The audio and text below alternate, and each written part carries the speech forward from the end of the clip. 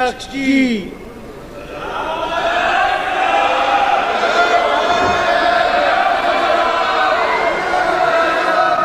प्रश्न संख्या 21 ममता श्रीनिवास रेड्डी। ममता श्रीनिवास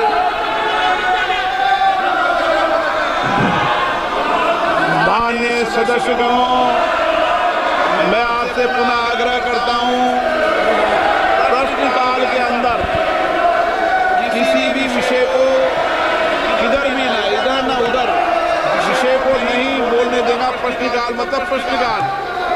आप अगर व्यवस्था बनाए रखना चाहते हैं, सदन चलाना चाहते हैं, तो सदन इस व्यवस्था से चलेगा।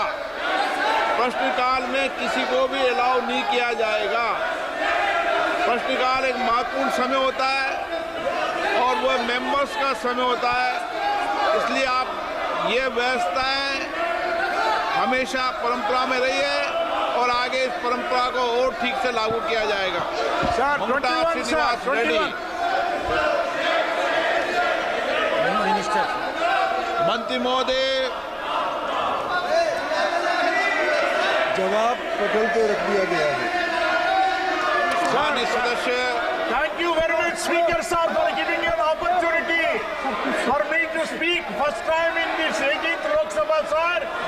Sir, I am very much thankful to my leader, Honorable Chief Minister of Andhra Pradesh, Sri Nara Chandrababu Naidu garu, for bringing this, issue of declaring Prakash district as a backward district, sir. Sir, in the lines of, with the Honorable Prime Minister and with the Honorable Finance Minister in the lines of Bundelkhand, sir. Sir, I have been fighting this for a long time. When I entered into the 12th Lok Sabha about 26 years back, this issue has been raised, sir. Now today, I am very happy. Yesterday in the budget itself, this has been announced, sir. I am very proud to tell to my people of Andhra Pradesh, Prakash district, that the NDA government has done this, favorable for this Andhra Pradesh state, especially by Prakash district, sir. Sir, I would like to ask the Honorable Minister, sir, the funds allocated for this, backward region development is only 50 crores, sir. Whether the Honorable Minister, sir, through you, sir, this is a small amount. After seeing that, this has been declared about 25 years back, sir. With now, the population increase and the inflation, whether this 50 crores is going to be increased, sir. Sir,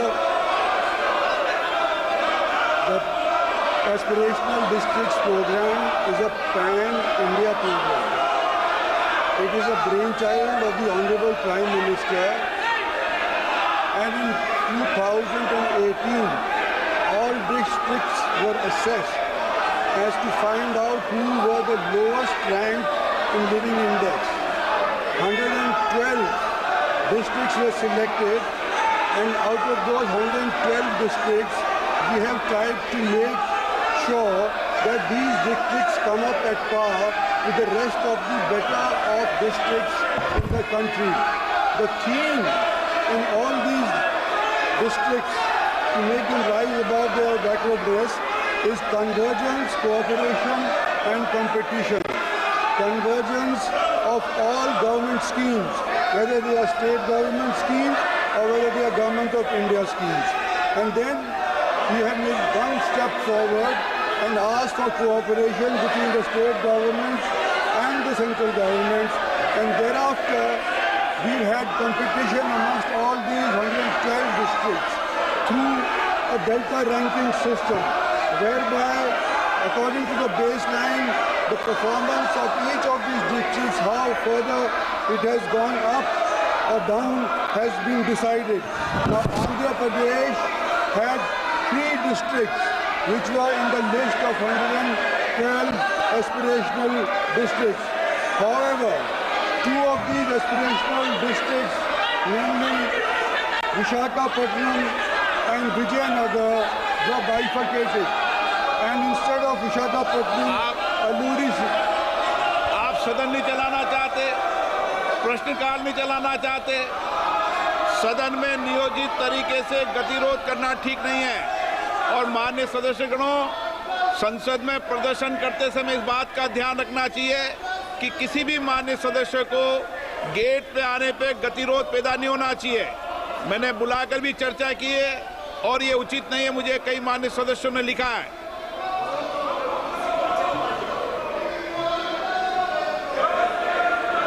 speaker महोदय, आपने जो अभी remark किया है, कई members of parliament ने हमको भी अप्रोच किया है कि ये जो मेन पार्लियामेंट का द्वार है, नहीं मुझे लिख के दिया है, मकर द्वार लिख के दिया मुझे, और आपका संज्ञान में भी आया है, मुझे भी बताया गया है। और दूसरी बात सर, आज क्वेश्चन आवर में जो हमारा ओपोजिशन एमपीज ने जो किया है वो निंदनीय है। और पार्टी मीटिंग में सर, और पार्टी मीटिंग में सारा पॉलिटिकल पार्टीज के फ्लोर लीडर ने कहा हाउस अच्छा से चलना चाहिए, नियम से चलना चाहिए, सबने कहा। फिर सदन में आकर के इस तरीके से डिस्टर्ब करना, क्वेश्चन आवर का डिस्टर्ब करना, ये ठीक नहीं है sir.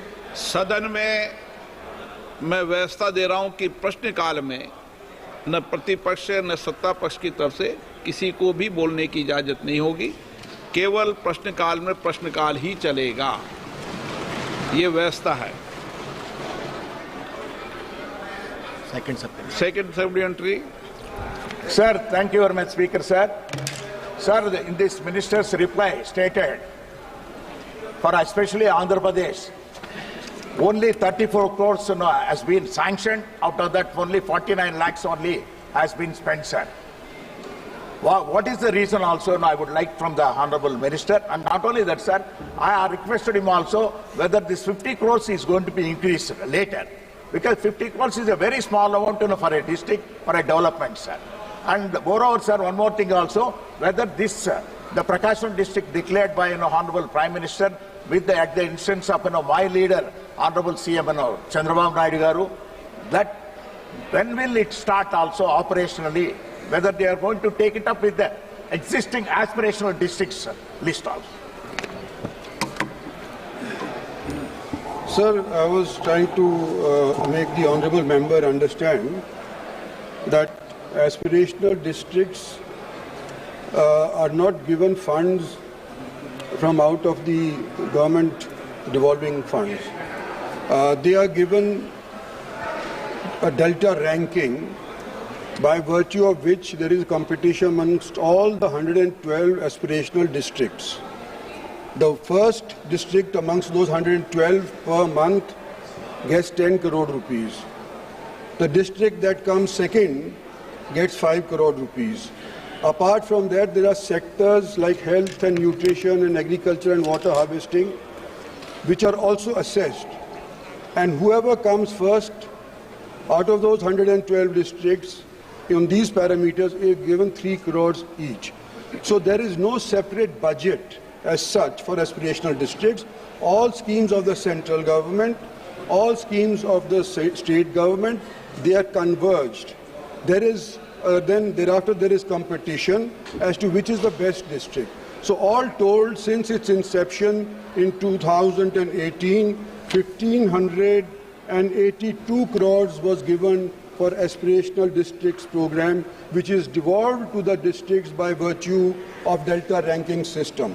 After this, in first phase, which was from 2019 to 22, it was 974 crores, and the second phase, which is from 22 to 24, is for 933 crores, which is still in progress. Now, there seems to be a little bit of confusion in the honourable member's mind, and he is saying that whether we give funds. It is not us who give funds. The funds have been devolved by the Finance Ministry as presented by the Honourable Sita Raman, the Finance Minister. They have given a sizable package to Andhra Pradesh, and right now there is no extra money that can be given through Niti Aayog to these aspirational districts. It has to be a convergence of all schemes that are already in force, whether in the state level or in the central level. Shri माननीय सदस्य श्री रुद्र नारायण पानी। Sir, मैं उड़ीसा से आता हूं, रुद्र नारायण पानी। धन्यवाद sir. प्रधानमंत्री जी के प्रति जगन्नाथ इसको पानी करना भैया। पानी PANY, पीने का पानी। सर, प्रधानमंत्री जी के प्रति जगन्नाथ महाप्रभु का असीम कृपा इस बार हुआ। संयोग से मैं एक आकांक्षी जिला से आता हूं, that is Dhenkanal. It is located in central Odisha. Sir, हर जिले में एक एक मेडिकल कॉलेज प्रतिष्ठा स्थापना किया जाएगा, ऐसा पिछले 10 साल में कहा गया है। और आशा और विश्वास है कि इस आकांक्षी योजना के अंतर्गत ढेंकनाल जिला में एक, क्या माननीय मंत्री जी का ये विचार है कि इस योजना के अंदर या किसी दूसरे तीसरे योजना के अंदर ढेंकनाल जिला में मेडिकल कॉलेज और हॉस्पिटल क्या बनाया जाएगा?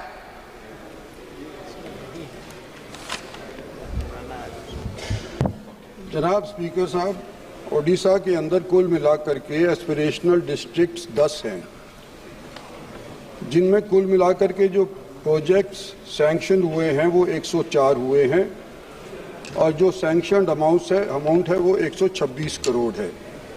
ये जो मंत्री जी मेरे से पूछ रहे हैं, शायद बेहतर होता मेडिकल कॉलेज के विषय के अंदर अगर हेल्थ मिनिस्ट्री से चर्चा करी होती तो वही इस बात के अंदर जवाब देने में ज़्यादा सक्षम होंगे, मैं समझता हूँ।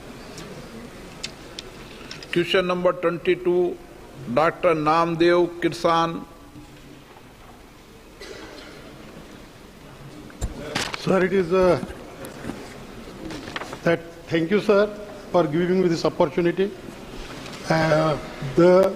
आप पहले प्रश्न नंबर बोल दें।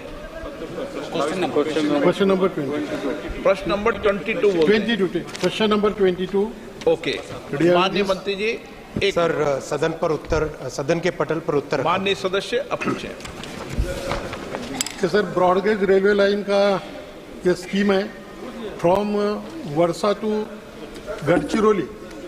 I belong to Gadchiroli Chimur Lok Sabha constituency, which is too backward, and it is tribal district. So this railway line started in 2022, and still the work is going very slowly, and it is not getting completed. And another broad gauge railway line is from Nagpur to Nagbhid. That is also, the work is going on slowly. That is the replacement of narrow gauge with the broad gauge. And the Honorable Minister can give the when that will be completed and whether they will expedite the matter and will complete as early as possible. Another thing is that in where this scheme starts from Vadsa, so their underpass has been prepared on the station.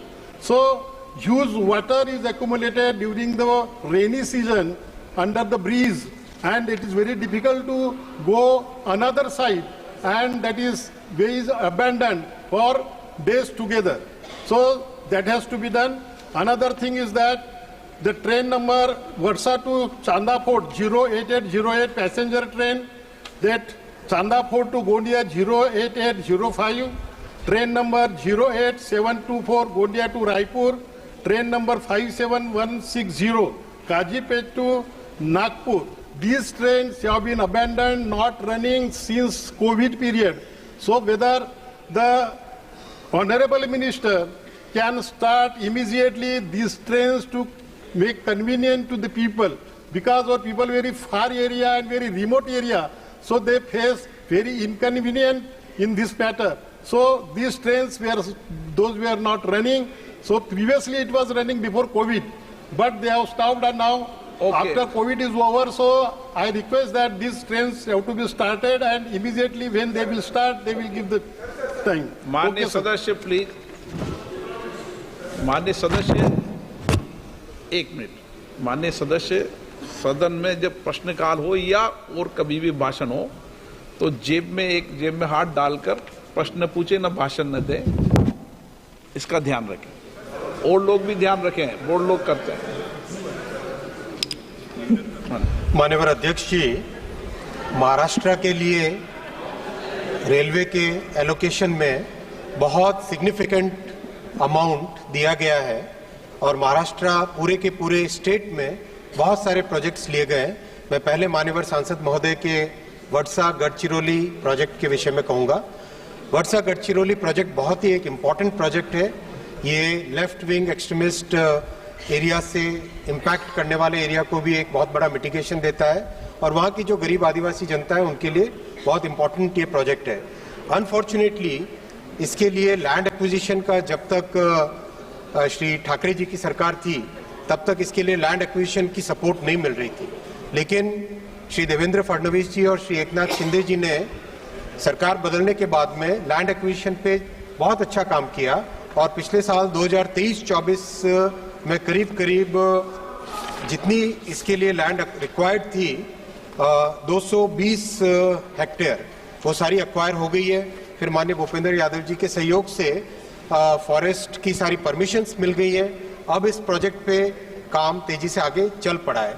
इसके अलावा संपूर्ण महाराष्ट्र प्रदेश की अगर मैं बात करूं तो माननीय अध्यक्ष जी 2009 से 2014 का जो यूपीए काल था उसमें पूरे महाराष्ट्र जैसे प्रदेश के लिए मात्र 1171 करोड़ रुपए साल के मिलते थे रेलवे के डेवलपमेंट के लिए। पिछले फाइनेंशियल ईयर 2023-24 में महाराष्ट्र को 13,539 करोड़ रुपए मिले हैं रेलवे के डेवलपमेंट के लिए और काम की गति भी पिछले 10 वर्षों में बहुत बढ़ी है।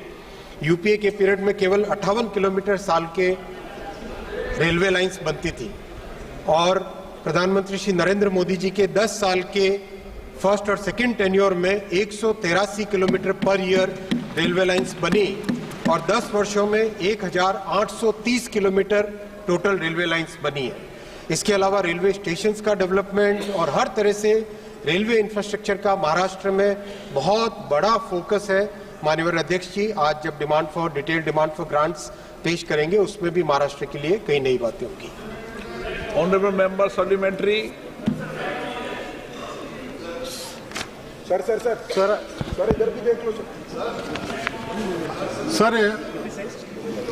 किधर देखूंगा, माननीय सदस्य की ओर देखूंगा। चलो माननीय। I was asking about that this work is going on very slowly. That particular point is that whether that will be completed as early as possible. This is my question. And another, those trains have not been running. So whether these trains will be started as early as possible to make convenient to the people of my constituency. माननीय अध्यक्ष जी, जैसा मैंने कहा land acquisition complete हो गया है। अब project की गति बढ़ गई है, इसमें कोई दुविधा नहीं है। इस प्रोजेक्ट में जितने फंड्स इसके लिए चाहिए वो सारे सैंक्शन ऑलरेडी हो चुके हैं। रही बात दूसरी ट्रेन्स की, माननीय सांसद महोदय से मैं निवेदन करूंगा डिटेल्स जब भी लेके आए साथ में बैठ के उस पर चर्चा कर सकते हैं। श्री वीरेंद्र सिंह। मैं माननीय मंत्री जी का से पूछना चाहता हूं कि वाराणसी जिले से सटे चंदौली जिला है, मैं उस क्षेत्र से सांसद चुन के आया हूं। मेरा ऐसा पिछड़ा क्षेत्र है जहां पे पब्लिक ट्रांसपोर्ट की कोई सुविधा नहीं है, मात्र रेलवे ही एक ऐसा साधन है जिसके गरीब को आने जाने के लिए उसको व्यवस्था है। लेकिन जब से कोरोना के बाद हमारे क्षेत्र में आने वाले 3-4 जो स्टेशन है उस पर जो रुकने वाली ट्रेन है वो ट्रेनें बंद हैं, इसलिए गरीबों को गंतव्य स्थान तक आने जाने में जो है कठिनाई का सामना करना पड़ता है। तो मैं माननीय मंत्री जी से कहना चाहता हूं कि जो मुगलसराय से गया लाइन है और उसमें चंदौली और सैयद राजा स्टेशन पर रुकने वाली ट्रेन है, जो Dehradun express up and down, Jammu Tawi express up and down और Ganga Sutlej express up and down जैसे पहले रुकती थी, क्या माननीय मंत्री जी व्यवस्था करेंगे कि ये ट्रेनें फिर से वहां पे रुके और लोगों को सुविधा मिल सके? माननीय अध्यक्ष जी, वैसे ये प्रश्न महाराष्ट्र से संबंधित था और गढ़चिरौली एरिया से संबंधित था। फिर भी माननीय सांसद महोदय अपने इंडिविजुअल प्रोजेक्ट्स के बारे में या इंडिविजुअल ट्रेन्स के बारे में जब भी चर्चा करना चाहे आपका स्वागत है। और इनफैक्ट सभी माननीय सांसदों का हमेशा रेल भवन में जब भी आप किसी भी इंडिविजुअल ट्रेन या इंडिविजुअल स्टॉपेज के बारे में चर्चा करना चाहे आपका स्वागत है, बैठ के चर्चा कर सकते हैं। यहाँ पे मैं इंडिविजुअल प्रोजेक्ट्स का जवाब शायद न दूं। वापी हल्दर,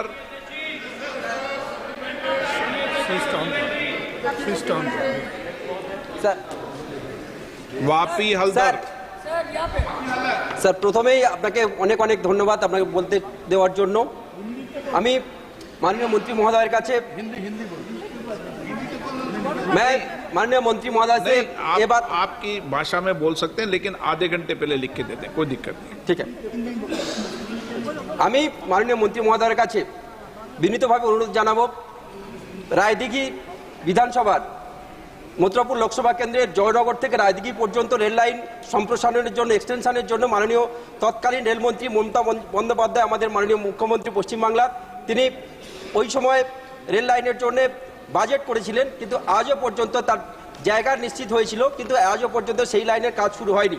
ওই এলাকার প্রায় কয়েক লক্ষাধিক মানুষ সুবিধা পেতে পারত, ওইটার জন্য আজও পর্যন্ত সেটা হয়নি। আমি মাননীয় মন্ত্রী মহোদয়ের কাছে অনুরোধ করব যাতে সেই কাজটা দ্রুততার সাথে হয় এবং মানুষ যাতে তার উপকার পায় সেটা ব্যবস্থা করার জন্য।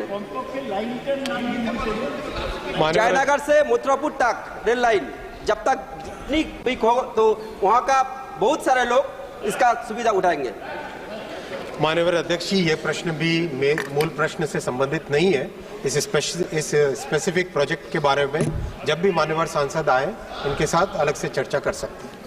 क्वेश्चन नंबर 23, इस विषय पर बीएससी में चर्चा हुई है और एक लंबी चर्चा जब डिमांड ऑफ ग्रांट पे होगी तब सबको बोलने का मौका मिलेगा। 23 विष्णु दयाल राम, माननीय मंत्री जी। अध्यक्ष जी, आंसर सभा पटल पर। माननीय सदस्य। धन्यवाद अध्यक्ष जी। मैं आपके माध्यम से माननीय मंत्री जी को धन्यवाद देना चाहता हूं उनके विस्तृत उत्तर के लिए।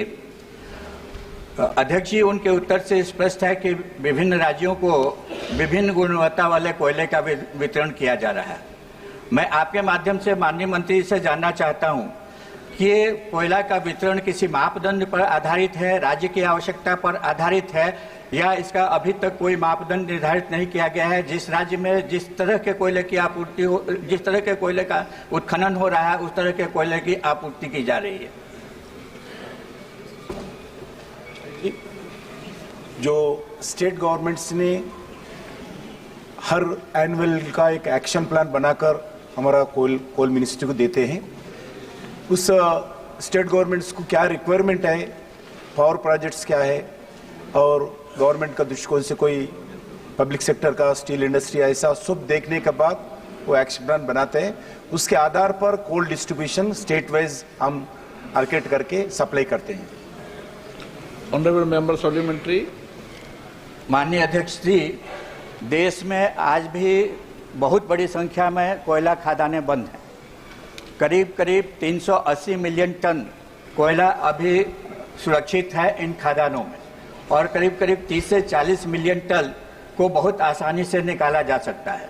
मेरे संसदीय क्षेत्र पलामू में एक ऐसी ही कोयला खदान है रजारा, जो वर्षों से बंद पड़ी हुई है, परंतु उसको खोलने का सारा उपाय किया जा चुका है, सारी व्यवस्था हो चुकी है। केवल 30 विस्थापितों को नौकरी देने का प्रश्न है, जिस पर अटॉर्नी जनरल की भी सहमति प्राप्त हो चुकी है। मैं आपके माध्यम से माननीय मंत्री जी से जानना चाहता हूं एश्योरेंस के रूप में कि ये कोयला की खदान रजारा कब तक खुलेगी और उन 20 विस्थापितों को कब तक नौकरी मिलेगी।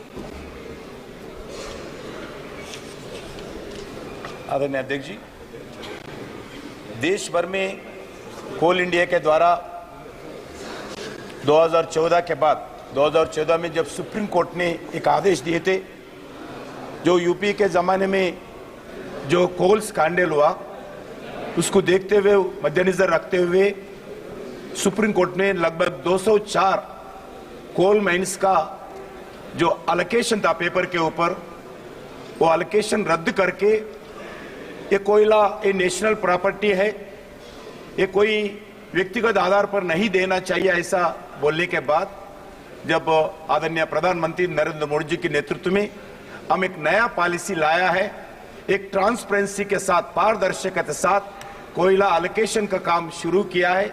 आज मैं लगभग आज total coal mines in operation coal India limited के द्वारा 322 कोल माइंस ऑपरेशंस में है और सिंगरेनी का लगभग 42 कोल माइंस ऑपरेशंस में है। कमर्शियल एंड कैप्टिव माइंस 54 है। देश में 418 कोल माइंस आज ठीक तरीके से चल रहे। अभी आने वाले 15 कोल माइंस जल्दी ऑपरेशन करेंगे। आज मैं आदरणीय आपके द्वारा सदस्य को मैं बताना चाहता हूं, देश में कोल शॉर्टेज अब नहीं है। लगभग जो टारगेट था CIL का टारगेट 99.23 हम अचीवमेंट किया है। सिंगरेनी का टारगेट 95% हम अचीव किया है। कैप्टिव माइंस का जो जितने भी है 102% हम अचीव किया है। टोटल लगभग 99.54% जो कोल प्रोडक्शन का जितने भी भारत सरकार के द्वारा हम नया इनिशिएटिव कर नरेंद्र मोदी जी के नेतृत्व में 99% 54.54% का प्रोडक्शन आज आया है। मैं आपको बताना चाहता हूं, जो हर साल हम टारगेट रखते हैं, जो हर साल में टारगेट को हम 10% ऐसा बढ़ाते हो जा रहे।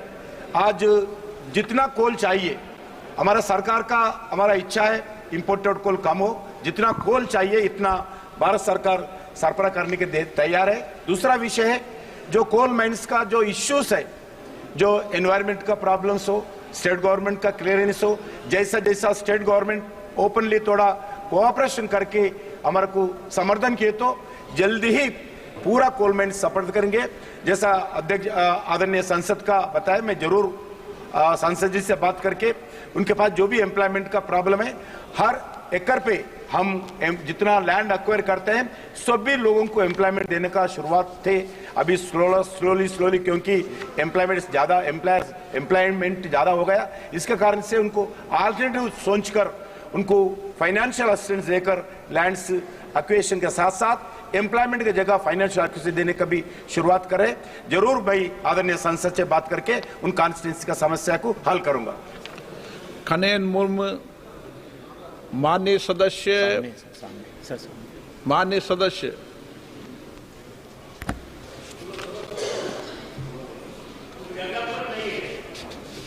Sir Khagen Murmu sir. माननीय अध्यक्ष जी, मैं आपके माध्यम से माननीय मंत्री जी को पूछना चाहता हूं,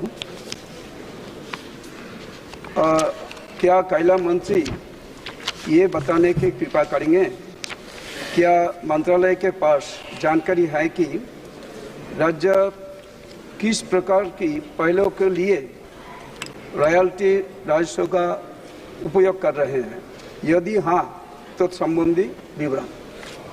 धन्यवाद सर। आदरणीय अध्यक्ष महोदय, बहुत अच्छा प्रश्न पूछा है।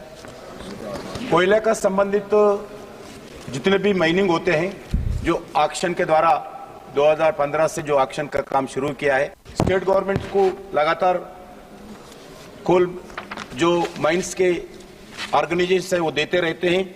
उसमें स्टेट गवर्नमेंट को जो टोटल जो बिलिंग होते हैं उसमें रॉयल्टी 14% स्टेट गवर्नमेंट को मिलता है।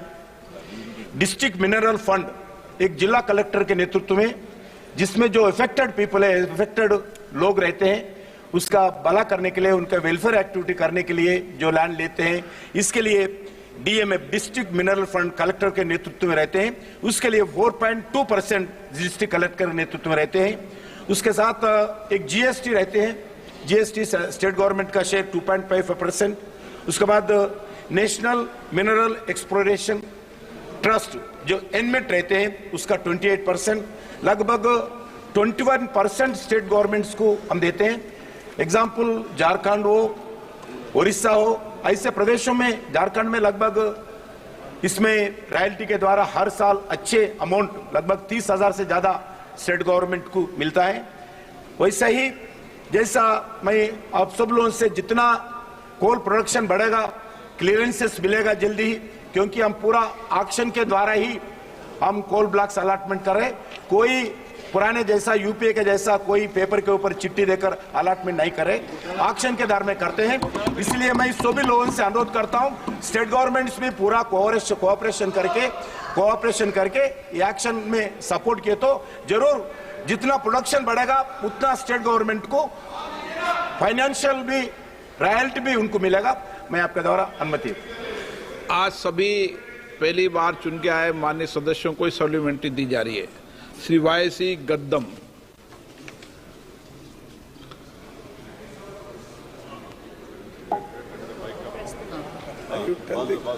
Thank you, sir, for this opportunity. I come from Peddapalli, Telangana, where we have 15 lakh voters, out of which 5 lakh voters belong to the Singareni workforce, sir. As you all know, PSUs ensure employment and benefits continue to the larger workforce of our country. I request Honorable Kishan Reddy Garu not to privatize Singareni coal mines and to ensure direct allotment to Singareni, because Singareni itself is under great difficulty. We have around 30,000 crores of receivables pending, sir. If allotment is done directly to Singareni, the majority of our workforce will benefit from this great decision. And also, I request to continue the benefits and the same number of jobs continue even if the government is not looking at this situation. I really request Singareni privatization not to be done and Singareni to be saved and public sector units continue, sir. Thank you so much. मैं आदरणीय संसद जी को बताना चाहता हूं, भारत सरकार कोई coal mine का प्राइवेटाइजेशन नहीं कर रहे।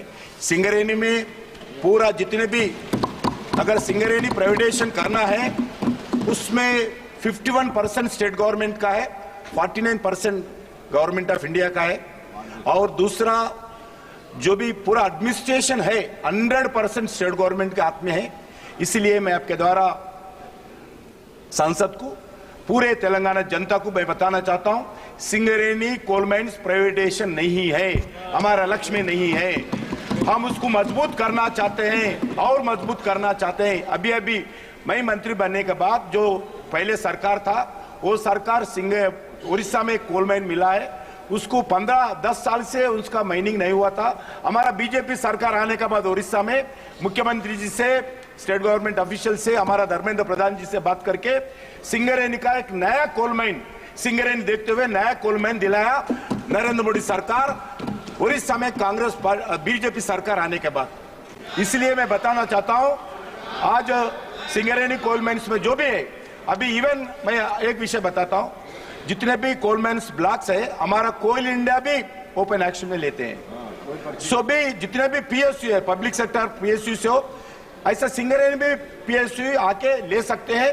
मैं उनको बताना चाहता हूं, सिंगरेनी आने वाले दिन में हमारा भी 49% केंद्र सरकार का है, प्राइवेटाइजेशन नहीं करेंगे, पूरा एम्प्लॉइज को सपोर्ट समर्थन करेंगे, सिंगरेनी को समर्थन करेंगे। मोदी सरकार सिंगरेनी कोल माइंस के साथ है। क्वेश्चन नंबर 24 श्रीमान ज्ञानेश्वर पाटिल। 24 माननीय मंत्री महोदय, माननीय सदस्य, माननीय अध्यक्ष महोदय, माननीय रेल मंत्री जी ने से हमने जो गाड़ी क्रमांक 2211 और 22112 जो भुसावल से नागपुर दादा धूनी वाले पैसेंजर के नाम से चलती थी, उस विषय में हमने बात रखी थी। और इस ट्रेन से लगभग 8 जिले और 6 लोकसभा क्षेत्रों से ट्रेन गुजरती है। बैतूल में एक बड़ा कैंसर हॉस्पिटल है जिसमें बड़ी संख्या में कैंसर पीड़ित पेशेंट इलाज के लिए इस ट्रेन के माध्यम से जाते जी। जो 43 ट्रेनों का उल्लेख किया गया है, वो 43 ट्रेन भुसावल से वाया अकोला बडनेरा होते नागपुर जाती है, लेकिन बुरहानपुर, खंडवा, हरदा, टिमरनी होते हुए कोई भी डायरेक्ट ट्रेन नागपुर के लिए नहीं चलती। इसलिए माननीय मंत्री महोदय से मैं आग्रह करना चाहता हूँ आपके माध्यम से कि जो ट्रेन कोविड काल के पहले चलती थी, ये ट्रेन पुनः चालू होगी तो यहाँ से कैंसर पीड़ित पेशेंट के लिए भी, विद्यार्थियों के लिए भी और बड़ी संख्या में हमारे क्षेत्र से नागपुर के लिए व्यापार के लिए भी व्यापारी जाते हैं, तो इनके लिए आने जाने के लिए ट्रेन काफी सुविधाजनक होगी।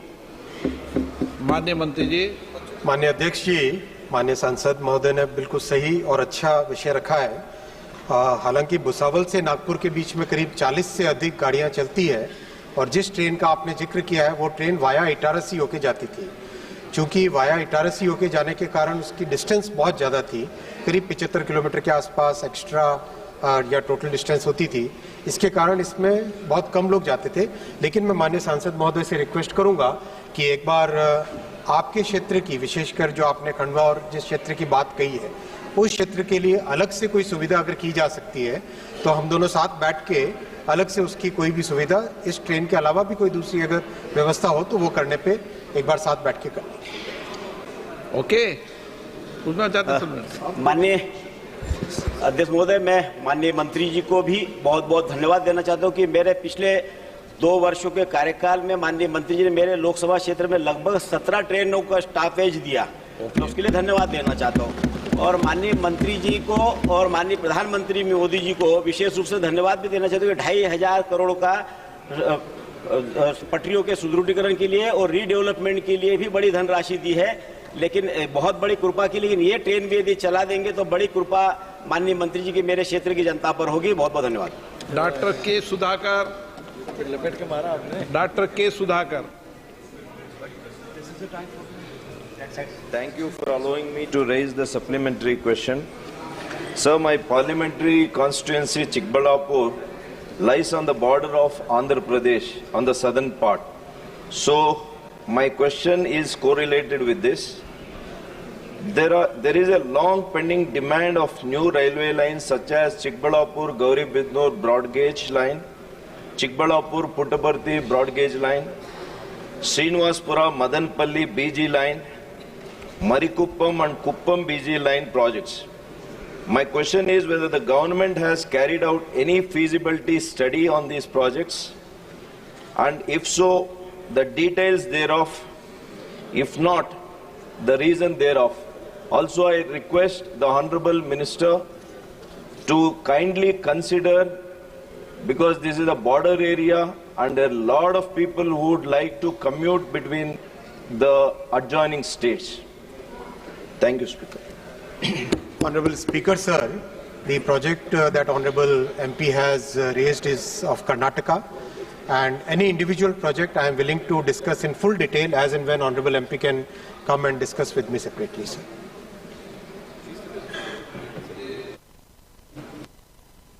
सदस्य श्री ब्रजेश चोटा। Honorable Speaker, sir, thank you for giving me an opportunity. I come from Dakshina Kannada district. Sir, we had a meter gauge train running from the district headquarters to the bordering Subramanya Road. This meter gauge was converted to broad gauge in the year 2005. Thereafter, this train was discontinued, sir. Presently, this train is running from Mangalore to Kabaka Puttur. The train number is 056645, which falls under the Southwestern Railway. I request the Honorable Minister to continue the train which was earlier running from Mangalore to Subramanya Road, which will facilitate students and all the people from our district. This is the only passenger train running in our district, so I would request the Honorable Minister to continue the train to Subramanya Road so that all the people from our district would facilitate to come to the district headquarters. Sir. Thank you. Honorable Speaker, sir, Captain Brajesh ji is a very respectable ex-serviceman and Honorable MP now. So I'll request him that whenever he finds time, he could come and discuss with me separately. Every individual project, every individual train issue, we are open to discussion and we can discuss it separately whenever he comes. Sri Darshan Singh Chaudhary. माननीय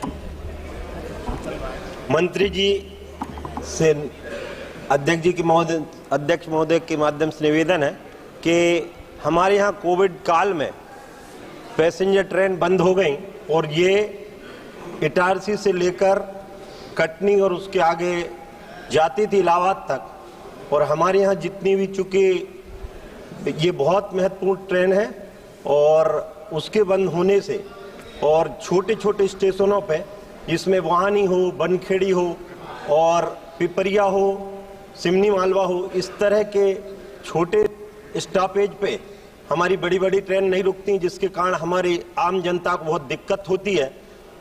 कृपया मंत्री महोदय से निवेदन है कि इस train को, शटल ट्रेन को पुनः शुरू करके और लोगों को रियायत देने की कृपा करेंगे। माननीय अध्यक्ष जी, माननीय दर्शन सिंह जी हमारे बहुत पुराने साथी हैं और मध्य प्रदेश में साथ काम करने का भी मौका मिला। मैं आपके माध्यम से निवेदन करना चाहूँगा माननीय सांसद जी से कि इंडिविजुअल ट्रेन्स का जब भी समय निकाल के रेल भवन में मिले और उसके बारे में चर्चा करके उसका समाधान करेंगे। सर, इंडिविजुअल सर प्रश्न उसमें क्या बात करते हैं? लेनी पड़ती है। नीरज मौर्य,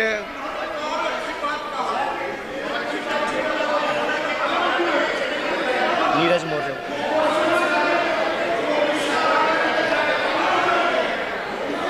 नीरज मौर्य।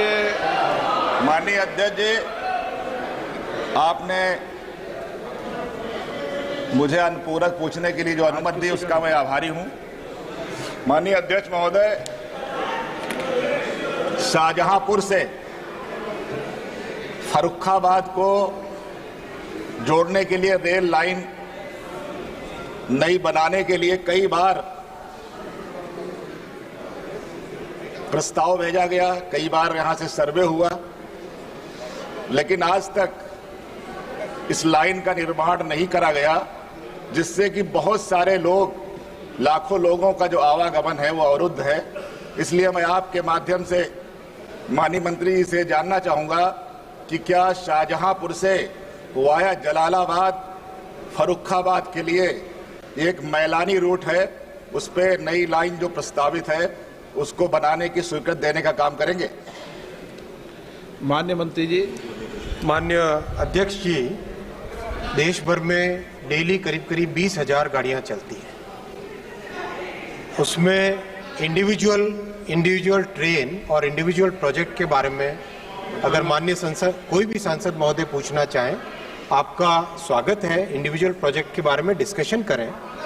इस तरह से इंडिविजुअल प्रश्न से संबंधित अगर सप्लीमेंट्री पूछेंगे तो मैं जवाब दे पाऊंगा आपको।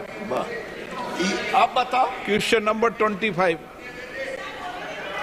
Shri Kesineni Sivanath. Question, Neeraj ji please बैठिए। आज मैंने सभी माननीय नए सदस्यों को सप्लीमेंट्री क्वेश्चन बोलने के अलाउ किया है, आपको ये अलाउ किया। Question number 25। उत्तर सदन के पटल पर रखा गया। माननीय अध्यक्ष, माननीय सदस्य सप्लीमेंट। Question number 25। माननीय मंत्री जी का उत्तर सदन के पटल पर रखा गया। माननीय सदस्य। Sir, a number of, I would like to ask Minister of Railways, the number of railway lines falling fully, partly within the state of Andhra Pradesh that are under construction, the date of which the construction of these lines began, along with the length on kilometers, and that have been constructed and classified year-wise. The amount allocated for construction of these railway lines, along with the amounts utilized, classified year-wise, and the timeline by which government plans to complete the construction of these railway lines. Right. Sir, Andhra Pradesh is a very important state, and if we look at the budget allocation that has been done for the development of railways in the last 10 years, this is a historical budget allocation which has been done for development of Andhra Pradesh. I would like to place the data, sir. In the between the years 2009 and 2014, the average allocation for combined Andhra and Telangana used to be only 886 crore per year. That was the allocation in the UPA period. Under Prime Minister Shri Narendra Modi ji's leadership, the budget allocation for Andhra alone in the last financial year, please, the last financial year was 8,406 crore. This was a historical budget allocation, and after today's detailed demand of grants, the budget allocation for this year will get revealed, sir. The project execution within Andhra Pradesh has also significantly increased. The average during the UPA period was just about 72 kilometers a year. During the first two terms of Honorable Prime Minister Shri Narendra Modi ji, the average construction of railway lines in Andhra Pradesh increased almost more than doubled to 151 kilometers per year. And there was an issue of cost sharing between the Andhra Pradesh government and the railways. For some time, that issue is also being discussed. There were issues about land acquisition. That also I have personally discussed with the Honorable Chief Minister of Andhra Pradesh now. The projects are getting expedited, and even the connectivity to Amravati, which was a very long cherished project costing about 2,000 crore. It's a 56-kilometer project with 56-kilometer new line with a major bridge in between. That also has been now cleared by the Niti Aayog. So a lot of development on railway front is being done in Andhra Pradesh, sir. Supplementary. Sir, the railway station in my constituency, Vijayawada, is the largest railway junction in India, which strategically connects north and south of India. And the millions of passengers are catered in the station with so highest priority in the development has to be taken. Keeping in the view of this fact, I would like to ask Honorable Minister, it has been 2 years Vijayawada railway station is selected under Amrut Bharat station scheme, which was inaugurated by our Honorable Prime Minister Narendra Modi ji. But then there is no clear data of information regarding work taken up, funds allocated, funds utilized. So I request the Honorable Minister to give the details regarding number of works sanctioned, funds allocated of these works, and the date of completion of these works, sir. Honorable Speaker, sir, I will send a detailed report to Honorable MP Saab. The Vijayawada station is a very complex station, sir. It is part of the Amrit Bharat station. The master planning for this station has already been done, and this is one of the busiest junctions in the entire country. So that's why the planning for this junction is being done looking at next 50 years, and also the development of Amravati, which is next to Vijayawada, sir. So that's why this complex station is being done in a very methodical and very comprehensive way. I'll share the details of the master plan as well as the project details with Honorable MP, sir. CM Ramesh. Sir, thank you, sir. I gone through the minister answer. What is the likely cost escalation of unfinished new railway lines in Andhra Pradesh? Whether any timelines has been fixed to complete those railway lines, while keeping in mind the factors which may delay before the sanctioning those new railway lines. And other Anakapalli, my district, sir, my constituency is a newly made district. There also railway station should be modernized, sir. Thank you. Sir, Andhra Pradesh, the station that Honorable MP Shri CM Ramesh has raised, Ankapalli, I think that is included in Amrit Bharat station. That is included in the Amrit Bharat station scheme, and we can discuss the master plan for Ankapalli, sir. Regarding the cost escalation and all, that is dependent on many factors. Of course, the delay in land acquisition is among the biggest factor which comes in the execution of railway projects, and I hope with the new government in Andhra Pradesh, we will be working in unison, in harmony to make sure that land acquisition is expedited. प्रश्न संख्या 26 मंत्री जी को allow नहीं, first बार वालों को भी question over में ये प्रश्न काल में मंत्री जी को भी अलाउ नहीं क्वेश्चन पूछने। प्रश्न संख्या 26 Shri advocate Adoor Prakash. Advocate Adoor Prakash. Sir, question number 26। Honorable Speaker, sir, the answer is laid on the table of the House. Sir, the Shabri railway line project was sanctioned by the government in the railway budget 97-98. The works of this project started in 2008. But it is unfortunate that even after 26 years, this project is remaining as a dream. The landowners whose land and property earmarked for the project are facing with great difficulties.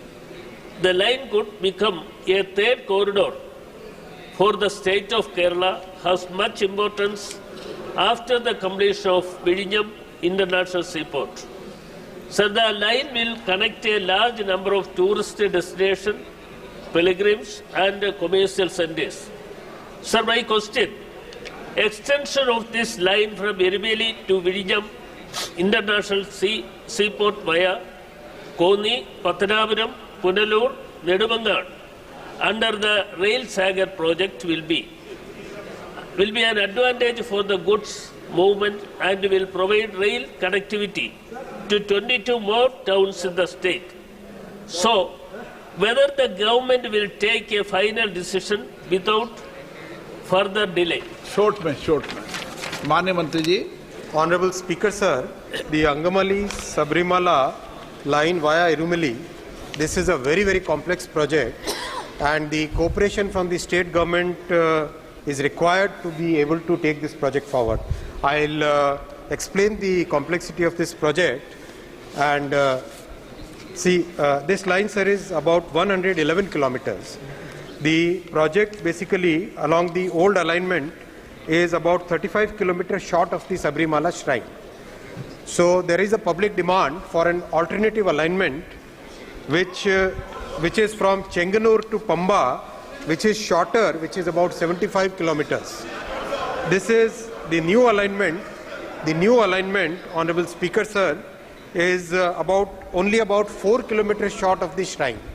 So a decision has to be taken in consultation with Honorable MPs and the state government that whether the old alignment should be done or a new alignment which is much better because it goes all the way 4 kilometers short of the shrine, or we maintain the old alignment which is 35 kilometers short of the shrine. So that is the first thing, sir. So the detailed assessment of the new alignment is going on. Once the detailed assessment of the new alignment is done, then we can take the final call. That is the first point, sir. The second point is about the Vizhinjam port. Sir, the Vizhinjam port has no connection with the Erumeli line, sir. If you look at the location of the Vizhinjam port, the nearest railhead is Nemam. So it is logical to connect the Vizhinjam port with Nemam rather than taking it all the way to Erumeli, sir. So there is absolutely no connection of Vizhinjam port with the Erumeli lines.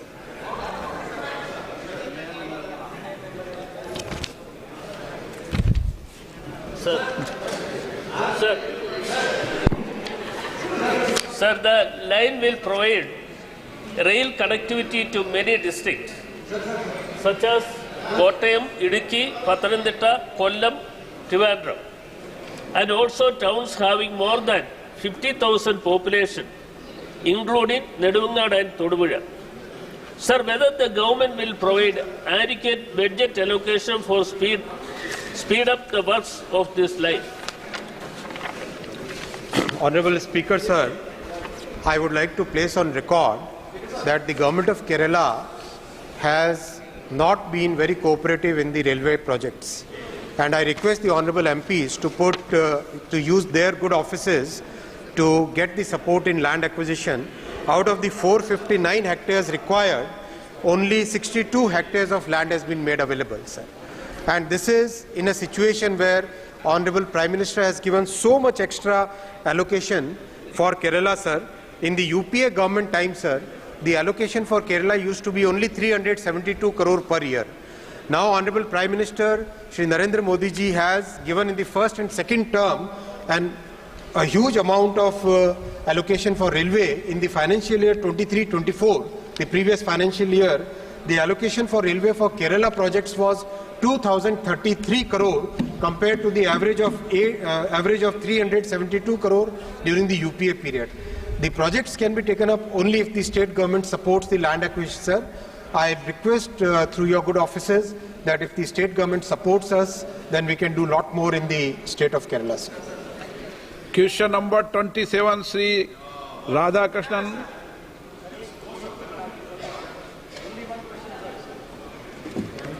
Opportunity to raise this question. I represent Gulbarga constituency in Karnataka. Question number बोल दें आप? Question number 27. Okay. माननीय मंत्री जी, laid on the table of the House. माननीय सदस्य. Sir, considering the special status granted to the region under Article 371J and the region's economic development, the then government had sanctioned railway division at Kalaburagi during the year 2014-15. It has been 10 long years since the people of Kalyan, Karnataka have been waiting for the establishment of railway division. Various committees have been formed one after the another, but the railway division has still not been established.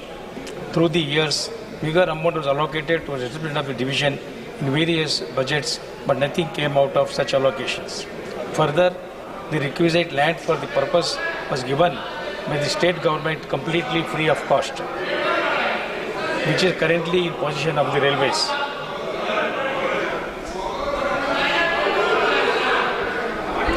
This division would have served as a crucial lifeline for the region, ushered in a new phase of economic growth and development for the people of Kalyan, Karnataka. Therefore, I seek a definitive answer from the Honorable Minister of Railways. Will the railway division Kalaburagi be established or not? And second, how much longer will the people of Karnataka wait for the implementation of this railway division, sir? Please,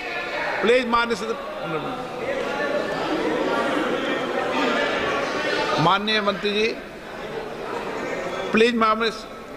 Honorable Speaker, sir, the question of Kalaburagi division has been answered in the reply. The point is that during the UPA government, without doing any feasibility, without actually looking at the details of a project, announcements were made and no follow-up action was taken up. That was the situation during UPA government.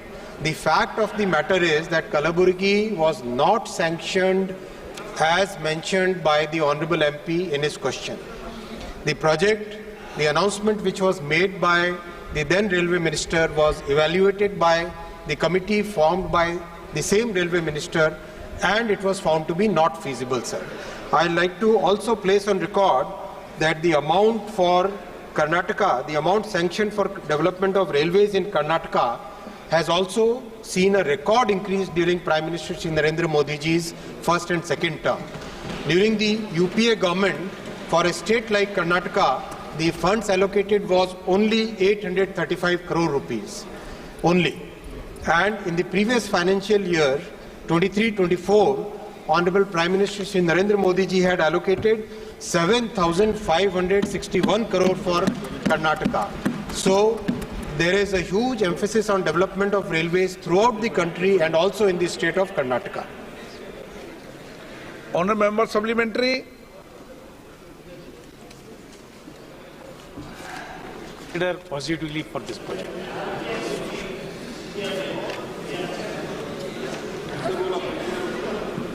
Okay.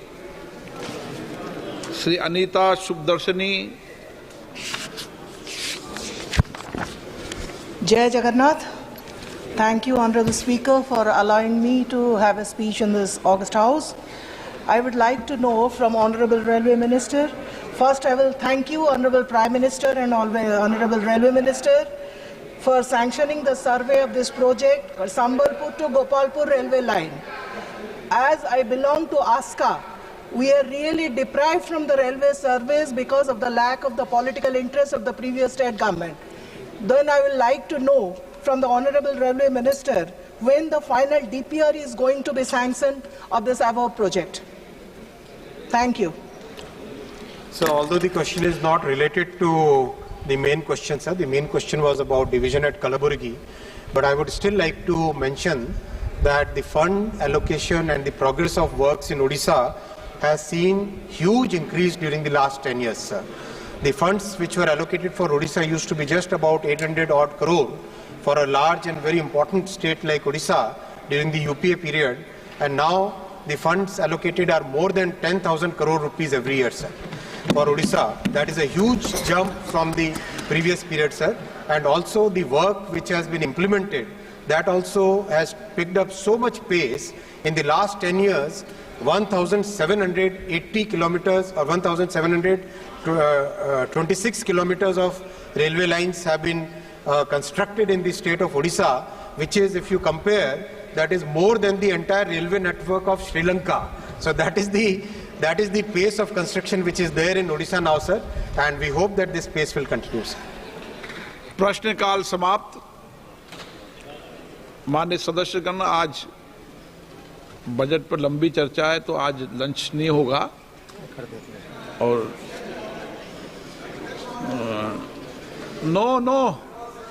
No प्रश्नकाल समाप्त। प्रश्नकाल समाप्त।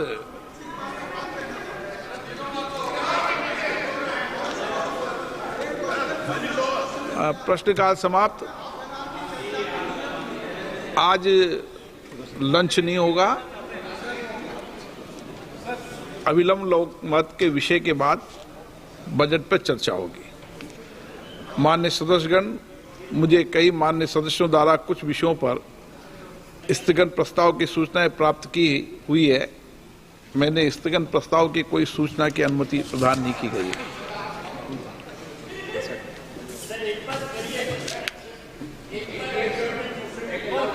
अगर ठीक होगा तो करेंगे। सभा पटल पर रखे जाने वाले पत्र, आइटम नंबर 2, श्री अश्विनी वैष्णव जी।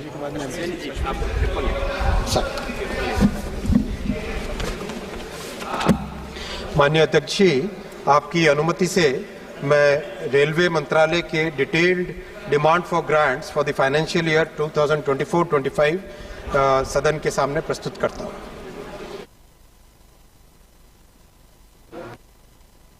आइटम नंबर 3, श्री सतीश चंद दुबे जी। श्री माननीय उपाध्यक्ष जी, मैं आपकी अनुमति से आज की कार्यसूची कर्म संख्या 3 पर अपने वरिष्ठ सहयोगी श्री जी कृष्ण रेड्डी जी के माननीय कोयला और खान मंत्री जी के नाम के आगे अंकित कागज सदन के पटल पर रखता हूं। आइटम नंबर 4, माननीय Shri Rao Inderjit Singh ji. Madam Chairman, I rise to lay on the table of the House the papers mentioned against my name at serial number 4 in today's list of business. Item number 5, माननीय doctor Jitendra Singh ji.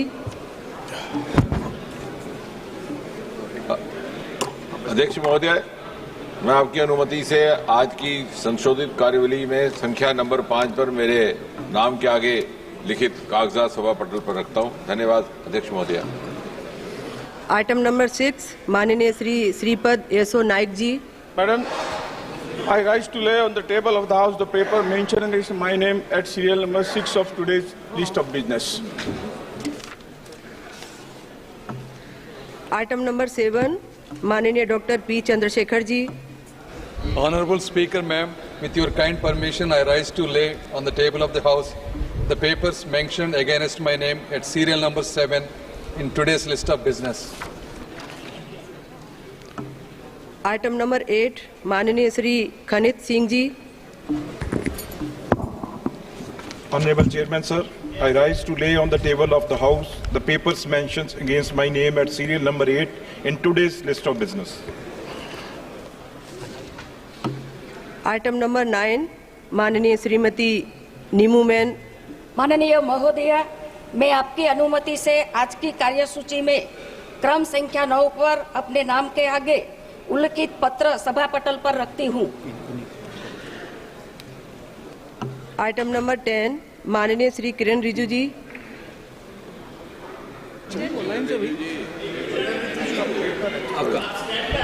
Sir, Madam, I rise to present the first report of the Business Advisory Committee. Item number 12 माननीय श्री सुकांत मजूमदार जी।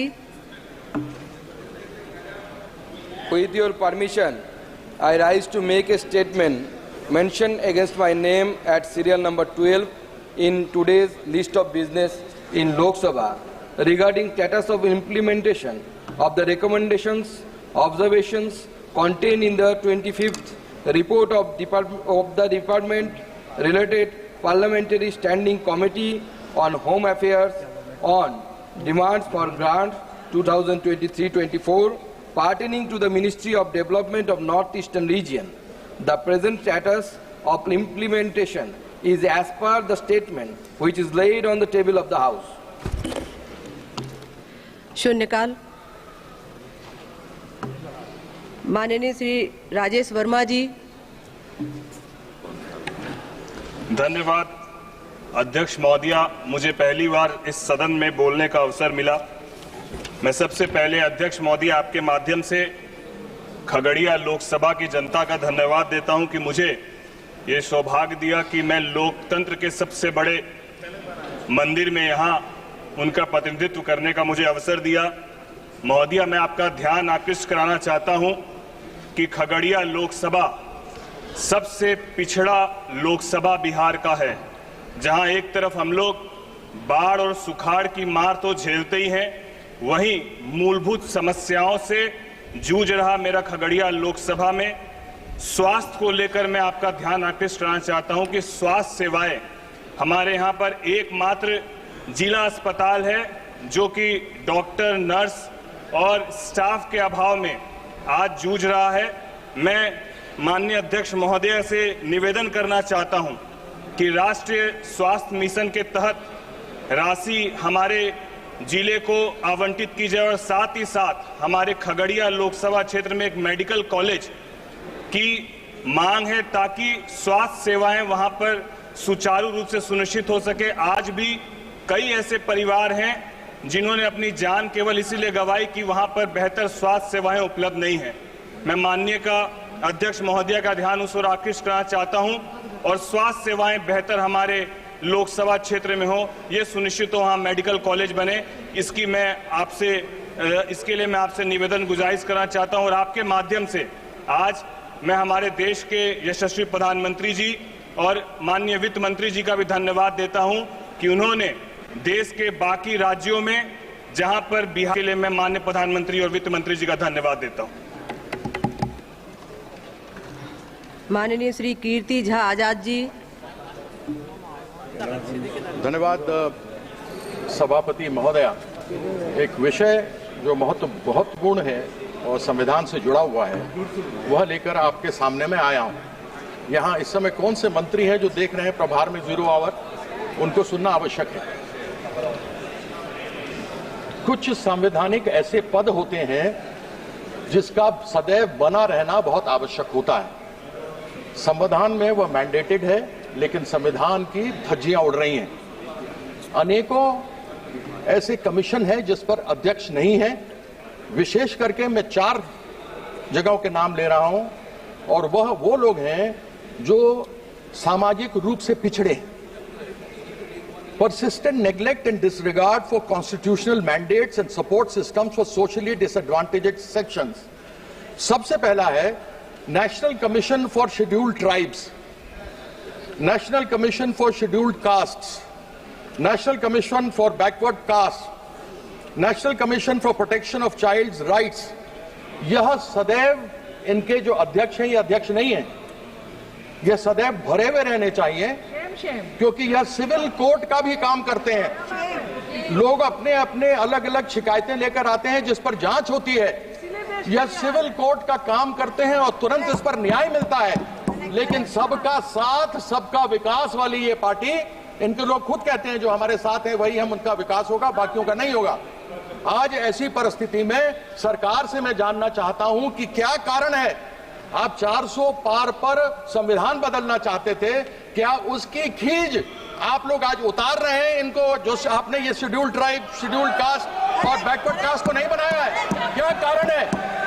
यह इसको सरकार के मंत्री को यहाँ बैठकर जवाब देना चाहिए। माननीय सदस्य, विषय आ गया कि आपने जिस प्रकार से पूरे देश भर के अंदर ढिंडोरा पीटा था, SC, ST, BC protection for child rights कहाँ है? यहाँ तक कि NC/ST के वाइस चेयरमैन भी नहीं है। यह जानबूझकर SC, ST, BC child protection के जितने लोग हैं, यह लोग कार्य नहीं करना चाहते, क्योंकि यह लोग चाहते हैं कि संविधान में बदलाव आए और ऐसे लोगों को जो सामाजिक रूप से पिछड़े हैं उनको उसका न्याय नहीं मिले। इसलिए मैं मंत्री से चाहूंगा जो भी यहाँ बैठे प्रभारी मंत्री हैं, जवाब दे सरकार के कि इसके ऊपर वो तुरंत इसकी जो खाली जगह है, रिक्त स्थान है, उसको भरेंगे और संविधान को बदलने का जो दिमाग में इन्होंने फतूर रखा है उसको हटाएंगे। यह इनसे मैं चाहता हूं और यह कमीशन तुरंत शुरू होने चाहिए। धन्यवाद माननीय सदस्य। बहुत बहुत धन्यवाद। माननीय श्री जनार्दन मिश्रा जी।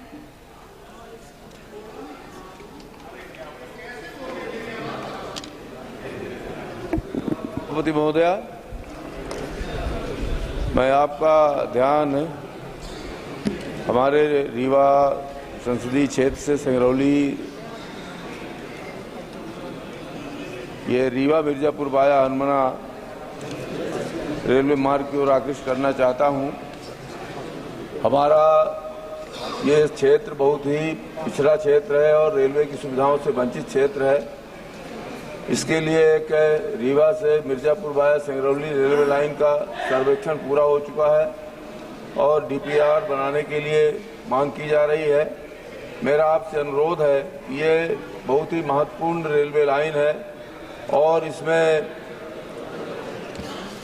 सिंगरौली, सतना, रीवा के बीच बहुत ही बड़े बड़े सीमेंट प्लांट हैं, पावर हब है और बनारस और मिर्जापुर के लोग इलाहाबाद होकर के आगे की ओर बढ़ते हैं। अगर ये रेलवे लाइन तैयार हो जाए तो सीधे बनारस, मिर्जापुर और रीवा होकर के और सतना को कांटेक्ट करेगी। इसलिए मेरा रेल मंत्री महोदय से आग्रह है कि इस रेलवे लाइन के लिए बजट आवंटन किया जाए और रीवा से मिर्जापुर वाया रेलवे लाइन का निर्माण कराया जाए। धन्यवाद। माननीय श्री दरोगा प्रसाद सरोज जी।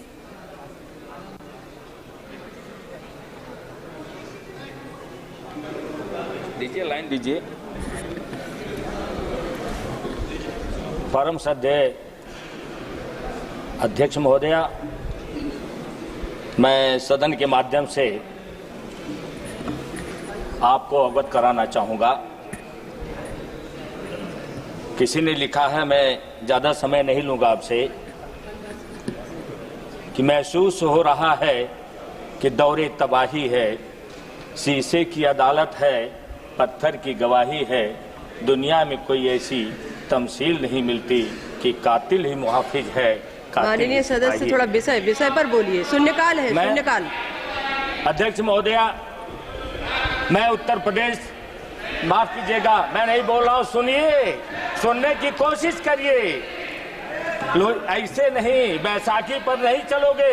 माननीय सदस्य, आप तो अपने विषय पर बोलिए। चुप रहो, सुनने की आदत डालो। माननीय सदस्य, कल वहाँ हम भी होंगे, कल हम भी वहाँ होंगे, आप इधर होंगे। बैसाखी पर नहीं चलोगे। कब तक चलोगे? कब तक जालिम जुल्म करेगा? सत्ता के गलियारों से जर्रा जर्रा गूंज रहा है क्रांतिकारी नारों से। ये पूरा उत्तर प्रदेश नहीं, पूरा धन्यवाद। धन्यवाद माननीय सदस्य, धन्यवाद। आदरणीय, विषय पर मैं आ रहा हूं उत्तर प्रदेश के जनपद आजमगढ़ 68 लोकसभा लालगंज से मैं बिलोंग करता हूं। मैं दलित परिवार से हूं। मैं आपके संज्ञान में इस सदन के माध्यम से ये डालना चाहता हूं कि मंदुरी हवाई अड्डा है। मंदुरी हवाई अड्डा बना तब विरोध नहीं हुआ। मैं समझता हूं 85% लोगों की रोजी रोटी उसकी मां, उसकी जमीन है, उसकी मां को छीना जा रहा जबरदस्ती। उत्तर प्रदेश की सरकार, किसानों ने और 1.5-2 साल से आंदोलन किया, आज भी आंदोलित हैं। मैं सदन के माध्यम से आपसे कहना चाहूंगा, माननीय अध्यक्ष महोदया, उसकी मां को मत छीनो। माँ को छीनोगे तो क्रांति हो जाएगी, ये घमंड टूट जाएगा, हम सारे लोग आंदोलित होंगे। इसलिए उस पर पुनः आप सरकार से ये कहिए कि वहाँ मंदिर हवाई अड्डे का विस्तारीकरण न हो, ये मैं आपसे मांग करता हूँ। सेल्वा गणपति जी। माननीय सदस्य श्री टी.एम. सेल्वा गणपति जी।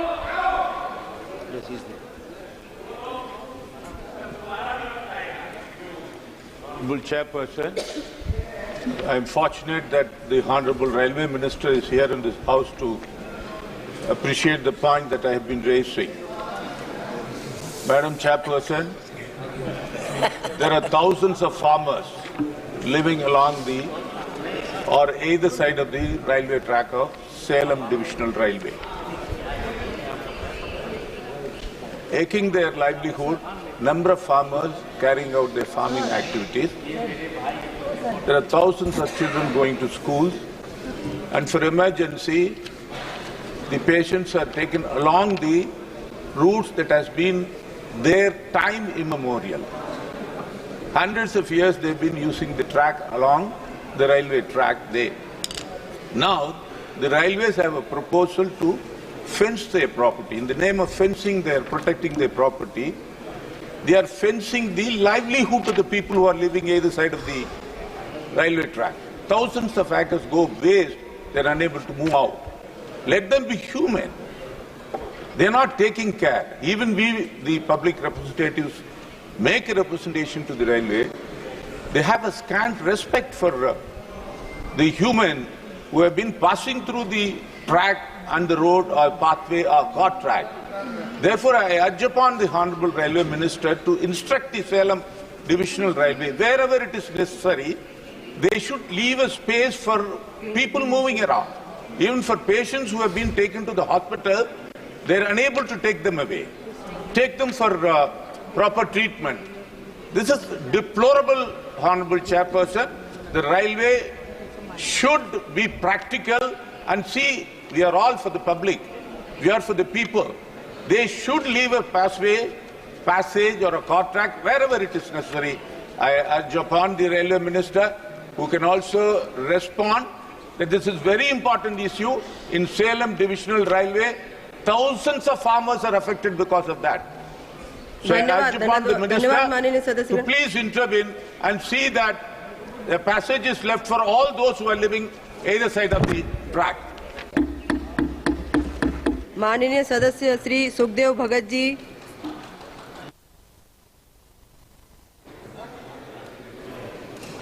धन्यवाद सभापति महोदय। मैं झारखंड के गुमला जिले में नए रेलवे कनेक्टिविटी की मांग कर रहा हूं सभापति महोदय। ये गुमला जिला जो मेरा पार्लियामेंट्री कॉन्स्टिट्यूंसी लोहरदगा से 75 किलोमीटर दूर है और धार्मिक रूप से अलग अलग धर्मों की बहुत मान्यता, हनुमान जी की जन्मस्थली अंजन धाम मानी जाती है, महादेव जी की टांगीनाथ है और सीरा सीता नाले है, ऐसी जगह धार्मिक जगह है। साथ ही साथ पूरे पूर्वोत्तर भारत के परमवीर चक्र विजेता लायंस लॉर्ड अल्बर्ट टेक्का की जन्मस्थली है, लेकिन आज भी रेलवे कनेक्टिविटी उस जिले में नहीं है। मैं आपके माध्यम से अनुरोध करता हूं कि लोहरदगा जो 75 किलोमीटर, लोहरदगा से गुमला 75 किलोमीटर दूर है, वहां रेलवे लाइन है। गुमला होते हुए कोरबा छत्तीसगढ़ तक, जिसका सर्वे भी हो चुका है। ये मैं वित्त मंत्री जी से और रेलवे मंत्री जी से अनुरोध करता हूं कि इसी वित्तीय वर्ष में नई रेलवे लाइन यहां दी जाए। धन्यवाद सभापति महोदय। माननीय सदस्य श्री के सुधाकरन जी।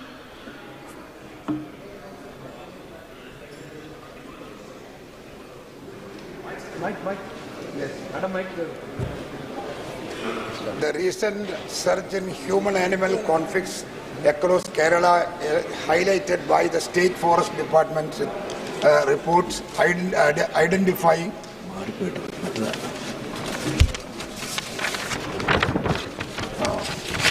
Madam, sorry. I rise today to draw attention a critical issue concerning Kannur International Airport, a vital infrastructure asset situated within the municipal town and city limits of Kannur Corporation. The airport services a significant catchment area encompassing the North Malabar region, including Coorg, Mysore, Mangalore, and is home to 30% of non-resident Keralites. During COVID-19 pandemic, Kannur Airport demonstrated remarkable capability of successfully operating wide-body aircraft of both Indian and foreign carriers. This is an achievement that sets Kannur apart, particularly when we consider the limitations faced by other regional airports such as Calicut and lack of necessary runway length to accommodate such aircraft. So kindly consider this legitimate demands of the northern Malabar, Kerala. Kindly consider this our request. माननीय सदस्य श्री अमरा राम जी।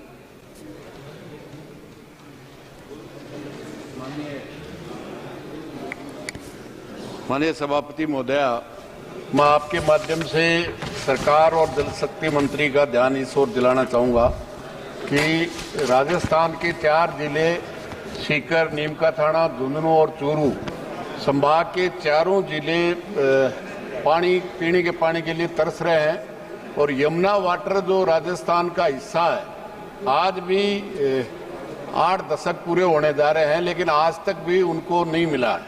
ये जो पानी है वहाँ बूंद बूंद के लिए तरसते हैं, फ्लोराइड युक्त पानी खरीद के पीना पड़ता है, जहाँ हमारी सरकार ने ये घोषणा कर रखी है कि हर घर तक नल जल जीवन मिशन में हर घर तक पाइपलाइन से हम पानी पहुँचाने का काम करेंगे।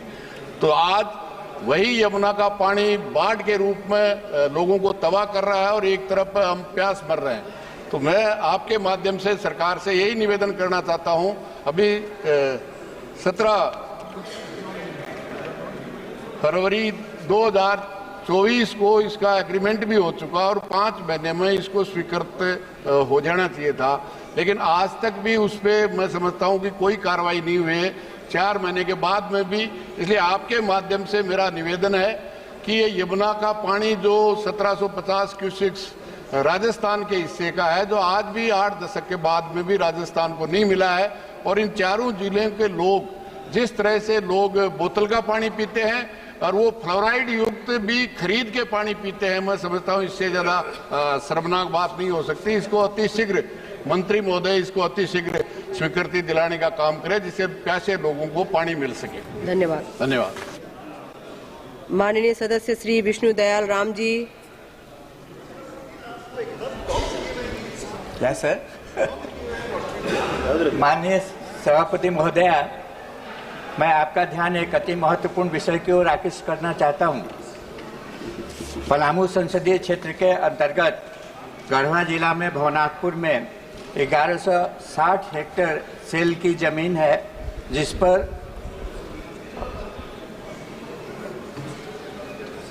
NICDC के द्वारा अमृतसर कोलकाता इंडस्ट्रियल प्रोजेक्ट का झारखंड राज्य में इंटीग्रेटेड मैन्युफैक्चरिंग क्लस्टर स्थापित करने का प्रस्ताव है। इस संबंध में NICDC के MD और CEO के द्वारा एक पत्र झारखंड सरकार को लिखा गया था और गढ़वा जिला के उपायुक्त से 6 बिंदुओं पर एक प्रतिवेदन की मांग की गई थी। उपायुक्त ने उन 6 बिंदुओं पर अपना प्रतिवेदन झारखंड सरकार को समर्पित कर दिया, परंतु उसके बाद झारखंड सरकार उस प्रस्ताव पर बैठी हुई है, क्योंकि झारखंड सरकार नहीं चाहती है कि भवनाथपुर के अंतर्गत IMC की स्थापना हो सके, जबकि आपको ज्ञात होगा कि 112 आकांक्षी जिलों में गढ़वा जिला भी आता है और निश्चित रूप से यहाँ पर विकास की ज़्यादा आवश्यकता है। और महोदया, जो 1160 हेक्टेयर जमीन की बात है, उसके विरुद्ध 760 हेक्टेयर जमीन ही बोकारो में उपलब्ध है। राज्य सरकार बोकारो में IMC की स्थापना करना चाहती है। Bokaro already industrially developed district है। ऐसी परिस्थिति में मेरा आपके माध्यम से अनुरोध है कि NICDC की एक टीम जानी चाहिए और एक कंपैरेटिव इवैल्यूएशन होना चाहिए कि ये IMC की स्थापना भवनाथपुर के अंतर्गत ज़्यादा जरूरी है या बोकारो के अंतर्गत ज़्यादा जरूरी है। एक बार इवैल्यूएशन रिपोर्ट आ जाता है तो फिर इसके औचित्य अनुचित्य पर विचार किया जा सकता है और उसके आधार पर निर्णय लिया जा सकता है। महोदय, आपको पता है कि 112 जो आकांक्षी जिले हैं, आदरणीय प्रधानमंत्री जी की ये इच्छा है कि ये जिले विकसित हो सके और मुख्य विकसित जिलों की श्रेणी में आ सके। तो ऐसी परिस्थिति में इस प्रकार के प्रोत्साहन को, इस प्रकार के प्रस्ताव को निश्चित रूप से धन्यवाद। धन्यवाद माननीय सदस्य। धन्यवाद। माननीय सदस्य श्री अनिल फिरोजिया जी।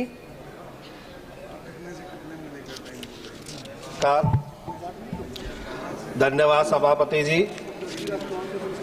मैं आपके माध्यम से यशस्वी प्रधानमंत्री श्रीमान नरेंद्र मोदी जी को बहुत बहुत धन्यवाद देना चाहता हूं कि जिन्होंने राइट टू एजुकेशन इस देश में लागू करा। माननीय प्रधानमंत्री जी बड़े बच्चों के प्रति बड़े संवेदनशील हैं और राइट टू एजुकेशन में एक जो समस्या दिख रही है मैडम, उसमें ये देखने में आ रहा है कि पहली क्लास से 8वीं क्लास तक के बच्चों को मुफ्त शिक्षा दी जा रही है। जिन बच्चों को होटलों से या किसी दुकान से या कहीं से भी काम करते हैं, मजदूरी करते हैं, वहाँ से उठा के लेके आते हैं और उनको अच्छे स्कूल में हम पढ़ाते हैं। लेकिन 8वीं कक्षा के बाद वो बच्चे की फीस नहीं भरा पाती और उनके माता पिता असमर्थ रहते हैं फीस भरने में, तो वो बच्चे फिर स्कूल जाने से वंचित हो जाते हैं। उनकी आगे की पढ़ाई रुक जाती है, ना तो वो बच्चे पढ़ पाते हैं और वो अच्छे स्कूल में जाने के कारण वो काम करने में भी शर्माने लगते हैं। वो ना इधर के रहते हैं ना उधर के रहते हैं। तो माननीय सभापति महोदय, मेरा आपके माध्यम से माननीय प्रधानमंत्री जी से अनुरोध है, विनती है कि राइट टू एजुकेशन को वो अनिवार्य रूप से ग्रेजुएशन तक इसको अनिवार्य करें, ताकि बच्चों का, जो माननीय प्रधानमंत्री जी चाहते हैं कि बच्चों का भविष्य उज्जवल हो और वो शिक्षित हो और आगे उनको रोजगार के अवसर मिले। मुझे पूर्ण विश्वास है कि अति संवेदनशील प्रधानमंत्री जी मेरे इस अनुरोध को स्वीकारेंगे। धन्यवाद और राइट टू एजुकेशन को पूरे ग्रेजुएशन तक करने की कृपा करेंगे। आपने मुझे बोलने का अवसर दिया, इसके लिए मैं आपका दिल की गहराइयों से बहुत बहुत धन्यवाद प्रेषित करता हूँ। माननीय सदस्य श्रीमती गनीबेन नागा जी। धन्यवाद अध्यक्ष महोदय, आपने मुझे इस अत्यंत महत्वपूर्ण विषय पर बोलने का मौका दिया। आज मैं लोकसभा में पहली बार बोल रही हूँ, जिसके लिए मैं सर्वप्रथम अपने संसदीय क्षेत्र बनासकांठा की देवभूमि तुल्य जनता का आभार प्रकट करती हूँ, जिन्होंने मुझे पंचायत से पार्लियामेंट तक आने का सफर तय किया। अध्यक्ष महोदय, मेरे संसदीय क्षेत्र बनासकांठा समेत पूरे गुजरात में इन दिनों में चांदीपुरा नामक वायरस भयानक रूप लेता जा रहा है। गुजरात के अलग अलग जिलों में अब तक 84 मामले सामने आ चुके हैं। चांदीपुरा वायरस से अब तक 37 बच्चों की जान जा चुकी है। इस आंकड़ों के अनुसार इस वायरस की चपेट में आने वाले 100 में से सिर्फ 15% मरीजों को ही बचाया जा सकता है। गुजरात में अहमदाबाद, बनासकांठा, साबरकांठा, अरवली, महसाना, खेड़ा, वडोदरा, सूरत समेत ज़्यादातर जिलों में यह जानलेवा वायरस बढ़ता जा रहा है और यह वायरस दिन ब दिन घातक हो जा रहा है, क्योंकि यह वायरस ज़्यादातर बच्चों को अपना शिकार बना रहा है। इसलिए इस वायरस को बहुत ही खतरनाक माना जा सकता है और इस बीमारी को गंभीरता से नहीं लिया गया तो दोबारा कोरोना जैसे भयानक स्थिति पैदा हो सकती है। इसलिए मेरी आपके माध्यम से माननीय प्रधानमंत्री जी एवं स्वास्थ्य मंत्री जी से आग्रह है कि गुजरात में तेजी से बढ़ते इस वायरस को गंभीरता से लिया जाए और उसकी रोकथाम के लिए जल्द से जल्द कठोर कदम उठाए जाए। आपका बहुत बहुत धन्यवाद। धन्यवाद। माननीय श्री CN अन्नादुरई जी।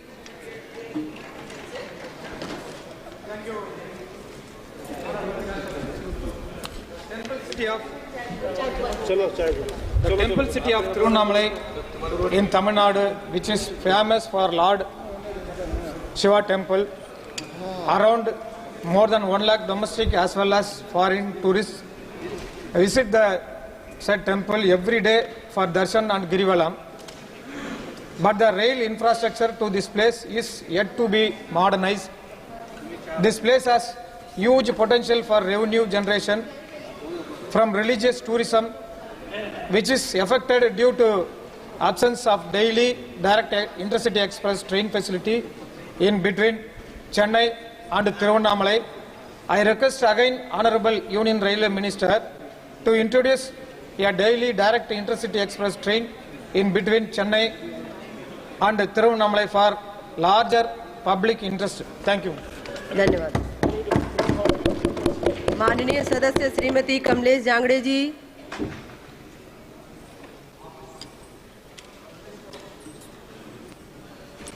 जय छत्तीसगढ़।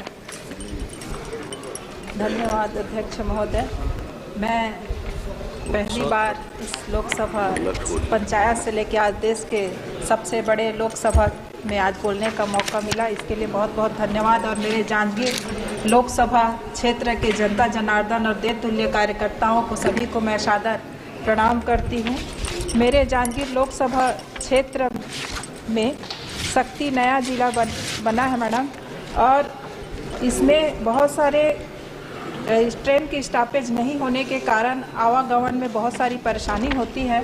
तो मैं आपके माध्यम से रेल मंत्री जी से निवेदन करती हूँ कि मेरे शक्ति रेलवे स्टेशन का सौंदर्यीकरण और जो सीढ़ी बनी है वो बहुत ज़्यादा ऊपर नीचे बनी हुई है, तो उसके लिए एक लिफ्ट की सुविधा हो जाए। और आवागमन में इसमें करीबन 3 विधानसभा आती हैं और तीनों विधानसभा बहुत प्रभावित है। तो आपके माध्यम से मैं रेल मंत्री जी से निवेदन करती हूँ कि इसके ट्रेन की ठहराव और स्टेशन की यात्री सुविधा के लिए कार्यरत करें। धन्यवाद।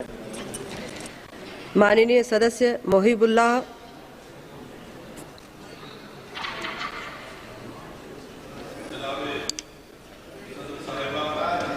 मैं आपका बहुत मशकूर हूँ, ममनून हूँ कि आपने मुझे बोलने का मौका दिया है।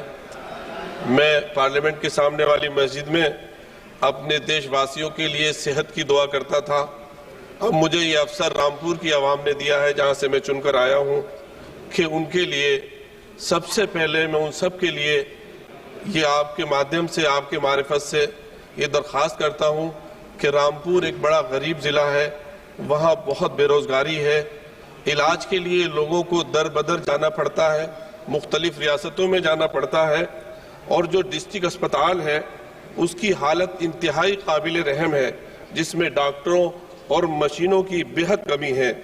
मैं आपके मारिफत से जनाब वजीर सेहत उनसे ये दरख्वास्त करता हूँ कि वो रामपुर में एक एम्स जैसा अस्पताल, और पूरे ज़िले में कोई मेडिकल कॉलेज भी नहीं है, जिसकी वजह से दिल्ली के अस्पतालों में ज़्यादातर मरीज़ रामपुर उसके आसपास के ज़िलों के होते हैं, और वहाँ बेहद परेशानी होती है। रोज़ाना हम बात हो रही हैं, रोज़ाना।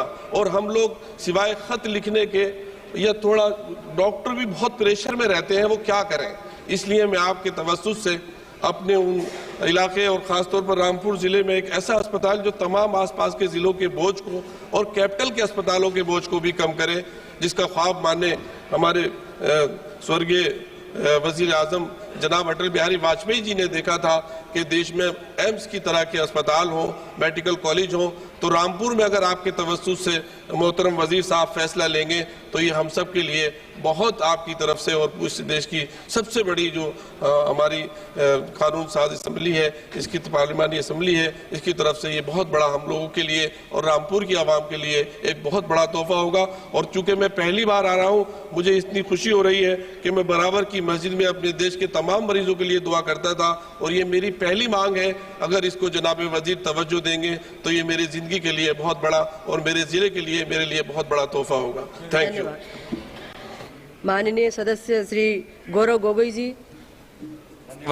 धन्यवाद अध्यक्षा महोदया। मैं वो 12 लाख छात्रों के हित में खड़ा हूं जिन्होंने डिप्लोमा इन एलिमेंट्री एजुकेशन, सरकार की तरफ से डिप्लोमा एलिमेंट्री एजुकेशन उन्होंने लगभग 18 महीने उन्होंने संपूर्ण कर लिया, कंप्लीट कर लिया, लेकिन आज उनको नौकरी नहीं मिल रही।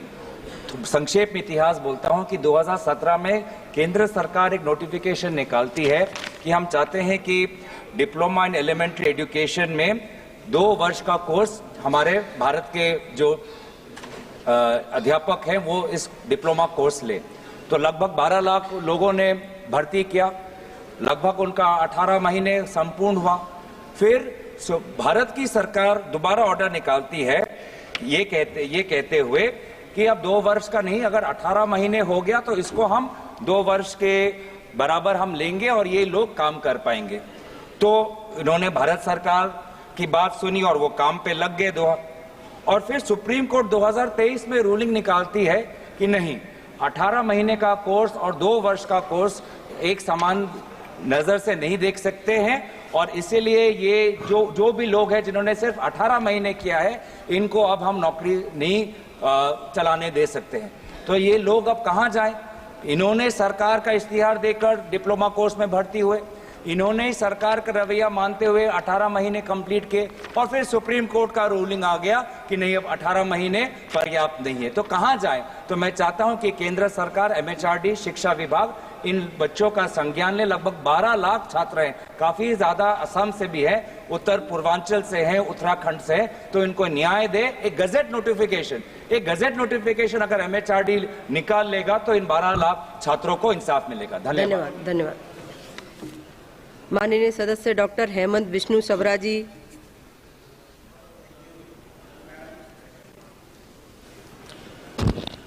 Honorable Ma'am, through you I want to draw the kind attention to the Honorable Education Minister toward the opening of Jawahar Navodaya Vidyalaya in Thane district, Maharashtra.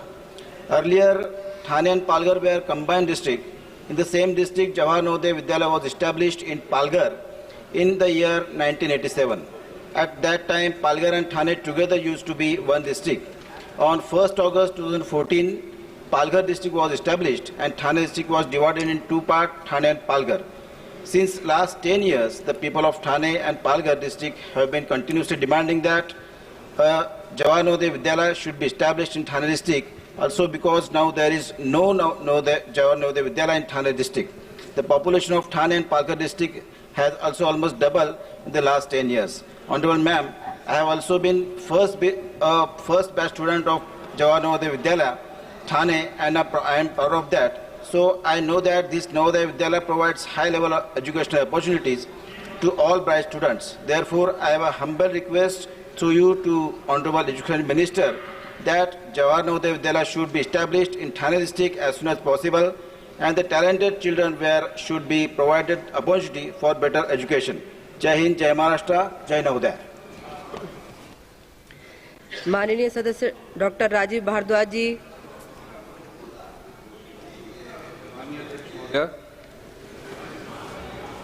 आपका हृदय से धन्यवाद करता हूं कि आपने मुझे शून्य काल के अंतर्गत बोलने का सौभाग्य प्रदान किया। अध्यक्ष महोदया, मेरा लोकसभा क्षेत्र कांगड़ा लोकसभा क्षेत्र 2 जिलों में विभक्त है, कांगड़ा जिला और चंबा जिला। और इसमें जो चंबा जिला है जैसे 2018 में देश के आदरणीय प्रधानमंत्री जी ने आकांक्षी जिलों की घोषणा की थी, उसमें जिला चंबा आकांक्षी जिला के रूप में गिना गया है और उसके तहत सड़क, शिक्षा और स्वास्थ्य इसके ऊपर अधिक चिंता की जाती है।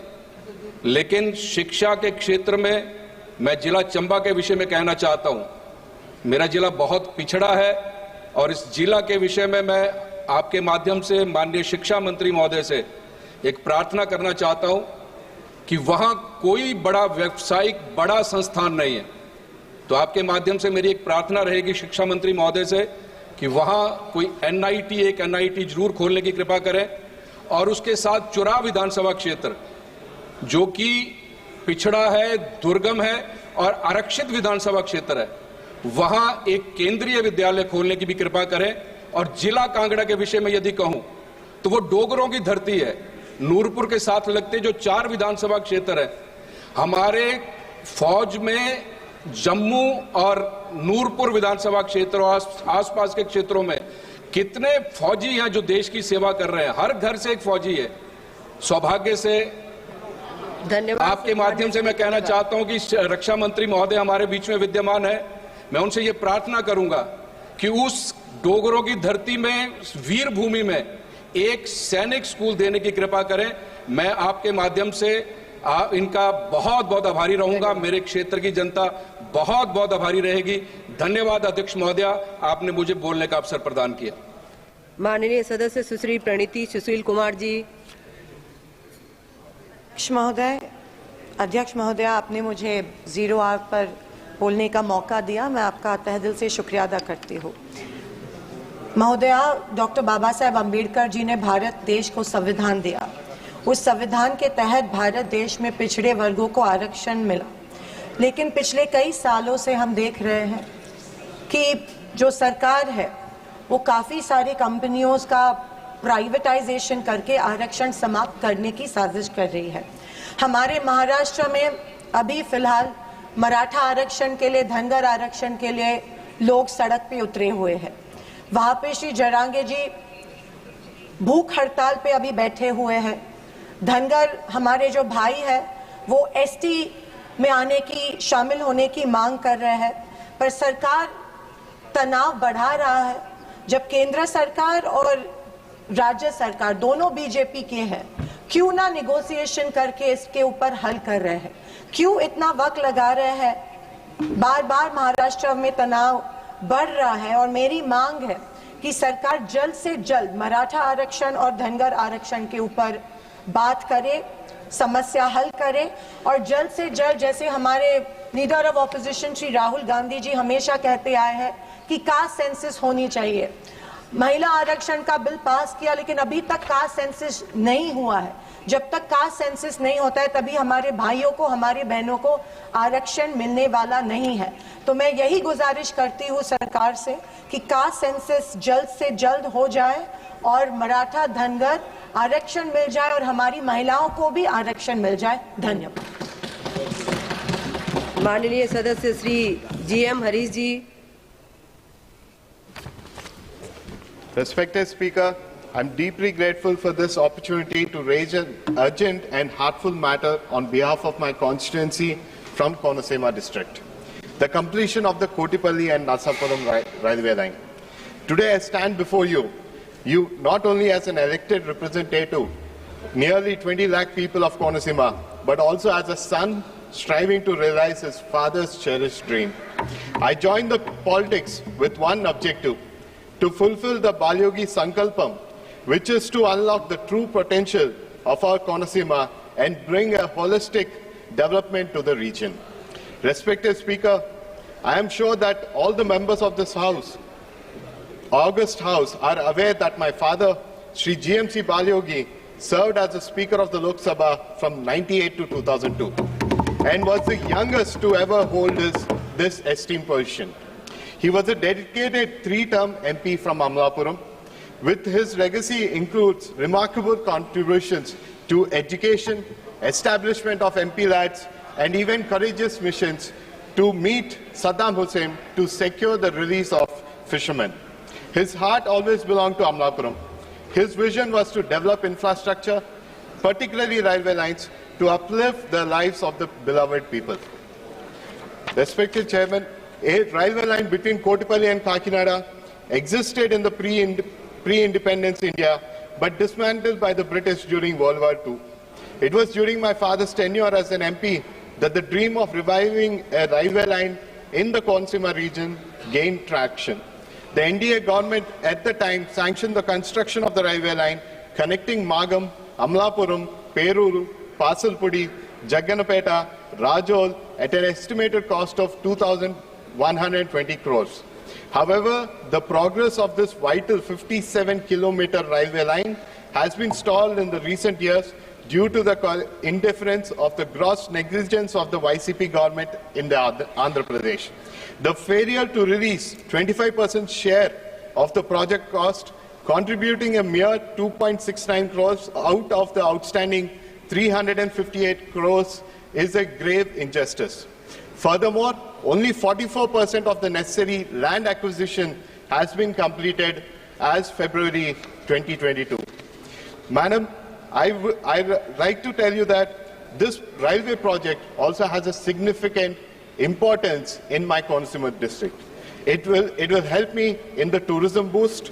It will also help me with the coconut processing industry. Right now it will give me great importance to the aquaculture profitability.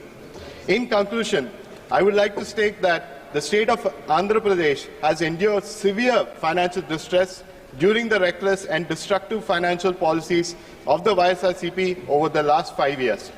They have plundered our state and left it in utter financial ruin. Therefore, I would urge the Honourable Railway Minister and the Honourable Finance Minister to allocate the necessary funds for the completion of the railway line, increase the central state share and expedite the process. I am confident that, unlike the previous government, we will ensure full cooperation with the centre to see the project through the completion. Thank you. धन्यवाद. माननीय सदस्य Shri advocate Dean ji. Thank you, Madam. Madam, the issues related with the human-animal conflict is the main problem in Kerala as well as in my district, Idukki. In my constituency alone, more than 350 kilometers border area we are sharing with forest areas. Madam, last day, one day before, one Adivasi man, 48 years old, have been killed by cruel elephant attack. That is the most unfortunate incident I am facing. Madam, this is the fourth in this year, and this is around hundreds in the last 10 years. We are facing a crucial situation. This is a survival crisis of the poor people in my constituency. Madam, I urge upon the government. In our constitution, there is a guarantee, right to live with dignity. But no government, not only the central government, but also the state government, they are not at all concerned about the protection of the people. No government is giving any protection. The government of Kerala doesn't bother about that, and they are not disbursing the compensation in time.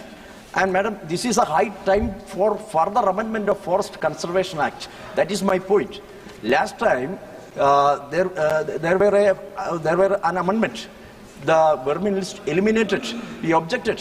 But government of India eliminated the vermin list. That have to be reintroduced. And also, we have to adopt the policies from foreign countries. Wherever these kind of issues they are facing, we have to adopt that policies. This is a high time to introduce the control of birth rate policies. We have to adopt the policy of culling. We have to adopt the policy of birth rate control of these cruel animals, whichever they are entering to the agricultural lands. So we are demanding for, we have to get the right to kill the cruel animals whichever entering the farmers' land. Otherwise, there is no remedy. People are not getting any protection. That's why I am urging upon the government for a further amendment of Forest Conservation Act. Thank you, Madam. धन्यवाद. माननीय सदस्यों में अब कुछ नए माननीय सदस्यों को 1-1 मिनट का मौका दे रही हूं, जो अभी तक शून्यकाल में नहीं बोले हैं. माननीय सदस्य श्री आनंद भदौरिया जी.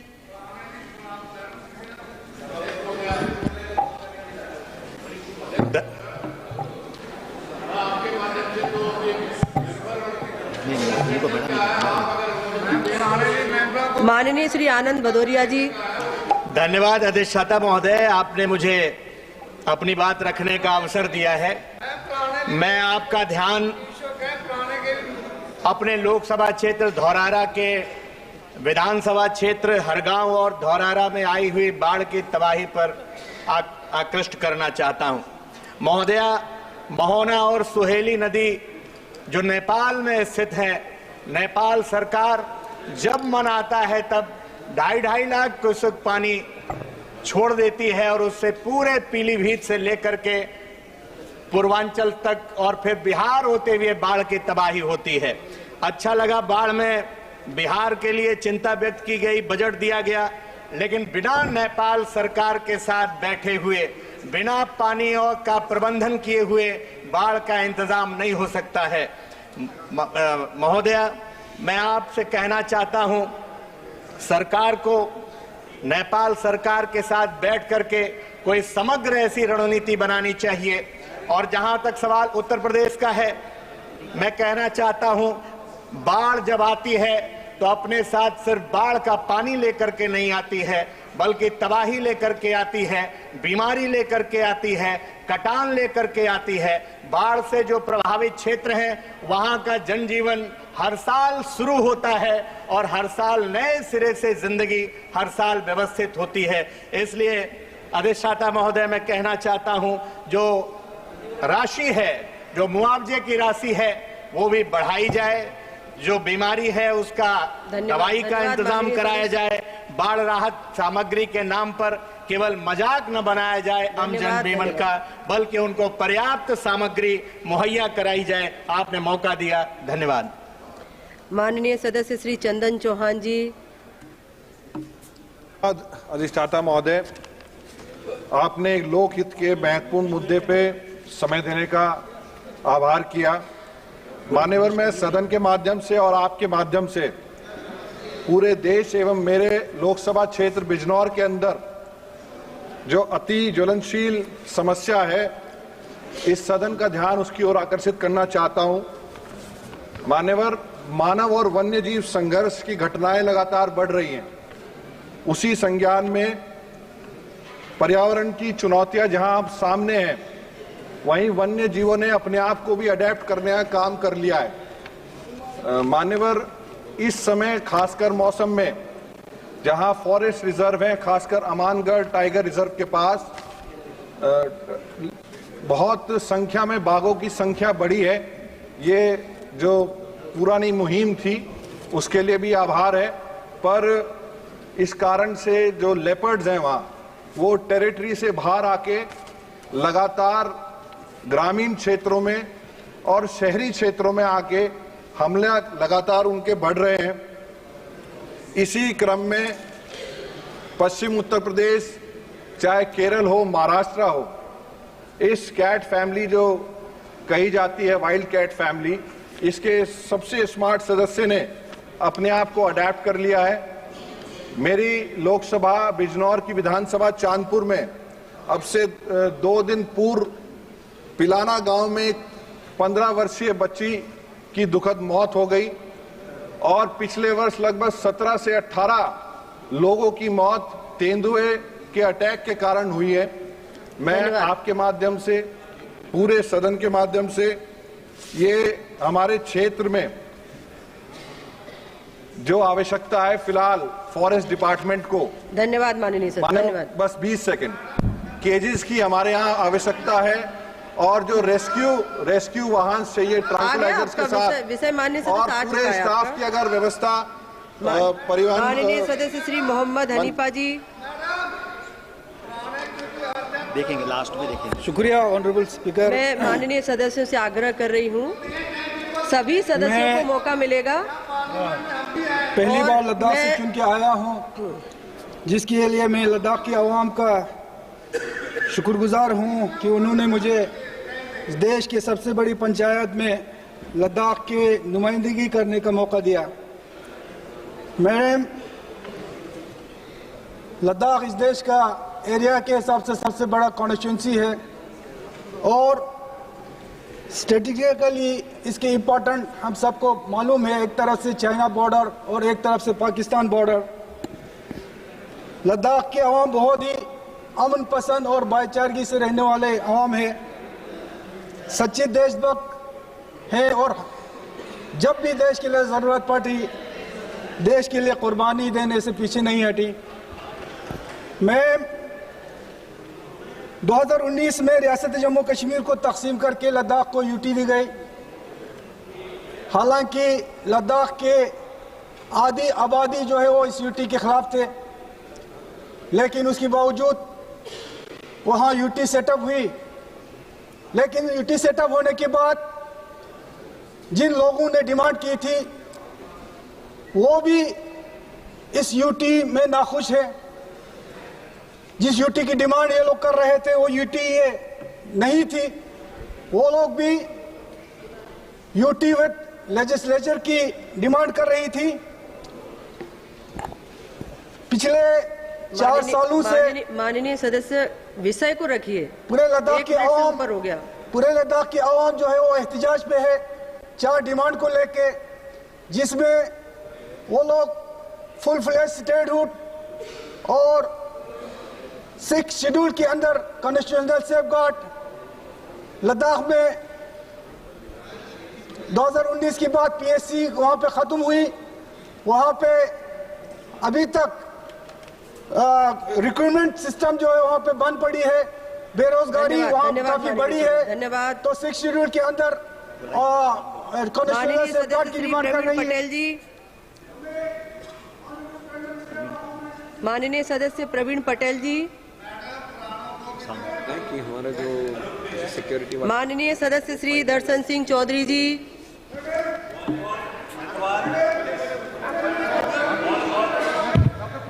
प्रवीण पटेल। अच्छा, दर्शन सिंह जी, प्रवीण पटेल जी।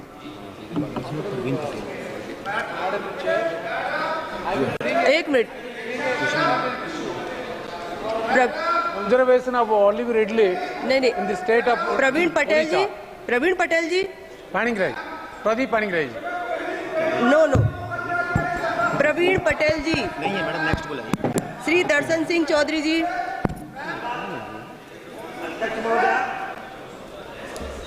हेलो, धन्यवाद अध्यक्ष महोदया।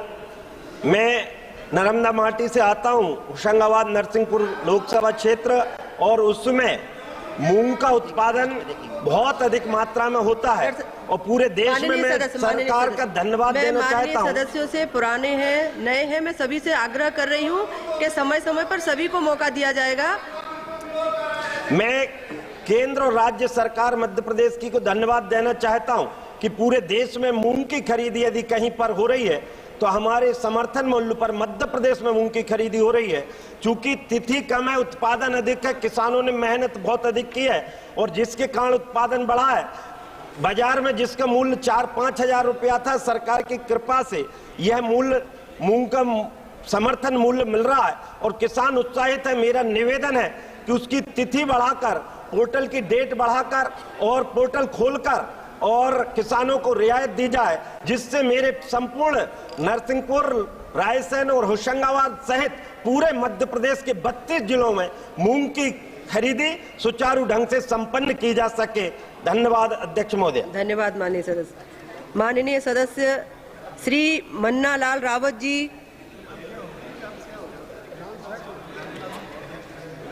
जी सभापति महोदया, धन्यवाद, आपने बोलने का अवसर दिया। उदयपुर राजस्थान की जनता का बहुत बहुत आभार, उन्होंने राष्ट्र की सबसे बड़ी पंचायत में हमें भेजा। महोदया, राजस्थान का अनुसूचित क्षेत्र जिसमें विकास की काफ़ी गतिविधियां चल रही हैं और भारत सरकार के साथ साथ राज्य की काफ़ी गतिविधियां चल रही हैं, जिसमें शिक्षा, स्वास्थ्य और विकास की सारी गतिविधियां हैं। महोदया, एक महत्वपूर्ण विषय की तरफ ध्यान आकर्षित करना चाहता हूं। सन 2018 से 2023 की अवधि के दौरान इस क्षेत्र में आईपीसी लागू नहीं होती आदिवासियों पर, ऐसा एक भ्रम फैलाया गया। और दूसरा, संस्कृति पर आक्रमण करते हुए the protection of civil rights act, जो संसद का कानून है 1955 का, उसकी धारा 3 के विरुद्ध आदिवासी हिंदू नहीं है, ऐसा भ्रम भी फैलाया गया। और उसके उपरांत उस क्षेत्र में युवाओं को भड़काकर काकरी डूंगरी का एक कांड किया गया, जिसमें 2 आदिवासी युवा किशोर मैं उनको गोली के शिकार हुए। ये आह्वान करना चाह रहा हूं और जो जिम्मेदार एजेंसियां हैं उनके माध्यम से आपके माध्यम से कहना चाहता हूं कि इस भ्रम की वजह से कि आदिवासियों पर आईपीसी लागू नहीं होती, उसकी वजह से पूरे क्षेत्र में बदतरबाज पैदा हो रहे हैं और कानून और व्यवस्था पूरी भंग हो रही है। और पिछले दिनों उसमें जो बालवाड़ा घाटी है उसके सहित ही काफी ऐसे घटनाएं हो रही है। शाम को 7 बजे बाद चलना मुश्किल हो गया है। मेरा आग्रह रहेगा आपके माध्यम से, जो जिम्मेदार एजेंसियां हैं, चाहे आईएनए हो, वो एनआई हो, उसके माध्यम से उसकी पूरी वहां जो भी उत्पाद हो रहा है, जो बाहरी तत्व वहां आ रहे हैं, उनकी जांच होनी चाहिए। धन्यवाद आपका बहुत बहुत। माननीय सदस्य डॉक्टर शर्मिला सरकार जी।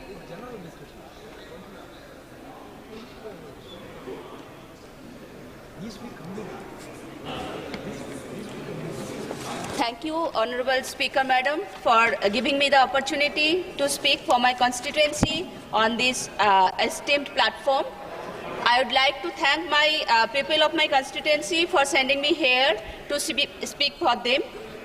Riverbank erosion along the Ganga poses a significant challenge in various regions of West Bengal, particularly in Purba Bardhaman district. Areas like Katwa, Agrodip, Krishnapur, Polashi, Pila, Patuli, Jhaudanga, Majida, Dangapara, Kalinagar, Purbasthali, Dakhin are severely affected by this erosion. It is deeply concerning that the river has encroached to within 100 meters of railway track near Jhaudanga of Samudragarh. Erosion has already led to the engulfment of school, bridges, market and even cremation ground. The effect of erosion are profound. It often forces community to relocate, disrupting their livelihood and causing socio-economic instability. Bardhaman Purbo heavily relies on agriculture, but erosion leads to the loss of fertile land, impacting crop production and food security.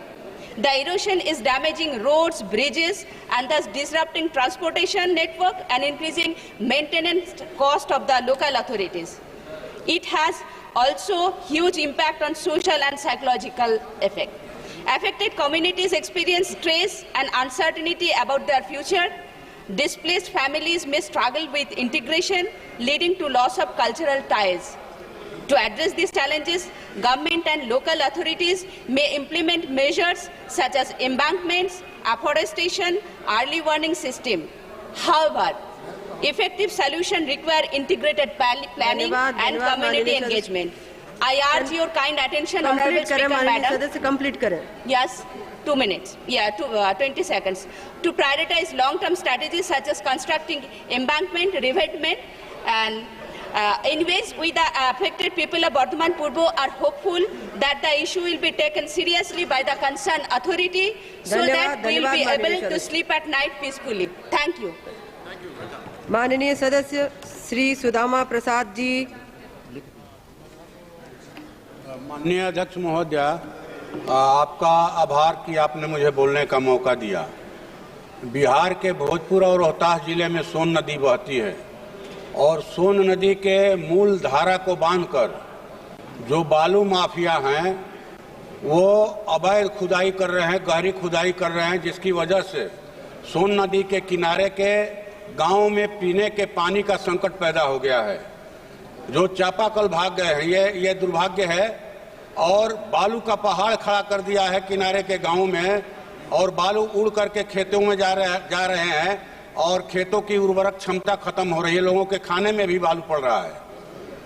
जो बालू लदे truck जाते हैं उनसे हर साल सैकड़ों की तादाद में लोग चापा पड़ करके मरते हैं और जो नदी में गहरी खुदाई हुई है उसमें डूब के मरते हैं। जो बालू से पानी चूते हुए जाता है, सड़कों की मियाद जो है, जीवन बहुत कम समय का होता है, 6 माह में सड़कें खराब हो जाती हैं। इसलिए आपके माध्यम से मैं सरकार से मांग करता हूं कि सोन नदी के मूल धारा को माने मुक्त किया जाए, उसके मूल स्वरूप में लाया जाए और बालू माफियाओं के अवैध उत्खनन पर रोक लगाई जाए। धन्यवाद। धन्यवाद। माननीय सदस्य श्री लक्ष्मीकांत निषाद जी।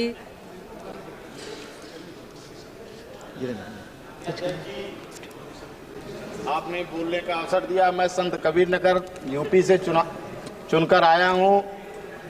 मेरे गोरखपुर परिक्षेत्र में खलीलाबाद बस्ती ट्रेन का टिकट महीनों तक 2-2, 3-3 महीने माननीय रेल मंत्री जी बैठे हुए हैं। मैं उनका ध्यान आकृष्ट कराना चाह रहा हूं कि 2-2, 3-3 महीने रेल का टिकट कंफर्म नहीं होता। वहाँ ट्रेनें बहुत कम चलती हैं। जो यात्री हमारे क्षेत्र के, गोरखपुर परिक्षेत्र के, वो परेशान रहते हैं, टिकट कंफर्म नहीं होता है। मैं माननीय रेल मंत्री जी से चाहता हूं कि गोरखपुर परिक्षेत्र में खलीलाबाद, बस्ती, अन्य जगहों पर रुकने के लिए और ट्रेनें चलाई जाएं और यात्रियों को सुविधा हो और सबको जल्दी टिकट कंफर्म हो। मैं यह ध्यान आकृष्ट कराना चाहता हूं। माननीय अधिष्ठाता महोदय, मैं एक निवेदन आपके माध्यम से करना चाहता हूं माननीय रेल मंत्री जी से। मैं संत कबीर नगर जनपद से आता हूं। वहां खलीलाबाद जो जिला है, रेलवे स्टेशन है, वहां से नई रेल पटरी बननी है। 15 वर्षों से उस पर काम हो रहा है, लेकिन आज तक वहां काम नहीं शुरू हुआ है। मैं माननीय रेल मंत्री जी से बताना चाहता हूं कि 15 साल से वहां शिलान्यास, आप तो मांग रखिए शिलान्यास हो चुका है, लेकिन आज तक कोई कार्य नहीं हुआ है।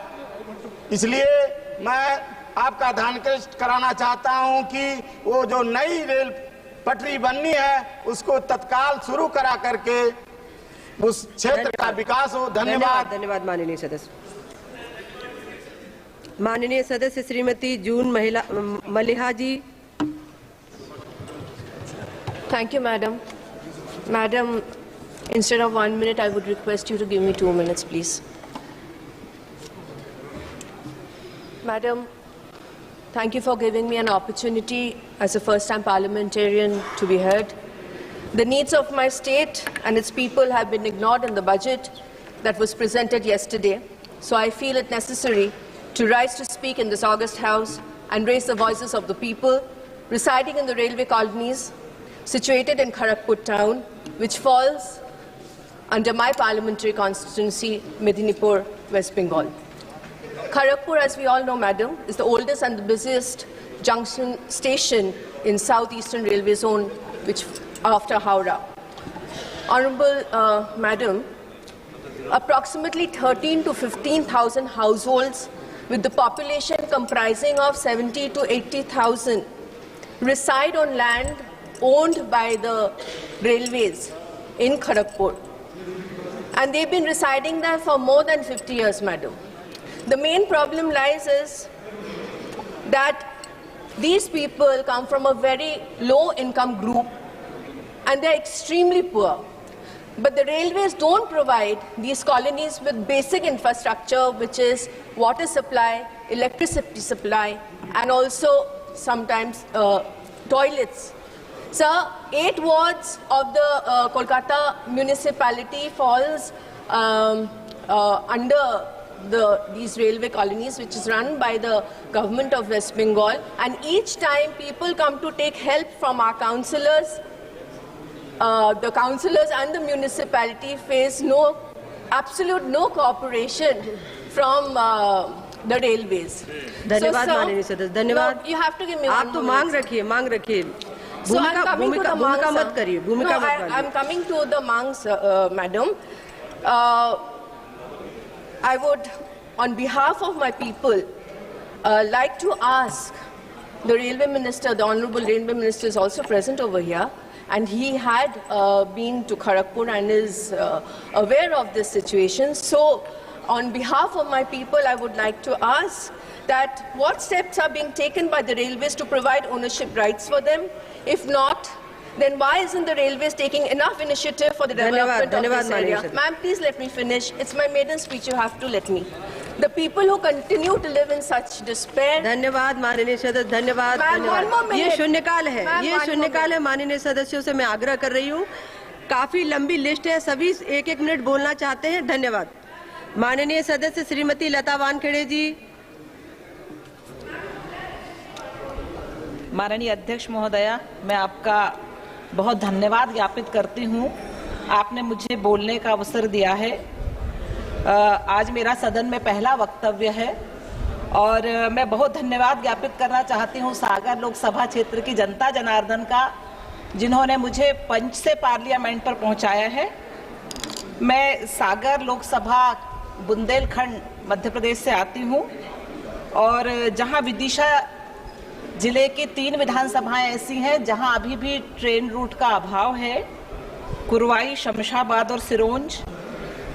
तो मैं माननीय हमारे यशस्वी रेल मंत्री जी से निवेदन करना चाहती हूं कि कृपया भोपाल से बैरसिया, शमशाबाद, सिरोंज, आरोन, गुना रेलवे लाइन, जिसका पूर्व में भी सर्वे हो चुका है लेकिन उस पर अभी तक काम शुरू नहीं हुआ है, तो उसका प्राथमिकता से रेल मार्ग निर्माण का कार्य प्रारंभ कराने की कृपा करें, जिससे यातायात सुगम हो सके और हमारे उस क्षेत्र का विकास सुनिश्चित हो सके। दूसरा महोदय जी, सागर से साउथ की तरफ जाने के लिए एक भी ट्रेन नहीं है और हमें बहुत ज़्यादा आवश्यकता है सागर से नागपुर रेल ट्रेन की, क्योंकि सागर से अधिकांश लोग ट्रीटमेंट के लिए नागपुर जाते हैं, उन्हें बहुत परेशानी का सामना करना पड़ता है। इसलिए माननीय रेलवे मंत्री जी से करबद्ध निवेदन करती हूं कि तत्काल सागर से नागपुर के लिए ट्रेन चलाने की महती कृपा करें। धन्यवाद। धन्यवाद माननीय सदस्य। माननीय सदस्य श्री प्रवीण पटेल जी। धन्यवाद अधिष्ठाता महोदय, आपने मुझे अपनी बातों को रखने का अवसर दिया। सबसे पहले तो हम प्रयागराज की फूलपुर विधानसभा के लोगों के प्रति बहुत आभार प्रकट करना चाहेंगे। उनके आशीर्वाद से आज यहाँ पर मुझे अपनी बातों को रखने का अवसर मिल रहा है। जैसा कि अधिष्ठाता महोदय आप जानती हैं कि प्रयागराज तीर्थों की राजा कहा जाता है और प्रयागराज में गंगा, जमुना, सरस्वती जी का संगम है और आने वाले समय में कुंभ मेला लगने वाला है। पिछले 2019 के कुंभ में केंद्र सरकार और प्रदेश सरकार ने बहुत ही अच्छे ढंग से उसको संपन्न कराने का कार्य किया, लेकिन पिछले विगत कई वर्षों से यह महसूस हो रहा है कि खासकर प्रयागराज, जिसके अगल बगल चाहे कौशाम्बी हो, चाहे प्रतापगढ़ हो, चाहे आपका रायबरेली से लेके इधर बादा, चित्रकूट, मिर्जापुर, जौनपुर, मछली शहर, बहुत सारा ऐसा बड़ा क्षेत्र है जहां पर एक प्रयागराज में चिकित्सा के लिए एक एम्स की स्थापना की जरूरत महसूस होती है। धन्यवाद माननीय सदस्य। इसलिए कि माननीय अधिष्ठाता महोदय, मैं सरकार का ध्यान आकृष्ट कराना चाहूँगा कि प्रयागराज में अगर एम्स की स्थापना हो जाए तो अगल बगल के जिलों में और यहाँ तक कि मध्य प्रदेश के धन्यवाद माननीय सदस्य। धन्यवाद। लोगों को चिकित्सीय सुविधा उपलब्ध हो सकेगा, यही आपसे हम मांग करना चाहते हैं। बहुत बहुत धन्यवाद। माननीय सदस्य श्री आलोक शर्मा जी। माननीय सभापति महोदय, शून्यकाल में मुझे बोलने का आपने अवसर दिया, इसके लिए मैं आपका आभार व्यक्त करता हूं। माननीय सभापति महोदय, मैं भोपाल लोकसभा क्षेत्र से पहली बार चुनकर सदन में आया हूं। भोपाल मध्य प्रदेश की राजधानी है। मेरे भोपाल लोकसभा क्षेत्र के अंतर्गत बैरसिया विधानसभा रेलवे लाइन से कनेक्ट नहीं है। माननीय अध्यक्ष महोदय, आज पूरे भारत में रेलवे नेटवर्क का जाल बिछ रहा है। भोपाल बैरसिया विधानसभा के लोग आज तक इस सुविधा से वंचित हैं, जबकि भोपाल मध्य प्रदेश की राजधानी है। लोकसभा चुनाव के दौरान मैंने भोपाल की जनता जनार्दन से ये संकल्प लिया था कि आप मुझे सांसद बनाकर दिल्ली पहुंचाएंगे तो मैं आपके इस संकल्प को पूरा करूंगा। माननीय अध्यक्ष महोदय, मेरा आपके माध्यम से रेलवे मंत्री से निवेदन है कि वित्तीय वर्ष 2024-25 के बजट में भोपाल के बैरसिया रेलवे स्टेशन बनाने के लिए और इसको रेलवे लाइन सर्वे से जोड़ने के लिए इसको बजट में शामिल किया जाए। धन्यवाद। धन्यवाद। माननीय सदस्य श्री राजीव राय जी। आपने बोलने का मौका दिया। मैं बहुत पीड़ा में खड़ा हूँ, घोसी लोकसभा से चुनकर आया हूँ। शायद मेरा गुनाह यही है कि पूर्वांचल की सबसे बड़ी जीत रही है, आज के इतिहास में सबसे बड़ी जीत। मैडम, हमारे यहाँ चिन्हित करके और मैं पीड़ा में इसलिए बोल रहा हूं क्योंकि वहां सुनवाई नहीं है। एक बात से पक्ष हो या विपक्ष सहमत होंगे कि मैंने पत्र भी लिखा जिलाधिकारी को कि जिन जिला स्तरीय मीटिंग में सांसद की उपस्थिति अपेक्षित हो, सदन के कार्रवाई के दौरान ऐसी मीटिंग न रखा जाए। अधिकारी सुनते नहीं है। ऐसी मीटिंग ये होती है कि जब जनता पर जुल्म हो या कोई परेशानी हो तो उन मीटिंग में रखा जाए।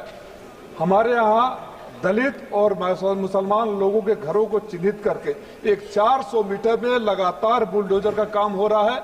हाई कोर्ट का उल्लंघन हो रहा है। लिखित हम लोग पीड़ा ये है कि हम 3-3 सांसद और 5-5 विधायक और पदाधिकारियों के साथ हम गए डेलीगेशन लेकर, कोई अधिकारी घटनास्थल पर आया नहीं, एक सिपाही तक नहीं आया। मैं पिछली बार जब आया उसके पहले मीटिंग रख दिया गया। इस बार आया हूं, मैं रिटर्न में देकर आया और मुझे फोन आता है। मैंने कहा कि महीने की जो मीटिंग है जरूरी तो नहीं, 22 तारीख से हो जाएगी। हमारे यहाँ बाढ़ की समस्या है। हमारे यहाँ माननीय सदस्य जी मांग रखिए, जो मांग रखना चाहते हैं वो रखिए। वह बात कर लूँ ना, बात कर लूँ, मैं मांग रख देता हूँ। मांग एक ही है, हमारे यहाँ बाढ़ की समस्या है। गांव के गांव मधुबन इलाके में डूब रहे हैं, कटान है। हमारे यहाँ ये बुलडोजर चल रहे हैं। सांसदों से जनता अपेक्षा करती है कि उनकी बात कही जाएगी, प्रशासन नहीं सुनता। इसलिए मैं आपसे निवेदन करता हूं कि कम से कम पीठ से और संसदीय कार्य मंत्री से जिला के अधिकारियों को निर्देश दे दिया जाए, जो पहले से है, कि बार बार अगर बैठकों से आप जानबूझकर सांसद को, चूंकि विपक्ष का धन्यवाद माननीय सदस्य, धन्यवाद। कार्रवाई बंद हो। माननीय सदस्य श्रीमती आरती पारदी जी, भारती पारदी जी, आरती गलत लिखा है। धन्यवाद अध्यक्ष महोदया। मैं पहली बार मध्य प्रदेश के बालाघाट जिले से चुनकर आई हूं, जहां मध्य प्रदेश में लिंग अनुपात में महिलाओं की संख्या बालाघाट में बहुत अधिक है। शायद इसीलिए मुझे महिला के तौर पर पहली बार वहां से जीतने का मौका मिला। मैं आदरणीय रेल मंत्री जी के संज्ञान में लेना चाहती हूँ। मेरा जो क्षेत्र है वो एक नक्सल से प्रभावित क्षेत्र है, जहां हमारी दोनों ही सरकार, चाहे प्रदेश की और आदरणीय मोदी जी की सरकार के आने के बाद, वहां पर नक्सल की वारदातें जरूर कम होती है, लेकिन अभी भी पिछड़ा क्षेत्र वो कहलाता है। वहां पर रेल की कनेक्टिविटी के लिए नैरो गेज से ब्रॉड गेज अटल बिहारी जी के समय में हुआ है, लेकिन अभी वहां सिंगल लाइन होने के कारण कनेक्टिविटी की बहुत ज्यादा परेशानी होती है। मैं आदरणीय रेल मंत्री जी से आपके माध्यम से कहना चाहती हूं कि वहां पर रेल की ट्रैक को बढ़ाया जाए, और दूसरा, वहां पर अध्ययन करने वाले मेरे जिले में विद्यार्थियों को कनेक्टिविटी के लिए वहां से भोपाल, इंदौर, किसी भी बड़े महानगर में जाना पड़ता है, तो ट्रेनों की सुविधाएं नहीं है। तो आदरणीय मंत्री जी से मैं निवेदन करती हूं कि वहां पर जो महाराष्ट्र लगा हुआ मेरा क्षेत्र है 60 किलोमीटर पर, वहां पर बहुत सी ट्रेनें आती हैं, और इधर सिवनी जो मेरे ही कॉन्स्टिट्यूंसी में आता है, वहां पर भी पंचवेली जैसी ट्रेनों का स्टॉपेज होता है। तो उन ट्रेनों को बढ़ाते हुए जबलपुर से जाने वाली ट्रेनों को आगे बढ़ाया जाए और मेरे क्षेत्र से जोड़ा जाए, क्योंकि एशिया की सबसे बड़ी वहां पर मैग्नीज की खदान मेरे ही क्षेत्र मलाजखंड में है। तो गुड्स ट्रेनों के कारण भी बहुत ज्यादा परेशानी होती है। तो ट्रैक बढ़ाने की मांग रखती हूं आपके माध्यम से। धन्यवाद। जय हिंद। माननीय सदस्य श्रीमती प्रतिभा धानोरकर जी।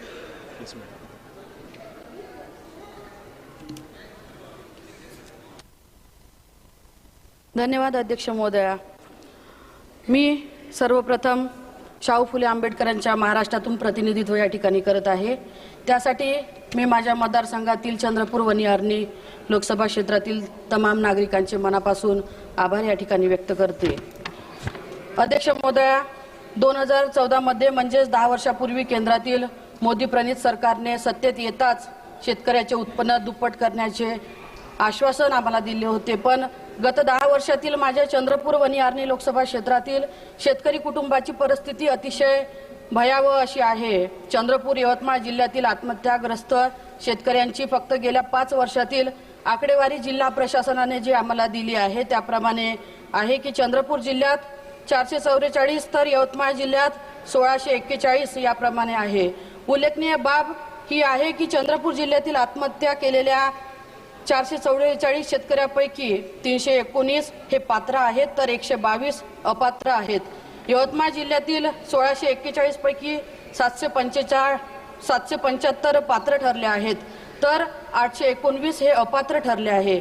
शेतकऱ्यांचे उत्पन्न दुप्पट करून देण्याच्या पोकळ घोषणा या भाजप सरकारने मागील वर्षात केल्या, पण माझी आपणास विनंती आहे की घोषणा करणाऱ्या उद्योग मित्र मोदी सरकारचे शेतकरी विरोधी धोरण या आकड्यावरून स्पष्ट होते. शेतकऱ्याप्रती उदासीनता दूर करून त्यांना आत्महत्येपासून परावृत्त करण्यासाठी मी आपणास सभागृहात विनंती करत आहे. धन्यवाद अध्यक्ष महोदय.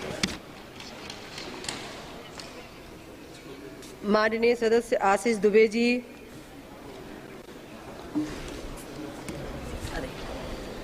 धन्यवाद सभापति महोदय. आपके माध्यम से सबसे पहले मैं जबलपुर को धन्यवाद देता हूं.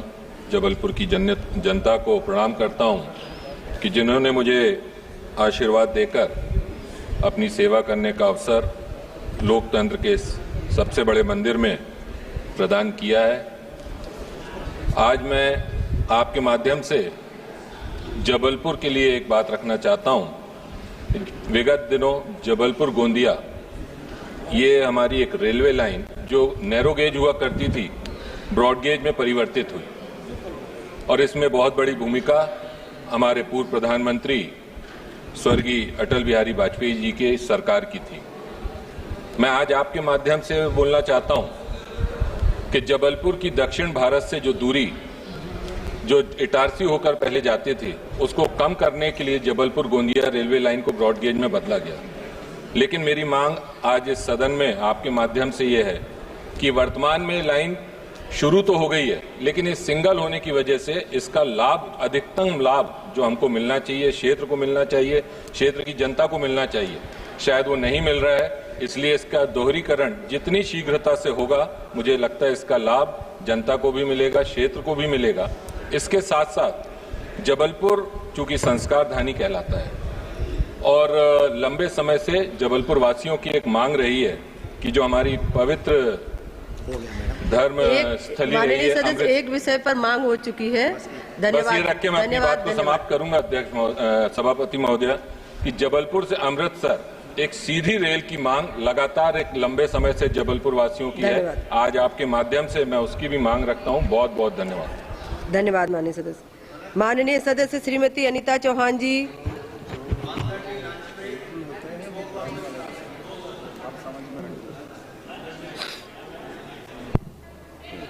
माननीय अध्यक्ष जी, मुझे बोलने का मौका दिया उसके लिए आपका बहुत बहुत धन्यवाद.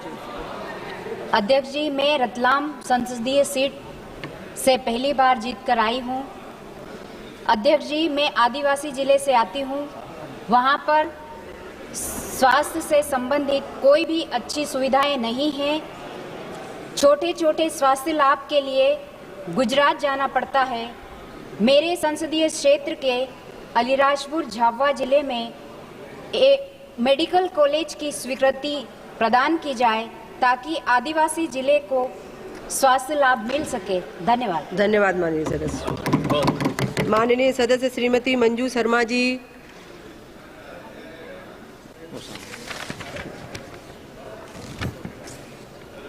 सबसे पहले तो अध्यक्षा जी, मैं प्रधानमंत्री नरेंद्र भाई मोदी जी का और मैं राजस्थान की राजधानी जयपुर शहर से आती हूँ, गुलाबी नगरी से, मेरी जनता का बहुत बहुत आभार धन्यवाद करना चाहती हूँ.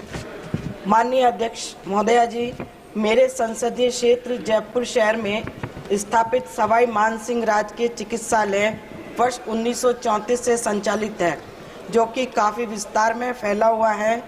इससे 11-12 राजकीय चिकित्सालय संबद्ध है. बेहतरीन चिकित्सा पद्धति के लिए प्रसिद्ध सवाई मानसिंह चिकित्सालय में संपूर्ण देश के लोग अपने चिकित्सा उपचार हेतु जयपुर आते हैं, जहां पर उन्हें सस्ता और सुलभ उपचार मुहैया होता है. राजस्थान की आबादी एवं जयपुर राजस्थान की राजधानी होने के परिणाम स्वरूप सवाई मानसिंह राजकीय चिकित्सालय को एम्स का दर्जा प्रदान किया जाना जनहित में अपेक्षित है. अध्यक्ष महोदया, मेरा आपके माध्यम से माननीय स्वास्थ्य मंत्री जी से विशेष अनुरोध है कि जयपुर शहर की आबादी एवं सुलभ चिकित्सा व्यवस्था को दृष्टिगत रखते हुए जयपुर स्थित सवाई मानसिंह राजकीय चिकित्सालय को एम्स का दर्जा प्रदान करने की कृपा करें. धन्यवाद. बहुत बहुत पहली बार आपने मुझे मौका दिया. माननीय सदस्य श्री विशाल पाटिल जी.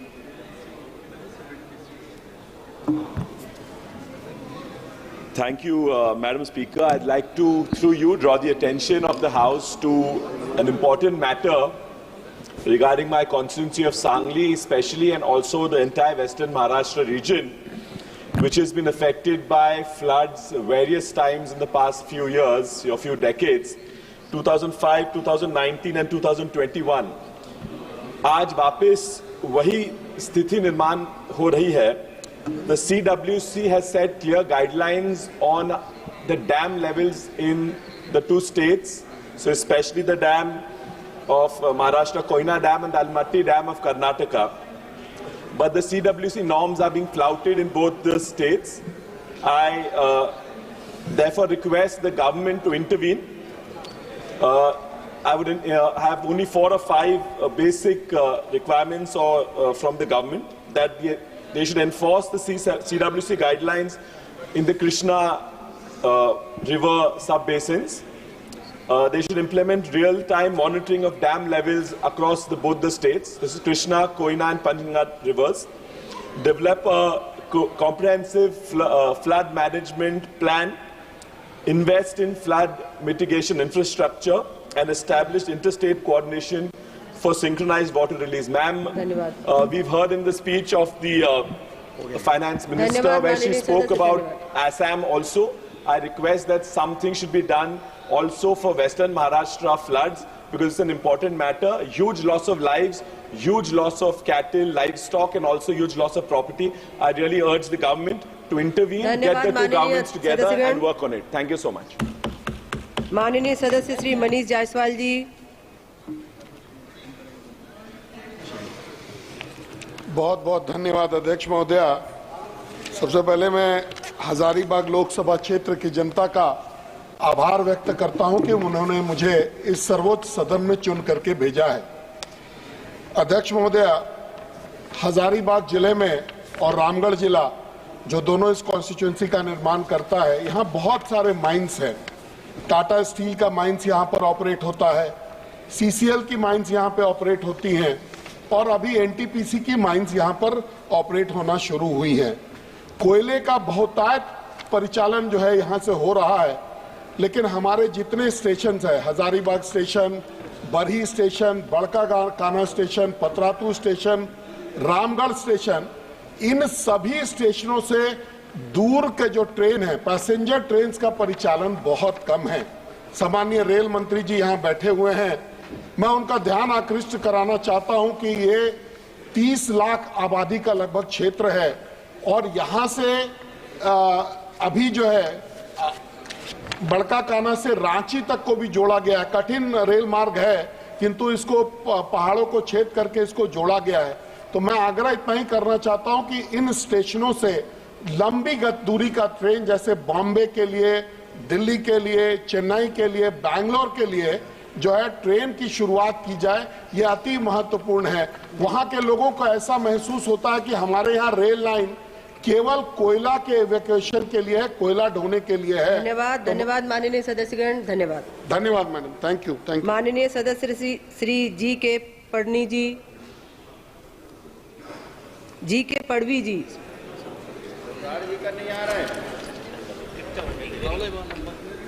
मैं माननीय अध्यक्ष जी, मैडम आभारी हूं कि मुझे आज सदन में बोलने का अवसर दिया. मैं आदिवासियों से जुड़े एक बहुत ही गंभीर मुद्दे पे ध्यान दिलाना चाहता हूं. आदिवासियों से जुड़े कई मुद्दे, लेकिन सबसे बड़ा मुद्दा आदिवासियों की प्रतिष्ठा का है. आदिवासी मंत्री को आदिवासी मंत्री की जगह जनजाति मंत्री कहा जा रहा है. यह तथ्य है कि पिछले 10 वर्षों में आदिवासियों से जल, जंगल, जमीन छीन ली है. आप लोगों ने आदिवासियों के संवैधानिक अधिकार भी छीन लिए हैं, और कृपया आदिवासी की पहचान न छीने, इसलिए मैं आपसे विनती करना चाहता हूं. आदिवासियों की अलग पहचान है. ये जो पहचान है वो उनकी अपनी पहचान है. आदिवासियों की पहचान उनकी जन्म सिद्ध अधिकार है, और वो पहचान हजारों वर्षों से चली आ रही है. मैं ये कहना चाहता हूँ, हम वनवासी नहीं है, हम आदिवासी है. हम जनजाति नहीं, हम आदिवासी है, और भविष्य में भी आदिवासी ही रहेंगे. इस देश के इतिहास में हमारी पहचान को मिटाने की कोशिश ना करें. इसे एक प्रतिष्ठित मुद्दा मानते हुए सरकार को जनजाति मंत्रालय को आदिवासी मंत्रालय के रूप में संदर्भित करना चाहिए, ये मेरी विनती है। और जनजाति मंत्री को आदिवासी मंत्री के रूप में पुनर्विचार करना चाहिए। साथ ही आदिवासियों का नाम बदलने की बजाय सरकार को आदिवासियों के उत्थान हेतु कार्य करना चाहिए। धन्यवाद माननीय सदस्य श्रीमती बिजली मेदीदी। नाश्ता झाला, जेवण झालं रात्री। Thank you, Honorable Speaker, ma'am, for giving me the opportunity to speak in this August House. And since I am here for the first time, so I would like to thank my. Since I am here for the first time, so I would like to thank the people of my constituency from Guwahati Lok Sabha.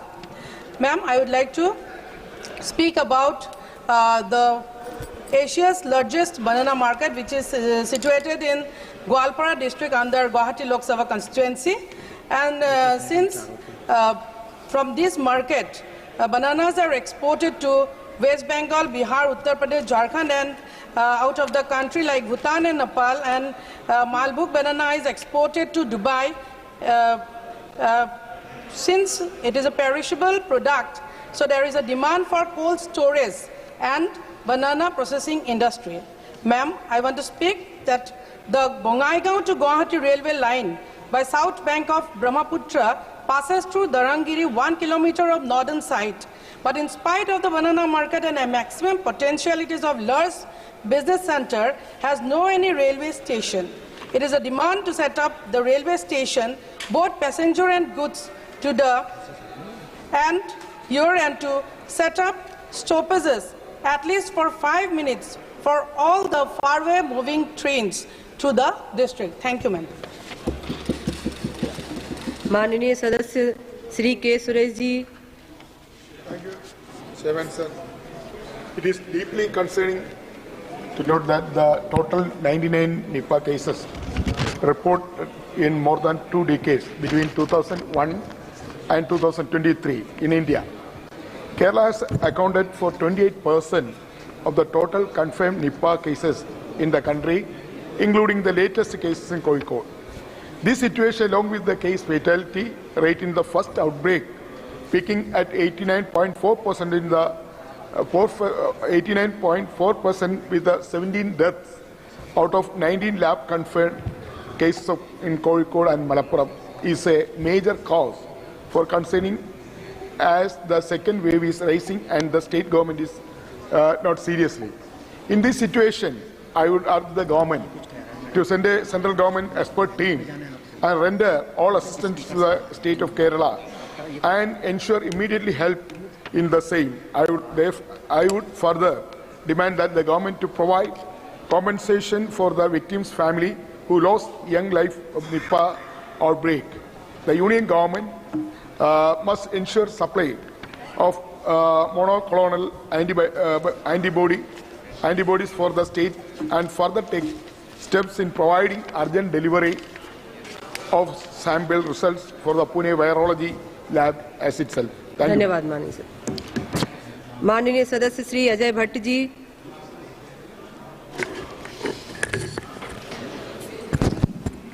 माननीय अध्यक्ष जी, मैं बहुत आभारी हूं कि आपने मुझे शून्यकाल में अति अवलंबनीय विषय पर बोलने का अवसर दिया है। मान्यवर, देश के कई राज्यों में मेट्रो ट्रेन सेवा संचालित हो रही है। इसके लिए मैं माननीय प्रधानमंत्री जी को बहुत बधाई देना चाहता हूं, जिससे रोजगार, पर्यटन एवं सुगम यातायात में काफ़ी सुविधा मिल रही है। मान्यवर, उत्तराखंड राज्य बने 2 दशक से भी अधिक समय हो गया है। इसका पूरा तराई क्षेत्र हर बार मेट्रो ट्रेन की डिमांड करता है। मेरी लोकसभा क्षेत्र के अंतर्गत काठगोदाम, हल्द्वानी, रामनगर, काशीपुर, जसपुर, बाजपुर, गदरपुर, दिनेशपुर, रुद्रपुर, लालकुआं, किच्छा, नानकमत्ता, सितारगंज, खटीमा, टनकपुर तक मेट्रो लाइन संचालित किया जाना अति आवश्यक है। इसी के साथ हरिद्वार, ऋषिकेश, रुड़की, देहरादून, विकास नगर में भी मेट्रो ट्रेन धन्यवाद संचालित किया जाना अति आवश्यक है। आपके माध्यम से मैं मांग करता हूं कि इस दिशा में अतिशीघ्र कार्रवाई की जाए। धन्यवाद। माननीय सदस्य श्री पप्पू यादव जी। सभापति महोदय धन्यवाद। नेपाल में काफी बारिश होने के कारण कोसी सीमांचल की सारी नदियां काफी ज्यादा उफान पे है।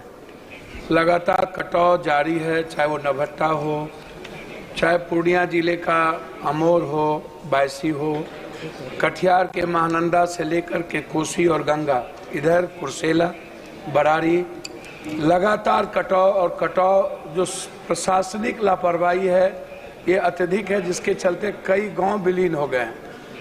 नभट्टा के कई गांव विलीन हो गए हैं।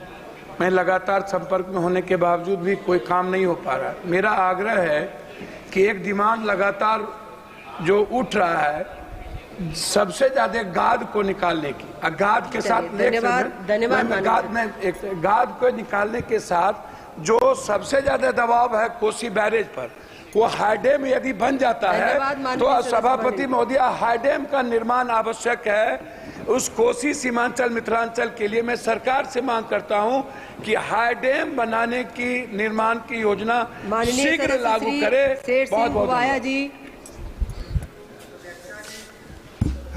ਤੁਸੀਂ ਮੈਨੂੰ ਇਹ 100 से 0 ਤੇ ਬੋਲਣ ਦਾ ਮੌਕਾ ਤੇ ਮੈਂ ਇੱਕ ਬੜੇ ਅਰਜੈਂਟ ਤੇ ਬੜੇ ਇੱਕ ਕਿਸਾਨਾਂ ਦੇ ਬਾਰਡਰ ਦੇ ਏਰੀਏ ਦੇ ਲੋਕਾਂ ਦੀ ਗੱਲ ਕਰਨ ਦੀ ਮੈਨੂੰ ਕਰਨੀ ਚਾਹੁੰਦਾ, ਕਿਉਂਕਿ ਮੇਰਾ ਹਲਕਾ ਮੈਂ 200 ਕਿਲੋਮੀਟਰ ਪਾਕਿਸਤਾਨ ਦੇ ਬਾਰਡਰ ਦੇ ਨਾਲ ਚੱਲਦਾ ਹੈ।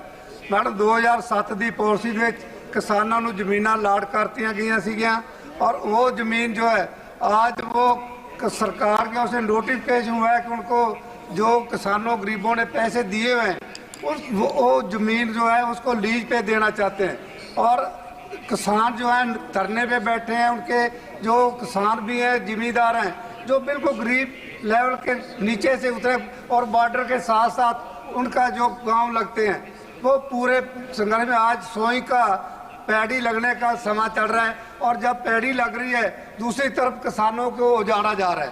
मैम इसका संक्षेप लें कि पंजाब की जो सरकार जिसने आज वो लीज पे जमीन देने को जा रहे, क्योंकि देने तो नहीं हो तो नहीं रही है लेकिन हरासमेंट हो रही है, उसको रोका जाए ताकि वो किसान जो है अपनी जमीन में अपनी फसल बोकर अपने बच्चों का अपने आने वाले समय के दिनों का वो जो कारोबार जो है वो चल सके। माननीय सदस्य जिया और रहमान जी। इज्जत माफ सदर मोहतरमा, मैं आपका शुक्रिया अदा करता हूं कि आपने मुझे बोलने का मौका दिया। मुझे संभल लोकसभा क्षेत्र की आवाम ने जिता करके भेजा है, मैं उनका भी शुक्रगुजार हूं। मैं आपका ध्यान इस मुहर्रम के जुलूस की तरफ दिलाना चाहता हूं जिसको कि हमारे हज़रत अली रज़ी अल्लाह के बेटे हज़रत इमाम हुसैन रज़ी अल्लाह ने शहीद होकर के हक और इंसाफ को बचाने का काम किया था। लेकिन अफसोस की बात है इस बार उत्तर प्रदेश के अंदर हमारे संभल मुरादाबाद में भी कि उस जुलूस को मनाने में अड़चन पैदा की गई। एक तानाशाह आदेश जारी किया गया कि उस जुलूस को आप परंपरागत तरीके से नहीं मना सकते और संभल मुरादाबाद अमरोहा संभल कुंदर की बिलारी असबूली और चंदोसी के अंदर पुलिस और प्रशासनिक अधिकारियों ने जो उत्पीड़न पैदा किया, बस मैं अपनी बात को खत्म कर रहा हूँ, उन्होंने लोगों को धमका करके उसकी हाइट को कम करके उनके खिलाफ कार्रवाई की। मैं कहना चाहता हूँ अधिकारियों के खिलाफ कार्रवाई होनी चाहिए और हम सबके धर्मों की इज्जत करते हैं। हम कावड़ यात्रा निकल रही है, हमें उससे कोई परहेज नहीं है, लेकिन मीट की महासचिव। Madam, I lay on the table a copy each of the Hindi and English versions of the report numbers 124th to 152nd, a total of 29 reports of the Public Accounts Committee 2023-24. These reports were presented to Honorable Speaker on 23rd February 2024 and 29th April 2024 of the preceding Lok Sabha before its dissolution, and Honorable Speaker had ordered printing, publishing and circulation of the aforesaid reports under Rule 280 of the Rules of Procedure and Conduct of Business in Lok Sabha. माननीय सदस्यगण, नियम 377 के अधीन मामलों को सभा पटल पर रखा जाए। जिन सदस्यों ने नियम 377 के अधीन मामलों को आज उठाने की अनुमति दी है वे लिखित में अपना पठन सभा पटल पर रख सकते हैं। आइटम नंबर 14 से 16 एक साथ लिए जा रहे हैं।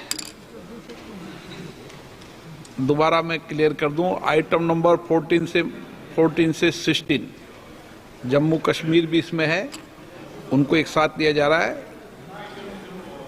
कुमारी शैलजा जी।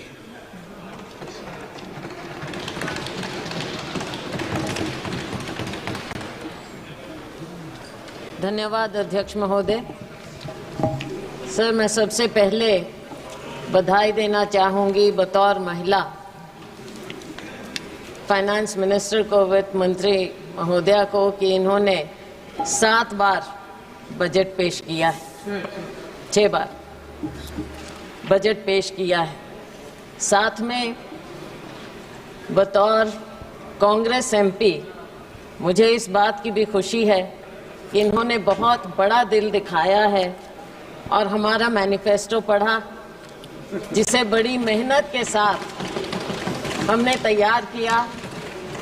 हमने कोई गारंटी इनकी सरकार की तरह, मोदी जी की गारंटी की तरह नहीं कहा, लेकिन हमारे नेता राहुल गांधी जी ने पूरे देश में जा जाकर लोगों को गले लगाकर उनकी दुख तकलीफ समझकर इस मैनिफेस्टो को सबके साथ मिलकर तैयार किया। और इन्होंने हमारा मैनिफेस्टो पढ़ा, अपनी गारंटी को साइड में रखा और हमारे मैनिफेस्टो को लागू किया।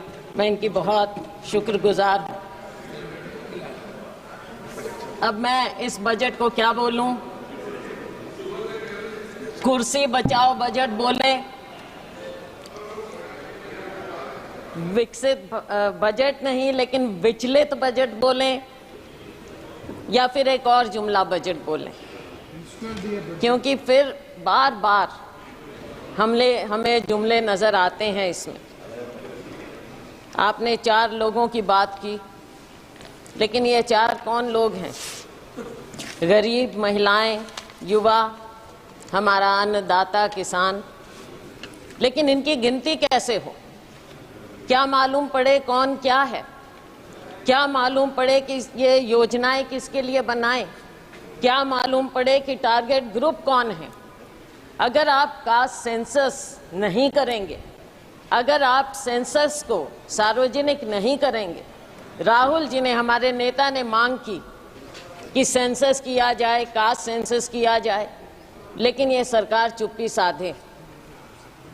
एंड आई वंडर कि इसके बारे में इनके सहयोगी नीतीश कुमार जी क्या कहना चाहेंगे कास्ट सेंसस के बारे में। उन्हें तो बहुत कुछ मिला है, लेकिन सर ये बजट है किसके लिए ये भी तो पता चले। क्या केवल 2 राज्यों को ही उन पर मेहरबानी हुई है, या पूरे देश पर भी कुछ नज़र डाली गई? ऐसा नज़र नहीं आता कि 2 राज्यों के अलावा कुछ दिखा हो, या फिर भाजपा शासित प्रदेशों के अलावा कुछ नज़र आता हो। सर, मुझे याद आता है कि जब माननीय प्रधानमंत्री जी मोदी जी माननीय मुख्यमंत्री होते थे और उस समय हमारी सरकार थी और वो एनडीसी की मीटिंग में आते थे, अब तो खैर एनडीसी भी नहीं रहा, और वो हमेशा कोऑपरेटिव फेडरलिज्म की बात करते थे। अब शायद वो शब्द पूरी शब्दावली से निकल चुका है, कम से कम भाजपा की और सरकार की शब्दावली से निकल चुका है। लेकिन 2 राज्यों को भी मैं थोड़ा आगाह करना चाहूँगी। नीतीश जी तो हमारे साथ पुराने रह चुके हैं, 10वीं लोकसभा में थे, सब समझते हैं। नायडू जी भी बहुत अनुभवी हैं, राजनीतिज्ञ हैं। इनकी बातों पर ना जाएं।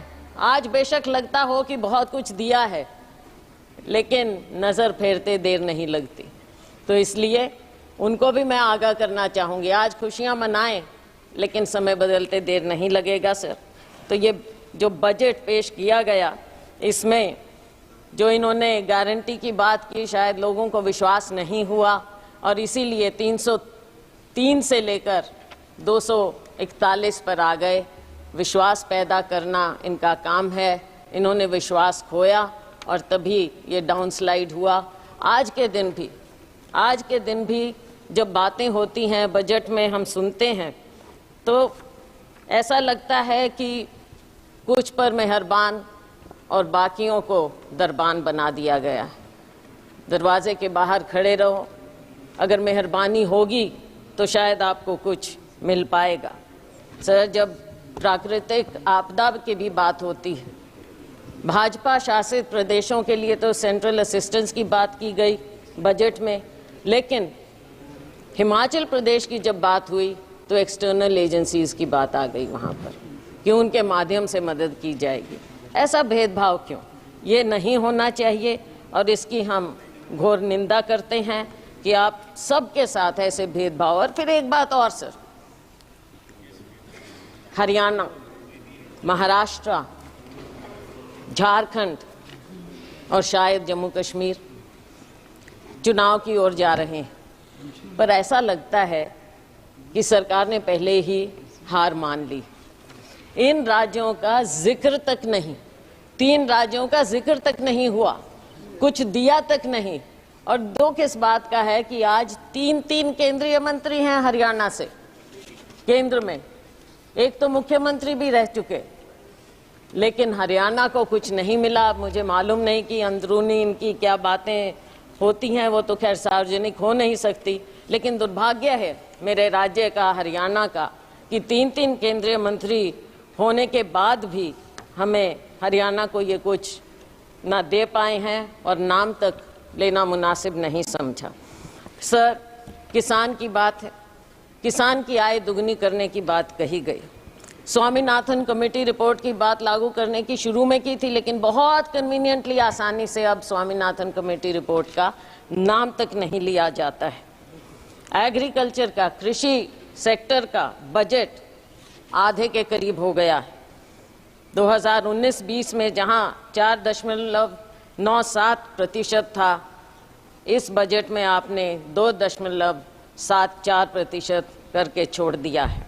बात करते हैं एमएसपी की। एमएसपी के बारे में कहा गया माननीय वित्त मंत्री जी ने कि आपने बहुत से उपजों को इस बार एमएसपी दिया है, लेकिन क्या आपने स्वामीनाथन कमेटी रिपोर्ट के मुताबिक फॉर्मूला अपनाया है? C2 plus 50%? नहीं, बिल्कुल नहीं, क्योंकि आप भूल चुके हैं उसे। थोड़ा सा याद दिलाना चाहूँगी, ये बढ़ाने के बावजूद जब हमारी सरकार थी, यूपीए सरकार, उस समय गेहूं की एमएसपी हमने 119% बढ़ाई थी और धान की 134% बढ़ाई थी, लेकिन मोदी जी की सरकार में केवल 47% गेहूं और 50% धान बढ़ाई गई है। तो इसमें पीठ थपथपाने का तो कुछ नज़र आता ही नहीं। आज के दिन इतनी अग्रेरियन क्राइसिस है, खास करके हमारे राज्यों में, लेकिन उसकी ओर कोई ध्यान नहीं है। किसान बैठा रहे, साल से ऊपर बैठा रहा, लेकिन उसकी ओर ध्यान नहीं दिया। ऐसे बना देते हैं जैसे कोई दुश्मन हो, किसी दुश्मन देश के साथ बॉर्डर बनाए जाते हों। ऐसी बात होनी नहीं चाहिए। पूंजीपतियों के मित्र हैं, ये दुनिया जानती है, पूंजीपति खास तौर से जानते हैं। किसान अपने दुख को समझते हुए ये जानता है कि केवल और केवल पूंजीपतियों का ध्यान दिया जाएगा। सर, आज हमारी सरकार में 72,000 करोड़ रुपया हमने किसानों का कर्जा माफ किया था, लेकिन आपने अपने पूंजीपति मित्रों का 16 लाख करोड़ रुपया माफ किया। किसानों की ओर कोई ध्यान नहीं।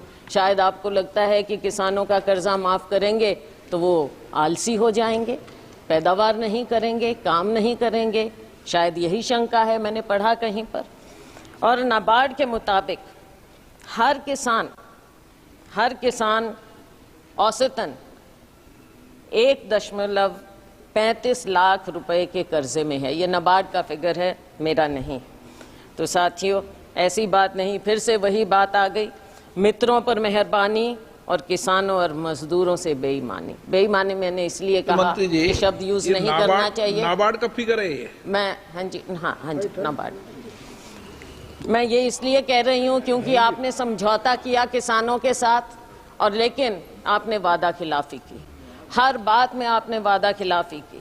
कौन सा साल था? 2021। और आज कौन सा साल आ गया है, कौन सा समय आ गया है? किसान अपना दुख लेकर फिर भी बैठा है।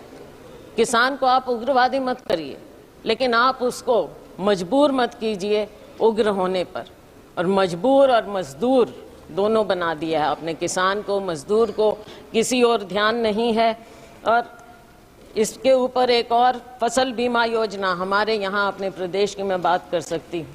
फसल बीमा योजना से आप किसान से पैसा तो ले लेते हैं प्रीमियम, लेकिन जब मुआवजा देने की बात आती है तो वो सालों साल बैठा रहता है। मेरी अपनी कॉन्स्टिट्यूएंसी में नरवाना में 3 साल से किसान बैठा है मुआवजे के लिए, उसकी और कोई ध्यान नहीं।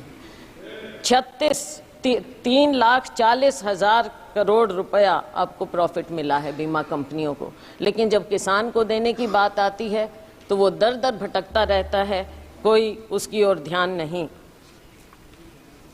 माननीय अध्यक्ष महोदय, किसान धरने पर बैठा रहा।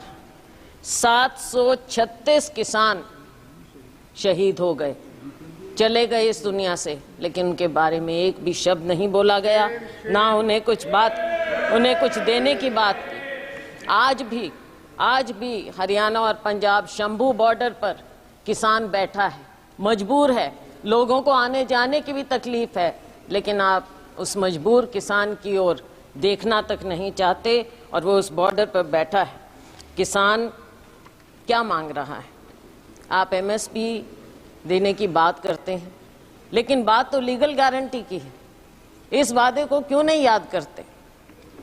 किसान को जब तक आप लीगल गारंटी नहीं देंगे उसके एमएसपी की, तब तक आप किसान के साथ इंसाफ नहीं कर सकते। और ये किसानों से आप पूछ लीजिए, हम जिस अन्नदाता की आपने बात की, अगर अन्नदाता कमजोर होगा तो ये देश कभी आगे पनप नहीं सकता, ना किसी का विकास होगा और ना ये विकसित भारत हो सकता अगर किसान और मजदूर इस तरह से मजबूर हो जाएगा। हमने अपने मैनिफेस्टो में उनको लीगल गारंटी की बात की। अगर ये हमारा मैनिफेस्टो का ये बिंदु भी पढ़ लेते तो बहुत अच्छा होता। सर, मजदूरों की दयनीय स्थिति और ख़ास तौर से ग्रामीण मजदूर की जो स्थिति हो गई, भारतीय जनता पार्टी के मोदी सरकार के 10 साल में मजदूरी वृद्धि केवल 1% हर साल की गई, उससे भी कम। और अगर मनरेगा की बात करें, मुझे दुख इस बात का हुआ कि मनरेगा का एक बार भी नाम नहीं लिया गया इस पूरे बजट में। और मनरेगा तो वो है जिसे आप पहले नाकारते थे, फिर आपने समझा, आपने उसको अपनाया। बेशक हम पर कटाक्ष करके माननीय प्रधानमंत्री जी ने मनरेगा को अपनाया, लेकिन अपनाया। और अगर कोई सेवियर था कोविड में ग्रामीण क्षेत्र में तो वो मनरेगा था, और आप आज मनरेगा को भूल गए। मनरेगा बजट समय से याद ही नहीं रखते हैं। और गरीब को जब आप याद ही नहीं रखेंगे, मजदूर को ग्रामीण क्षेत्र में सबसे ज्यादा बुरा हाल है।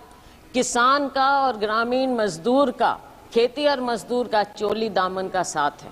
आपने दोनों को भुला दिया है। देश कहाँ आगे जाएगा? केवल पूंजीपतियों के लिए। ग्रामीण क्षेत्र में भी आपने पूंजीपतियों को घुसा दिया, और वो भी बड़े बड़ों को। साइलोज वहां पर लग गए, वहां पे मजदूर भी। मंडियों में मजदूरों का बुरा हाल है। आज वो बेरोजगार हो गए हैं, आज उनको 2-3 हजार रुपया महीने का मिलता है। मजदूर और दयनीय हो गया है, तो इस पर आपको ध्यान रखना चाहिए। न्यूनतम वेतन प्रतिदिन का 400 रुपया होना चाहिए। ये देश भर की डिमांड है, और हम कहते हैं कि हमारा समय आएगा, हम 400 रुपया जरूर करेंगे, और ये होना चाहिए। सरकार को इस बात को मानना चाहिए, गरीब की बात को मानना चाहिए, मनरेगा की बात को, कि न्यूनतम वेतन आप 400 रुपया करें। आप गरीब को भी 5 किलो अनाज देकर कृपया लाइन में ना खड़ा करें, उसे उसका हक दें, उसको ऊपर उठाने की बात करें, ना कि केवल आप कहते हैं कि 80 करोड़ रुपए लोगों को दे रहे हैं। तो क्या 80 करोड़ लोग लाइन में लगे रहेंगे? हमेशा गरीब रहेंगे और अमीर अमीर होता जाएगा, जीडीपी बढ़ता जाएगा। किसके लिए? केवल आंकड़ों के लिए। और सर, महंगाई की बात मुझे याद आती है, सुषमा स्वराज जी बहुत सम्मानित, हमारी पूरे सब उनको मानते थे, नेता थे, भाजपा की बहुत वरिष्ठतम नेताओं में से थी। मुझे याद है जब बजट एक बार पेश किया गया और उसमें उन्होंने कहा, प्रणब मुखर्जी साहब वित्त मंत्री थे, और उन्होंने कहा, दादा आंकड़ों से पेट नहीं भरता। मैं ये याद दिलाना चाहूंगी सत्ता पक्ष को कि आंकड़ों से पेट नहीं भरेगा। गरीब को, युवा को रोजगार चाहिए, गरीब को वेतन चाहिए, गरीब को केवल 5 किलो अनाज देकर आप पंक्ति में, आखिरी पंक्ति में खड़ा मत कीजिए। महंगाई पर नियंत्रण लाइए। महंगाई पर नियंत्रण आप क्यों नहीं कर पा रहे हैं? जो ऑयल कंपनीज हैं उनका मुनाफा बढ़ता जाता है, लेकिन क्या आप आम उपभोक्ता को कोई राहत देते हैं? क्या किसान तक कोई राहत पहुंचती है? गरीब तक कोई राहत पहुंचती है? आज इन्फ्लेशन कितना बढ़ता जा रहा है। फूड इन्फ्लेशन के बारे में माननीय वित्त मंत्री जी ने पासिंग में कहा कि हम इसका इंतजाम करेंगे, लेकिन कैसे इंतजाम करेंगे? दाल, आपके सब्जियां सब इतनी महंगी होती जा रही हैं। क्या अनाज केवल एक है? केवल अनाज? क्या गरीब आदमी सब्जी या कुछ नहीं खाए, प्याज नहीं खाए, आलू नहीं खाए, कोई सब्जी नहीं खाए, वो उस तक पहुंचता नहीं? पहुंचता है तो कितना महंगा मिलता है। वित्त मंत्री प्याज नहीं खाती है, प्याज नहीं खाती है। चलो वो तो अपने अपने खाने का अलग टेस्ट है, वो कोई बात नहीं, लेकिन गरीब आदमी तो प्याज और आलू खाता है ना, उसको तो कुछ और नहीं मिलता। My God. अच्छा, तो आटे दाल का भाव पता होना चाहिए। और एलपीजी की जो आंसू आपने पहुंचने की बात कही थी, आज आंसू आपको महिलाओं के, बहनों के नज़र नहीं आते। शिक्षा की हम बात करें तो शिक्षा का स्तर जिस कदर गिरता जा रहा है, मेरे अपने राज्य में प्राइमरी स्कूल सैकड़ों की संख्या में बंद होते जा रहे हैं, और लेकिन सरकार का उसकी ओर कोई ध्यान नहीं है। सरकारी स्कूलों में गरीबों के बच्चे पढ़ते हैं, अमीरों के नहीं। हमारे माँ बाप सरकारी स्कूलों में पढ़कर ऊपर आए थे, और उन्हीं के कारण हम आज यहाँ पर खड़े हैं। अगर आप सरकारी स्कूल इस तरह से बंद करते रहेंगे तो बच्चों के भविष्य का क्या होगा? नीट की बात कही, हमारे नेता राहुल जी ने इस बात को उठाया, और इन्होंने जो कहा, कोई जिम्मेवारी लेता क्यों नहीं है? जिम्मेवारी तो लेनी पड़ेगी, सरकार है। जिम्मेवारी अगर नहीं लेंगे तो देश आपको दिखा देगा, हमारा युवा आपको दिखा देगा। बेरोजगारी की दर दिन ब दिन बढ़ती जा रही है। ILO के आंकड़ों के मुताबिक 2022 में यूथ की अनएम्प्लॉयमेंट हमारे यहाँ 23% थी, चीन में 13%, पाकिस्तान में 11%। सीरिया जो कि कॉन्फ्लिक्ट जोन है वहाँ पर 22% है। तो हमारे यूथ का ये बदहाली क्यों हो रही है? आप स्किलिंग की बात करते हैं, क्या आपने प्राइवेट सेक्टर से पहले बात की? क्या वो आपकी बात को, आपकी स्कीम को, जिसको इतने विस्तार से और बहुत अखबारों में, मीडिया आप कंट्रोल करते हैं, मीडिया में इस कदर दिखाया गया, लेकिन क्या आपने उनसे बात की? और क्या गारंटी है कि एक बार वो आपकी स्कीम का फायदा उठाकर 2-3 महीने में छुट्टी नहीं कर देंगे इन बच्चों की जिनको रोजगार मिल रहा है? तो ऐसे कैसे बात बनेगी? हमने तो अपनी उसमें हमारा मैनिफेस्टो पढ़ते तो पहली नौकरी पक्की का वायदा राहुल जी ने किया था, वो सुन लेते। केंद्र में 10 लाख वैकेंसियां हैं, हरियाणा में 2 लाख वैकेंसियां हैं, उनको क्यों नहीं भरने की बात की जाती?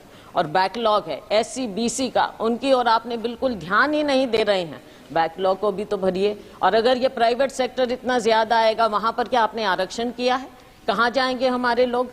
रेलवेज में आपने जो सबसे बड़े डिफेंस रेलवेज, यहाँ पर मिलता ही नहीं है, रोजगार ही नहीं मिल रहा है, आपने बंद कर दी हैं सब नौकरियां। तो हमारे लोग, युवा कहाँ जाएगा? Skill skill skill skill India का क्या हुआ? आज के दिन बेरोजगारी इस कदर आपके सामने मुंह बाय खड़ी है, और आपको अगर नजर नहीं आता तो आपको आने वाले जो ये चुनाव होंगे इन राज्यों में आपको नजर आ जाएगा। वैसे जो अभी उपचुनाव हुए उसमें भी आपको नजर आ गया होगा। तो साथियों, जब बेरोजगारी इतनी बढ़ती है तो गलत आदतें भी बढ़ जाती हैं। मेरे अपने राज्य में, मेरे अपने यहाँ सिरसा, हिसार, अम्बाला, पूरे हरियाणा में नशा बढ़ता जा रहा है। कहाँ हरियाणा था? हमारे यहाँ बोलते हैं देसा में देश हरियाणा, जित दूध दही का खाना। लेकिन आज के दिन हरियाणा तो ऐसा हो गया, ऐसा देश हरियाणा हो गया है जहाँ पे अपराध और नशे का ठिकाना बन गया है। कोई देसा में देश हरियाणा।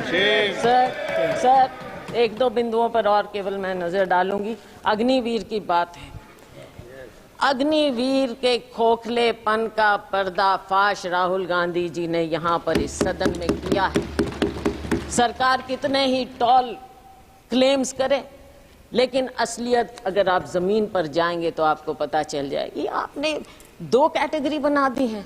अगर जो अफसर है और या जो साधारण जवान है सेना में, वो तो शहीद हो जाएगा, उसके परिवार को पेंशन मिलेगी, और जो गरीब का बेटा है, गरीब का बेटा केवल अग्निवीर कहलाएगा, केवल नाम मिलेगा उसे, और क्या मिलेगा? कैसे जाएगा वो? आप सेना के साथ भी नाइंसाफी कर रहे हैं, हमारे युवा के साथ भी नाइंसाफी कर रहे हैं, हमारे जवान के साथ आप नाइंसाफी कर रहे हैं। सर, हरियाणा की आबादी देश की लगभग 2% है, लेकिन सेना में हमारा हिस्सा 10% के करीब है। आज के दिन आपने क्या इंसेंटिव छोड़ दिया हमारे युवाओं के लिए? कुछ नहीं छोड़ा। ये योजना पूरी तरह से युवा विरोधी है, जवान विरोधी है और सेना विरोधी है। हम डिमांड करते हैं कि आप अग्निवीर योजना को इमीडिएटली खत्म कीजिए और जय जवान जय किसान के नारे को फिर से बुलंद कीजिए। किसान को भी खुशहाल करिए, जवान को भी खुशहाल करिए। सर, SCBC की बात मैंने कही, ना बैकलॉग खत्म किया जा रहा है और ना नई नौकरियां मिल रही हैं, ना प्राइवेट सेक्टर में कुछ इनके लिए है, और ना इनकी scholarship, pre matric, post matric scholarship के साथ जो जिस तरह से नाइंसाफी की जाती है, समय पर बच्चों को दिया नहीं जाता। हरियाणा में मेडिकल 9,000 से ज्यादा, 10,000 के करीब स्टूडेंट थे, 3-4 साल से नहीं दी उनको स्कॉलरशिप। जब चुनाव आया तब आपने रिलीज की। इसमें भी राजनीति, गरीबों के साथ, हमारे SCBC के साथ भी राजनीति आप ऐसे करेंगे? क्या इतनी किल्लत है पैसे की कि आप गरीब से गरीब को उसकी स्कॉलरशिप नहीं देना चाहते? डॉक्टर अंबेडकर स्कॉलरशिप से आगे बढ़े थे। डॉक्टर अंबेडकर इकोनॉमिस्ट थे, लेकिन अगर आप बच्चों को मौका ही नहीं देंगे, वो कहाँ से आगे निकलेंगे? माननीय सदस्य, ये संसद है, हरियाणा विधानसभा नहीं है, इसका जवाब कैसे देंगी? सर, बजट है, सर, बजट तो है, बजट में राज्य की अनदेखी हुई है सर। सही बात कहना सर, पड़ेगा। आपको भी राजस्थान से प्यार होगा सर। सर, आप अध्यक्ष हैं लेकिन राजस्थान से प्यार रखते हैं। राजस्थान विधानसभा बोलूंगा। सर, आपने स्पेशल कंपोनेंट प्लान खत्म कर दी, सब प्लान बंद कर दिया और सारे फंड्स डाइवर्ट किए जाते हैं। अब एक आध दिन पहले हिंदुस्तान टाइम्स में रिपोर्ट थी, मध्य प्रदेश में फंड्स डाइवर्ट कर दिए। किस चीज के लिए? गौशालाओं के लिए। गौशाला और SC/ST का उससे क्या लेना देना? लेकिन SC/ST के फंड्स आप गौशालाओं में दे रहे हो, तो ये कहां से ये डाइवर्जन हो रहा है? सरेआम डाइवर्जन हो रहा है। क्यों डाका डाल रहे हैं गरीबों के बजट पर, SC/ST के बजट पर? सर, जहां तक कि हेल्थ की बात है, हेल्थ का एक्सपेंडिचर भी गिरता चला जा रहा है, और पिछले समय में 2% के करीब आपने 2 साल बजट एस्टिमेट्स में और एक्सपेंडिचर में फर्क आ गया है सर, तो आगे वो गिरता ही चला जाएगा। और सर, आपकी कमिटमेंट हेल्थ सेक्टर में कोविड में देखा, लेकिन उसके बाद भूल गए। मैं एक और, आप सर बुरा नहीं मानना, अपना राज्य होता है, थोड़ा सा मेरे को बोलने दीजिए। सर, हरियाणा में माननीय प्रधानमंत्री जी ने फाउंडेशन स्टोन रखा था आयुष यूनिवर्सिटी का, क्या हुआ उसका? आज तक एक पत्थर नहीं लगा है कुरुक्षेत्र में, एक पत्थर। माननीय वित्त मंत्री जी पता करें।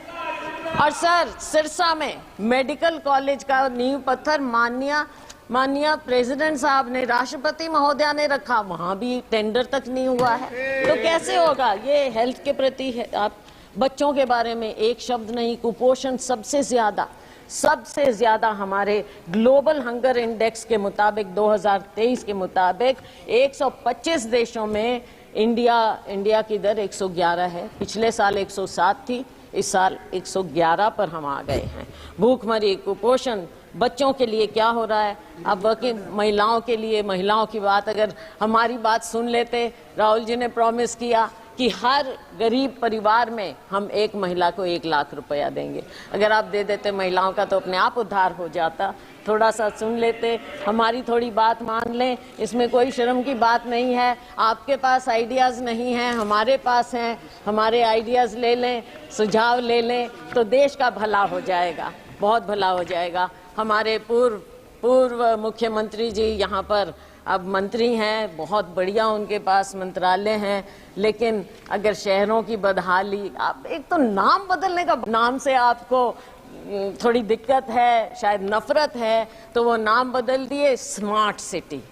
अब सर स्मार्ट सिटी फरीदाबाद में आप अगर 2 कदम पर है Faridabad, it is an overgrown urban slum. कहाँ से स्मार्ट सिटी है वो? किस हिसाब से? कचरे के ढेर हर जगह। और मिलेनियम सिटी गुड़गांव, खुद कॉलीग वहां से मंत्री, वहां से एमपी, 2 दिन पहले उनका इतना बड़ा इंटरव्यू छपा था कि वहां पर क्या बदहाली है गुड़गांव में कचरा प्रबंधन की। आप उनकी ही बात सुन लें क्या हो रहा है। मैं उम्मीद करती हूं कि आपस में कॉलीग्स, जो माननीय पूर्व मुख्यमंत्री हैं, वो अपने यहाँ पर कॉलीग की बात सुनेंगे। दूसरे फरीदाबाद में एक और कॉलीग हैं केंद्रीय मंत्री, उनकी बात सुनेंगे। इन शहरों का तो थोड़ा आप कल्याण करिए। मैं जानती हूँ आप हताश हो चुके हैं हरियाणा की तरफ से, लेकिन हरियाणा के लोगों को 10 साल आपको मौका मिला, कुछ तो कर दीजिए, कुछ तो कर दीजिए हरियाणा का। पीठ मत दिखाइए हरियाणा को। अच्छा, स्वच्छ भारत का कहीं जिक्र ही नहीं है, भूल गए। वो ऐनक भी फेड हो गई जो गांधी जी की आपने ले ली थी और हर दीवार पर चिपका दी थी, वो ऐनक भी अब नजर नहीं आ रही है। पता नहीं क्या हुआ, वो कचरे में ही शायद उसको भी लिप्त कर दिया आपने। सर रेलवेज, माननीय मंत्री जी थे यहाँ भी, तो उनकी बात चलो मेरे कॉलीग बोल देंगे, मैं और ज्यादा समय 1-2 मिनट और लेकर खत्म करूंगी। तो रेलवेज का भी जो हाल है हरियाणा में डिटेल में मेरे कॉलीग बता देंगे, लेकिन 1-2 बात जरूर कहूंगी कि जो उस समय मुख्यमंत्री थे, उन्होंने गुड़गांव फरीदाबाद के लिए जनवरी 16 में कहा था, ट्वीट किया था, आज तक कुछ नहीं। बल्लभगढ़ मेट्रो सैंक्शन हुई थी, आज तक उसके बारे में कुछ नहीं, ना कोई प्रावधान, ना कुछ और, ना एनसीआर का ध्यान, ना हमारे राज्य का ध्यान। सर इंटरनेशनल एयरपोर्ट कब प्रॉमिस हुआ था? 2019 में, लेकिन और 2021 तक कंप्लीट हो जाना चाहिए था हिसार में इंटरनेशनल एयरपोर्ट, उसका कोई जिक्र नहीं, कुछ मालूम नहीं।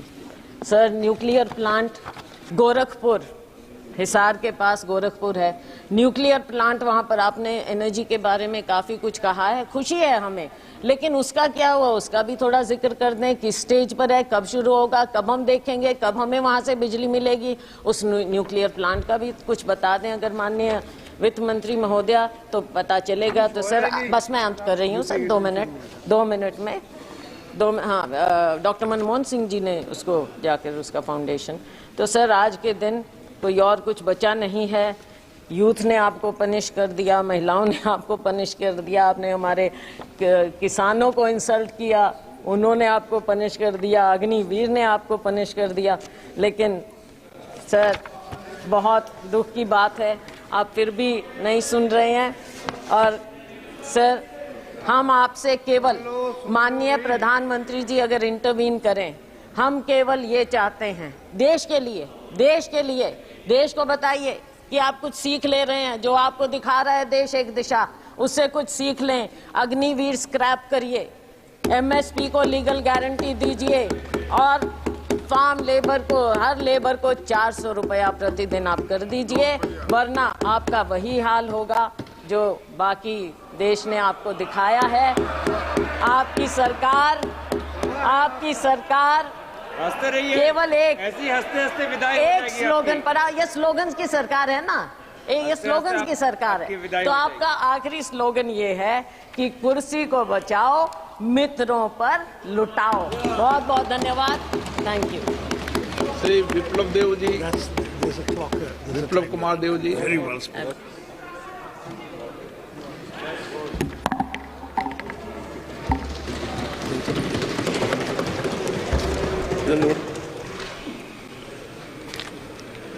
माननीय अध्यक्ष महोदय,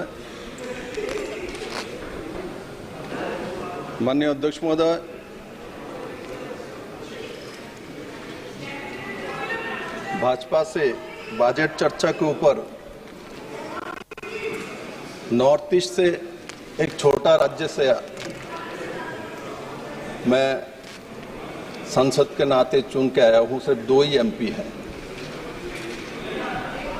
और सबसे छोटा राज्य है सिक्किम के बात।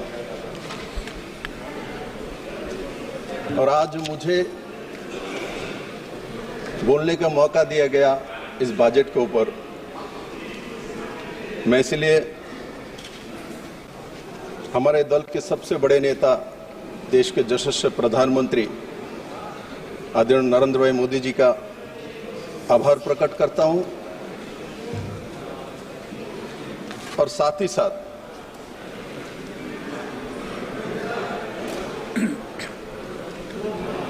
निर्मला सीतारमण जी ने जिस तरीके से इस बजट को प्रस्तुत किया है,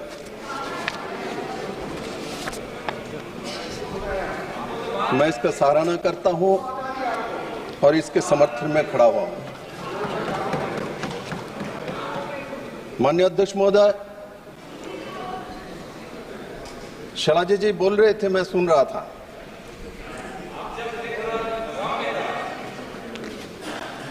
नरेंद्र भाई मोदी जी ने 2014 से प्रधानमंत्री के नाते काम शुरू किया और उस समय जो आर्थिक स्थिति देश का 10 साल की यूपीए गवर्नमेंट ने छोड़ के गया था, तो भारत का जो आर्थिक स्थिति है, जो अनुमान किया जा रहा था, तो भारत फ्राजिल 5 देशों में चले जाएंगे। और माननीय प्रधानमंत्री नरेंद्र भाई मोदी के नेतृत्व में एक पारदर्शी आर्थिक व्यवस्था को देश में लागू किया गया। आर्थिक वैषम्य और कोरोना के काल रहने के बावजूद भी आज जो आर्थिक सर्वे आया हुआ है, इसमें 6.5% से 7% तक जीडीपी रहेगा, अनुमानित है। और ये बजट एक फोकस्ड बजट है और इस बजट में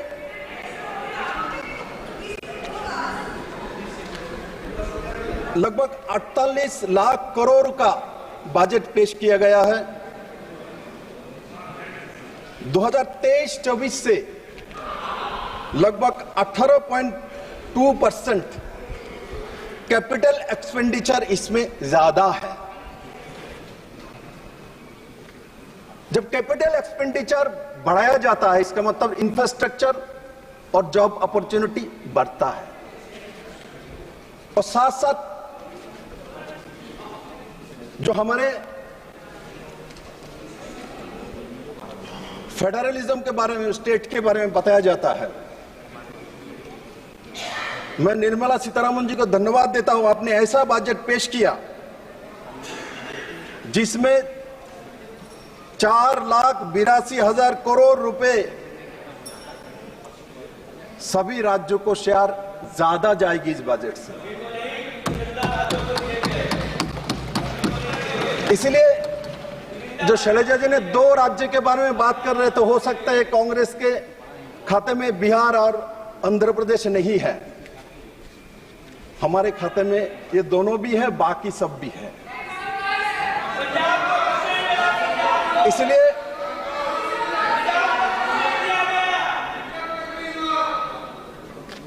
इस बजट के माध्यम से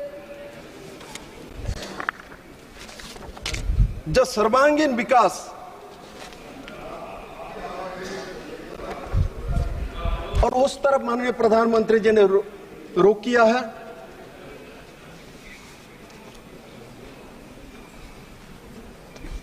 दो 2013-14 के बजट जो 16 लाख करोड़ के आसपास होती थी, कांग्रेस के लास्ट जो बजट है, और आज वो 48 लाख करोड़ में पहुंचा हुआ है।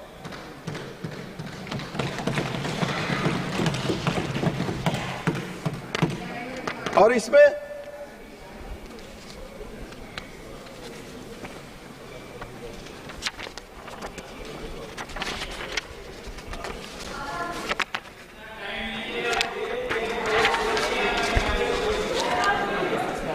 पांच साल में, इसमें 5 साल में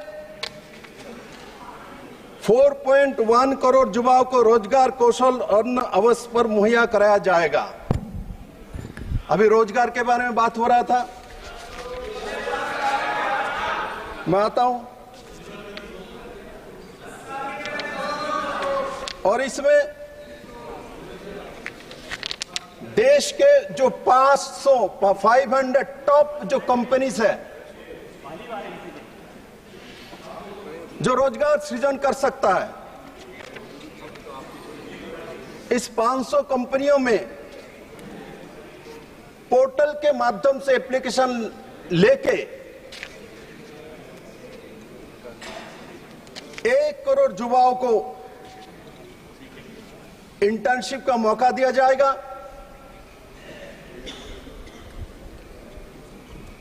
और हम छोटे से सुनते आए हुए हैं स्किल के बारे में, जापान के बारे में, कोरिया के बारे में, चीन के बारे में, जो वहां स्किल इतना ज्यादा है, लोग घर में बैठ के काम कर सकता है, मोबाइल बना लेते हैं, बाकी सब काम करते हैं, हर आदमी के पास काम है, रोजगार है। सुनते सुनते मेरा तो 52 साल क्रॉस के 53 में पहुंच गया हूं। किंतु माननीय प्रधानमंत्री नरेंद्र भाई मोदी जी को मैं धन्यवाद देना चाहता हूं, निर्मला सीतारमण जी को, जो आपने ऐसा एक बजट पेश किया जिससे युवाओं को रोजगार मिलने का अवसर आया है, गारंटी के साथ। मोदी के गारंटी के बारे में बात हो रहा था, गारंटी है मोदी का, अभी भी है, इस बजट में भी है। दादा माननीय अध्यक्ष महोदय,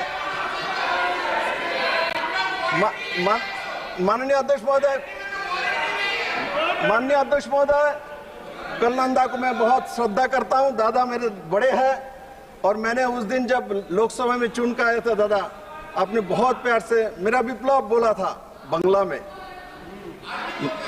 मैं आपको श्रद्धा करता हूं दादा।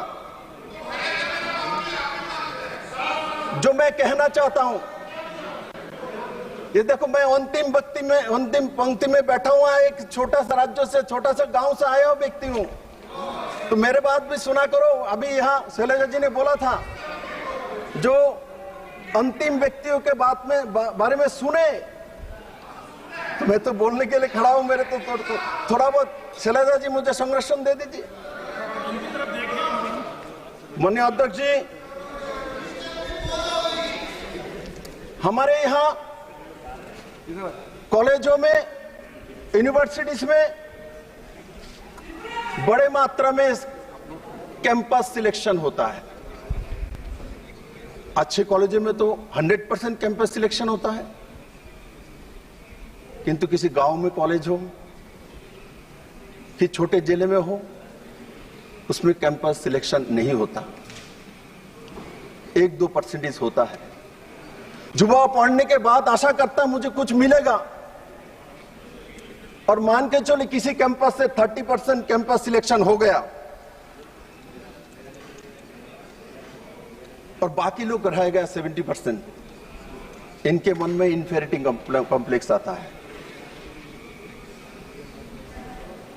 फ्रस्ट्रेशन का शिकार होते हैं, ड्रग्स का शिकार होते हैं। किंतु माननीय प्रधानमंत्री जी ने इस गरीब बच्चे के लिए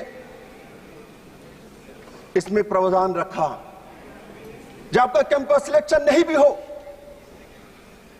किंतु हमारे देश में जो बड़े बड़े कंपनियां हैं, टॉप 500 कंपनी है, उनमें आपको इंटर्नशिप करने का 100% मौका मोदी गारंटी दे रहा है।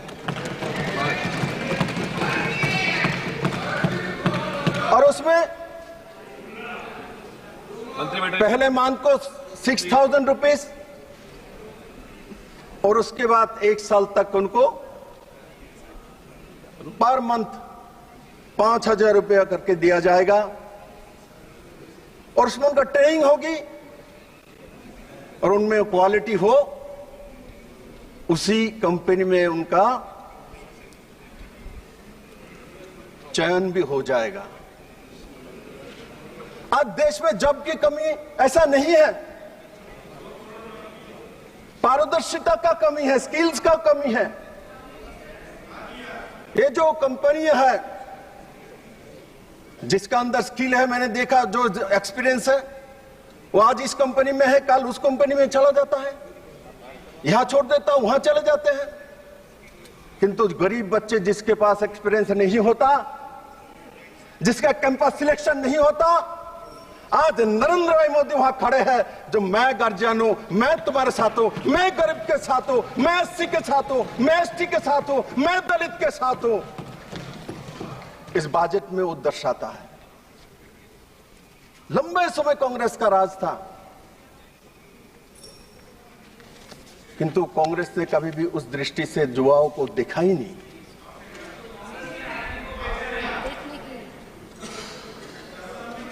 माननीय अध्यक्ष महोदय,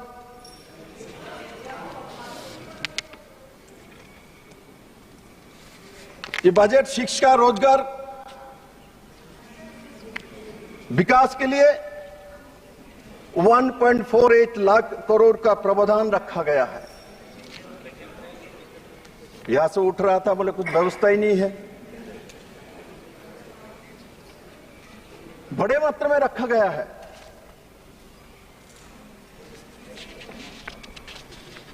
महोदय,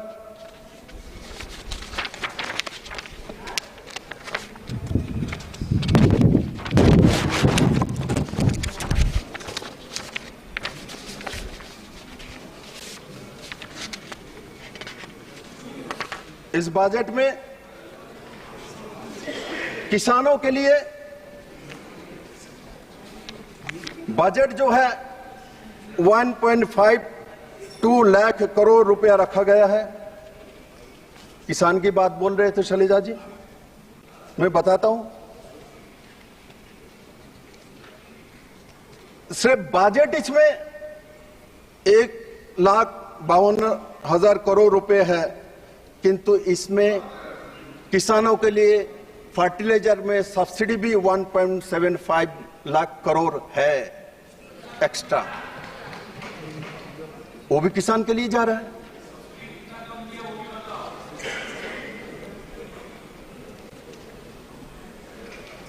और महोदय, माननीय प्रधानमंत्री नरेंद्र भाई मोदी के नेतृत्व में पिछले 10 साल में 2014 से 2023 तक लगभग 14 लाख करोड़ एमएसपी में दिया गया है। 14 लाख करोड़ एमएसपी में दिया गया है। और शैलजा जी जिस हरियाणा के बारे में बात कर रही थी, आपके हरियाणा में सबसे ज्यादा भारतीय जनता पार्टी के सरकार एमएसपी दिया जाता है किसान को। आपने एयरपोर्ट के बारे में बोला, हिसार में एयरपोर्ट तैयार हो चुकी है, आप वहां से चढ़ सकते हैं। जरूर आप ज्यादा हरियाणा को जानते कि आप उसमें जन्म लिया है। और मैंने जब दिल्ली में नया नया आया था तब आप मंत्री थी, आपको कैसे मालूम चलेगा। आपको मैं आदर सम्मान करता हूं। आज आपने जिस तरीके से शुरुआत किया, निर्मला जी को धन्यवाद देते हुए, एक अलग ही गेस्चर है, मैं इसका सराहना करता हूं।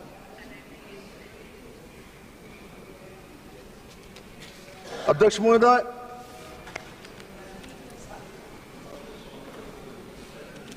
आज नरेंद्र भाई मोदी जी के किसान के प्रति जो काम करने का तरीका है, उसी कारण से भारत आज दुग्ध उत्पादन में दुनिया में नंबर 1 है। कैसे हुआ? किसान के लिए नहीं काम करता। पहले कांग्रेस के जमाने में तो नंबर 1 में था नहीं, था क्या? जरा मुझे डेटा दिखा दीजिए। मैं अध्यक्ष जी को बोलता हूं, डेटा मांग लीजिए। 2014 के पहले दुग्ध उत्पादन में देश का स्थिति क्या थी? आज दुग्ध उत्पादन में नंबर 1 है। मोटे अनाज उत्पादन में नंबर 1 है। चावल और गेहूं उत्पादन में नंबर 2 है। तो मोदी जी ने काम नहीं किया किसानों के लिए। फल, ये जो खेती में फलन कहां से आता है? पाकिस्तान से तो नहीं आता होगा। और हरियाणा में एक बात बताओ, ये बंगाल और बंगाल में महिला सदस्यों का क्या है? आपका ये सौजा टोकरी है आपको बंगाल में? बंगाल वाले समझिए क्यों टोक रहे हैं? बंगाल वाले टोक नहीं रहे, बंगाल वाले मैं तो बंगाल में जवाब दे दो इनको ना।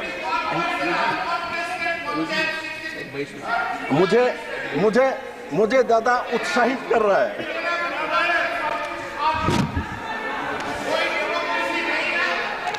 प्लीज इनको बंगाल की भाषा में जवाब दे दो। दे देंगे। दादा मैं बंगाल में जाना नहीं चाहता, आप लेके क्यों जाना चाहते हो? दादा बोल बोल बोल बोल बोल तो कलंदा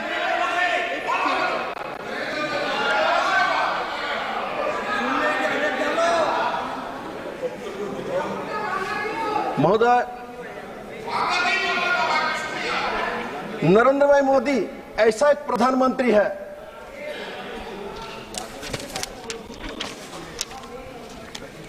जब किसी बच्चे का जन्म होता है, मां और बच्चे के साथ प्रधानमंत्री मातृ पुष्टि बंधन योजना को लेके खड़ा हो जाता है और जन्म के बाद उस मां के लिए, बच्चे के लिए उज्ज्वला योजना के माध्यम से गैस के चूल्हा फ्री में, सौभाग्य योजना के माध्यम से गरीब लोगों को बिजली फ्री, प्रधानमंत्री आवास योजना के माध्यम से घर फ्री, प्रधानमंत्री शौचालय योजना के माध्यम से शौचालय फ्री, तबीयत खराब हो तो आयुष्मान भारत योजना के माध्यम से 5 लाख का इंश्योरेंस, हेल्थ इंश्योरेंस, दुनिया के सबसे बड़ा हेल्थ इंश्योरेंस नरेंद्र भाई मोदी लेके आए हैं। और घर से निकालना है तो अटल जी ने इसको शुरुआत किया था प्रधानमंत्री सड़क योजना के माध्यम से। अपने घर से पक्के रास्ते में चल सकता है। साथ साथ घर में पानी का व्यवस्था, जल जीवन मिशन के माध्यम से हर घर में पानी का मुफ्त पहुंचाने की व्यवस्था प्रधानमंत्री जी ने किया। खाने के लिए गैस के चूल्हा में कुछ होना चाहिए, उसके लिए फ्री मुफ्त राशन 80 करोड़ लोगों को दिया जा रहा है, अगले 5 साल तक चलेगा। तो मैं ये कहना चाहता हूं माननीय अध्यक्ष महोदय, जन्म के समय भी मोदी जी है, खाना पकाते समय मोदी जी है, घर में रहने का व्यवस्था भी मोदी जी है, रास्ते में चलने के लिए मोदी जी है, नेशनल हाईवे के स्पीड में बनाने के लिए मोदी जी है। और उसका परिणाम आज 25 करोड़ फैमिली देश का गरीबी रेखा से ऊपर उठ के मध्यम वर्ग में पहुंच गया है।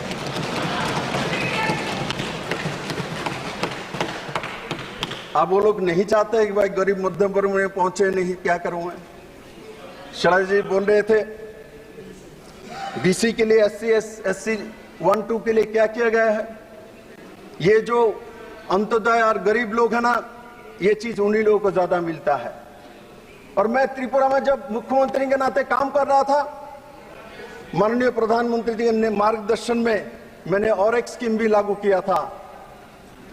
जीवन भर तो सब स्कीम है, घर भी है, मकान भी है, रास्ता भी है, बिजली भी है, पानी भी है, खाना भी है, चावल भी है, अनाज भी है। और उसके साथ मरने के बाद अंत्योदय परिवार का किसी सदस्य का त्रिपुरा में मृत्यु हो जाता है, अंतिम संस्कार के लिए 2000 रुपया सरकार देता है मोदी जी के नेतृत्व में। और मरने के बाद भी उसमें अपने आत्मीय परिजन के लिए स्मृति वन मैंने बनाया, वहां अपने पिताजी माताजी के नाम से स्मशान में एक पेड़ पौधे लगा दीजिए। उस पौधे में लोगों को ऑक्सीजन देने का काम भी, राहुल गांधी को भी ऑक्सीजन मिलता है, हम लोगों को भी ऑक्सीजन मिलता है, उसका व्यवस्था भी मोदी जी ने ही किया है मेरे मित्रों।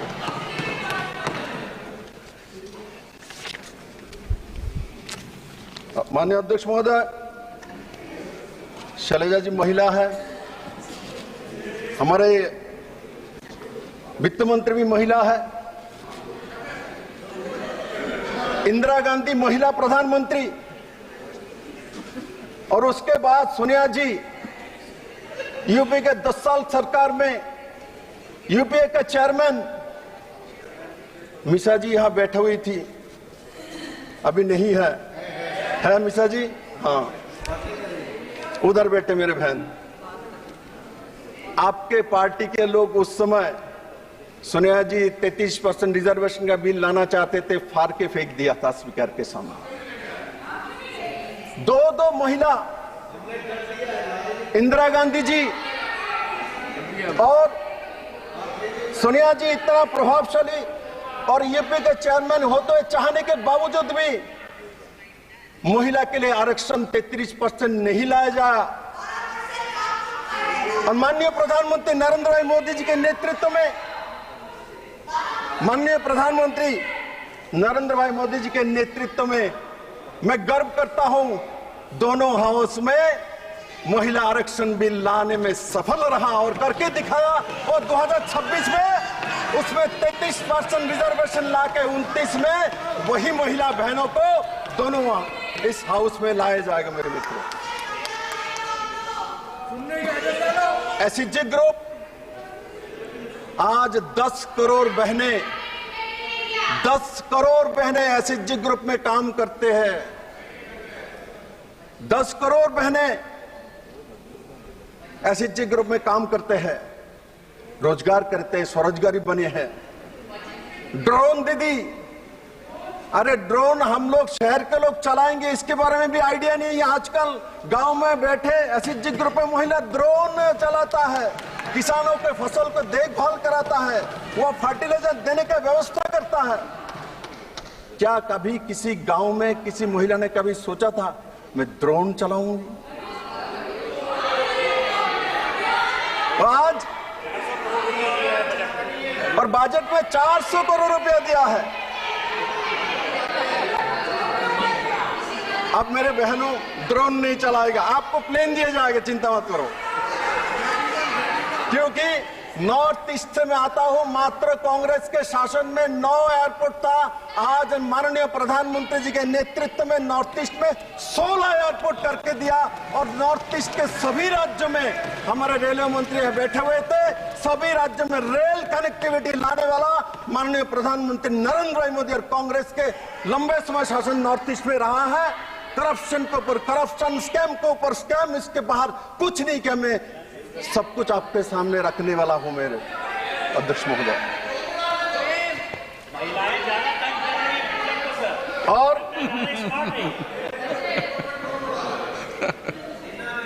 इस बजट में 3 लाख करोड़, 3 लाख करोड़, दादा बोलছি তো, दादा बोलले बांग्लाते बोलो,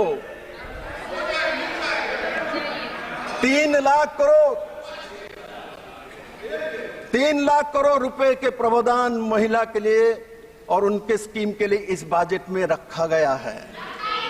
इसका मतलब किसान के लिए भी है, महिला के लिए भी है, युवा के लिए भी है और हमारे आम जनता के लिए भी है।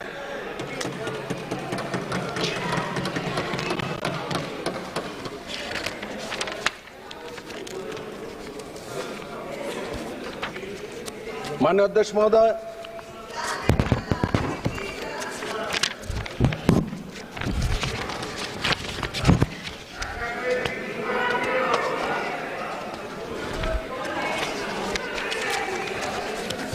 माननीय अध्यक्ष महोदय, यहां संविधान की बात उठता है। संविधान लेके शपथ ग्रहण करना पड़ता है।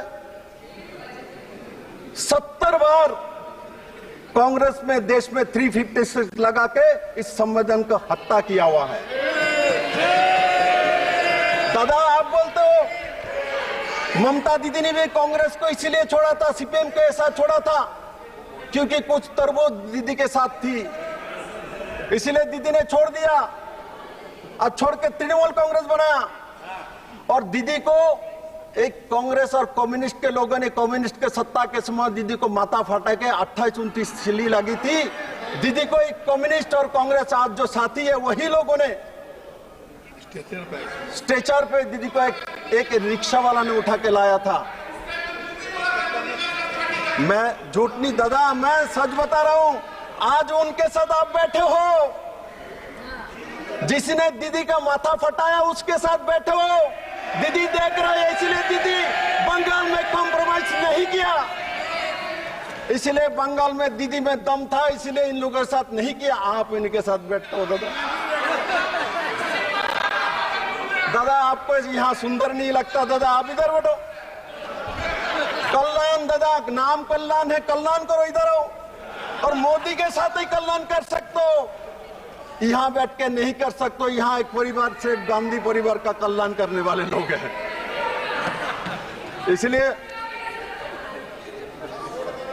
इसलिए मैं जिस स्टेट से आता हूं, त्रिपुरा, सुन लो माननीय अध्यक्ष महोदय, मैं जिस स्टेट से आता हूं उसमें भी एक बार मिडिल में कम्युनिस्ट के मिडिल में कांग्रेस की सरकार आई थी।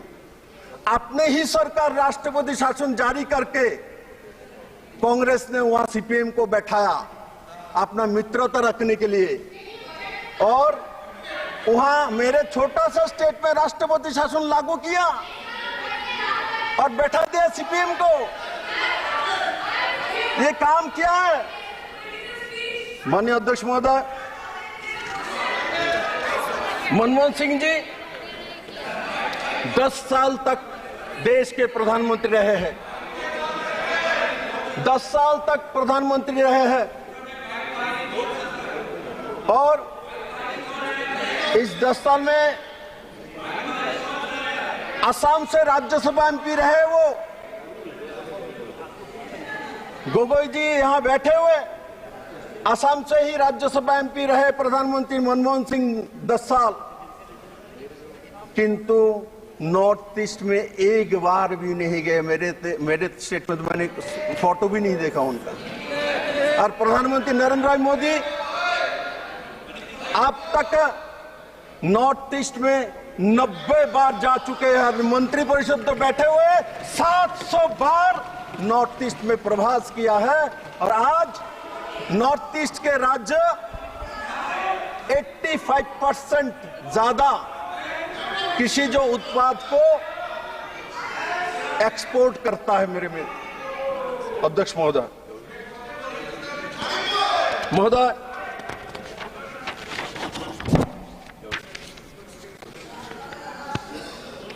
संविधान की बात करता है।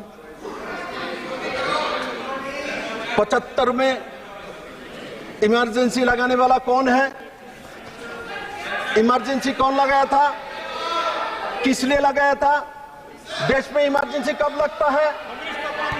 जब देश में कोई खरा होता है, देश में कोई डिजास्टर होता है, कोई युद्ध होता है। किंतु 75 में क्यों इमरजेंसी लगा? किस कारण से लगा?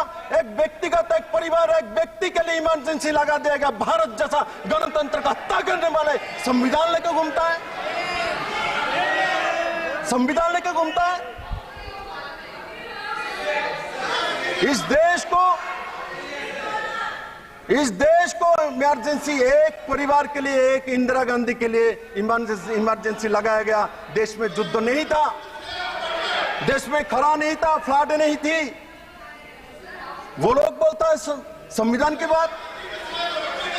बाबा साहब अम्बेडकर को इलेक्शन में हराने का काम किया है कांग्रेस ने, हाउस में जाने नहीं दिया। और माननीय प्रधानमंत्री नरेंद्र भाई मोदी जी को मैं सल्यूट करता हूं कि आपने पंच तीर्थ बना के इनको जवाब दिया जो हम सबके साथ है।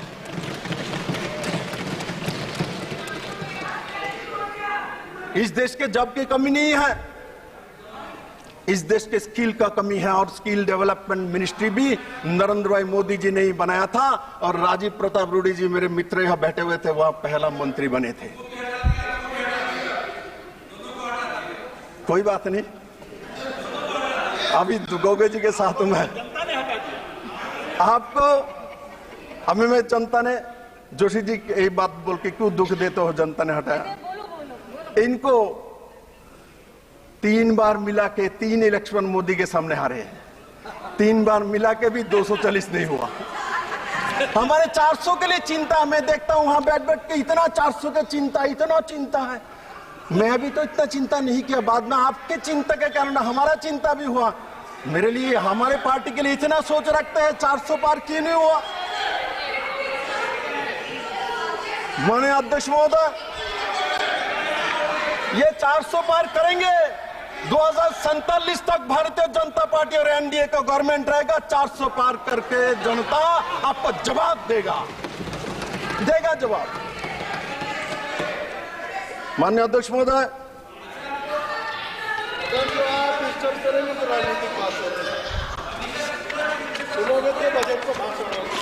माननीय अध्यक्ष महोदय, त्रिपुरा का मैं सीएम रहा हूं। मेरे बात गोगोई जी, मैं एक बात, माननीय अध्यक्ष जी, मैं उस पार्टी से बिलोंग करता हूं। मैं आपसे आग्रह करूंगा, आप बैठे बैठे कोई व्यक्ति अगर कुछ बोले तो उसका जवाब मत दो।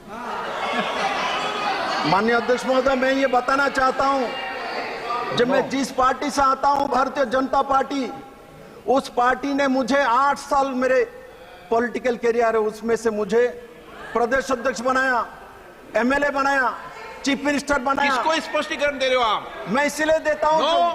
इनको स्पष्टीकरण मत दो। चलो आप बजट में बोल लो आप। इसलिए माननीय अध्यक्ष महोदय,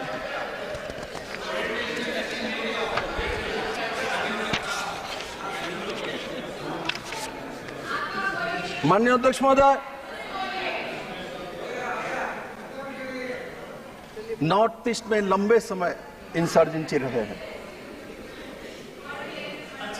मोदी जी के नेतृत्व में बोडोलैंड का समाधान हो, नागालैंड का समाधान हो, 60% नॉर्थ ईस्ट में आपदा खत्म करने का काम हो। और माननीय अध्यक्ष महोदय, आपको जानने के बाद बहुत दुख होगा, मेरे राज्य त्रिपुरा में अपने ही देश के जो जनजाति है, मिजोरम से डिस्प्लेस होकर 1998 में त्रिपुरा में रिफ्यूजी जैसा 23 साल रहे हैं। कांग्रेस और कम्युनिस्ट के सरकार रहे, केंद्र में मिलीजुली सरकार रहे हैं। ST/SC की बात करता है, रिफ्यूजी कैंप पे 23 साल रहना पड़ा 36,000 फैमिली को। इनको ना पढ़ाई का ना वोटाधिकार, कुछ भी नहीं था। जनजाति है, ST है, गरीब है, और इनको हक दिलाने का काम, स्थायी रूप से त्रिपुरा में रहने का काम आदरणीय प्रधानमंत्री नरेंद्र भाई मोदी जी ने 600-700 करोड़ रुपए के पैकेज देके किया है। मेरे मित्रों, अध्यक्ष जी, ये कोई छोटी बात नहीं है। 23 साल तक अपने देश में कोई रिफ्यूजी बन के रहता है। क्या कर रहे थे केंद्र में सरकार? त्रिपुरा में कम्युनिस्ट के सरकार, इनके एक समय 5 साल में मिलीजुली सरकार थे, सपोर्ट था। किंतु इस जनजाति के लिए, ये ST समाज के लिए काम नहीं किया गया है। त्रिपुरा में लंबे समय इंसर्जेंसी थे। NLFT को सरेंडर करने का पद्धति अमित भाई शाह गृह मंत्री जी ने करवाया। इसलिए नॉर्थ ईस्ट की बात हो और पूरे देश की बात हो,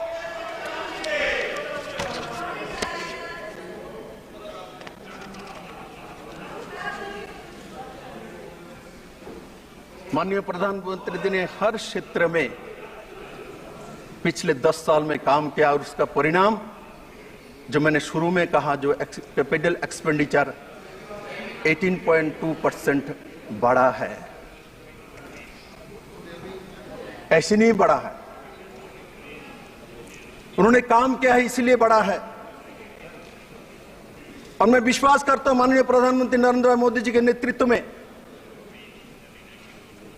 अगले 3 साल के अंदर आज जो दुनिया के 5th इकोनॉमी है और वो 3rd इकोनॉमी में चले जाएंगे। सरकार बचाने की इतना चिंता है, सरकार बचाने का इतना चिंता है। माननीय अध्यक्ष महोदय, इस बजट को शैलेश जी ने बोला कुर्सी बचाओ बजट। इसका मतलब बिहार और आंध्र प्रदेश कांग्रेस को जरूरत ही नहीं है। ये बजट सबके लिए किया गया है। मैंने आपको बताया तो लगभग 4.25 lakh crore share state government को अलग अलग स्कीम के माध्यम से सभी राज्यों को जाएगी। इसमें ये सिर्फ 2 राज्यों में नहीं जाने वाला है। इसलिए माननीय अध्यक्ष महोदय,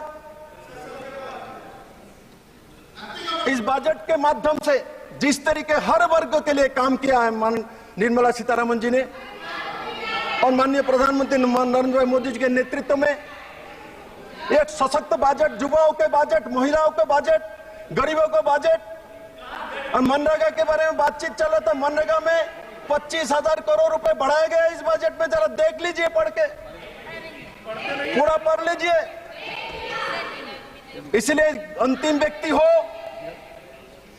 और हम लोग संसद में बैठे हुए सब लोग हैं, सबके लिए नरेंद्र भाई मोदी जी ने इस बजट में काम किया है। मेरे अध्यक्ष जी, मैं मानता हूं मोदी जी के नेतृत्व में जो काम शुरू हुआ 2014 में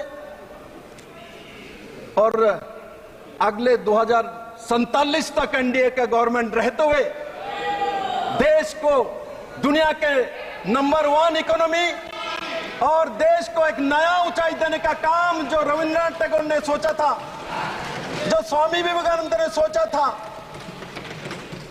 अभी दादा को अच्छा लगा टैगोर आया दादा। मैं बताता हूं, बंगाल में, हमारे बंगाल में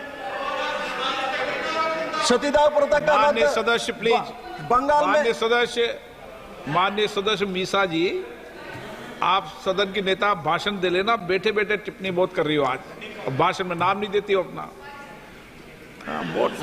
माननीय अध्यक्ष महोदय, मैं आज एक बात आपको बताना चाहता हूं। की जवाब नहीं देंगे, मैं आपको एक बात बताना चाहता हूं। स्वामी दयानंद सरस्वती समाज सुधारक के नाते जाना जाता है कि कुसंस्कार को खत्म किया है। ईश्वर चंद्र विद्यासागर को विधवा विवाह के लिए जाना जाता है समाज सुधारक के नाते। राजा राममोहन को जाना जाता है समाज सुधारक के नाते, क्योंकि सतीदाह प्रथा रद्द किया है। मैं आज माननीय प्रधानमंत्री से आर्थिक सुधार नहीं किया, समाज सुधारक के नाते भी काम किया। उन्होंने भी 3 तलाक खत्म करके समाज को सुधार के रख दिया मेरे लिए।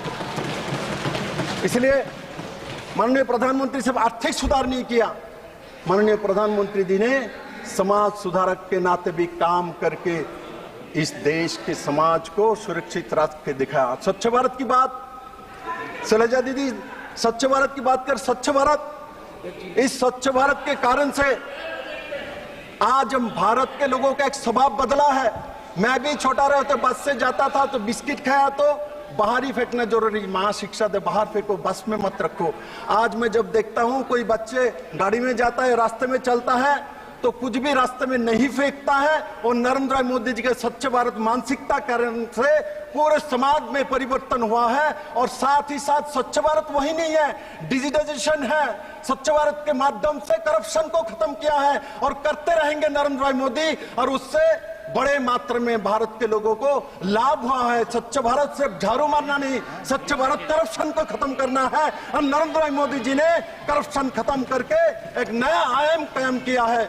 इसलिए माननीय अध्यक्ष महोदय, मैं इस बजट को सपोर्ट करता हूं, समर्थन करता हूं और इतना बेहतरीन बजट के लिए माननीय प्रधानमंत्री और निर्मला सीतारमण जी को बहुत बहुत धन्यवाद देता हूं। आप सबको भी धन्यवाद।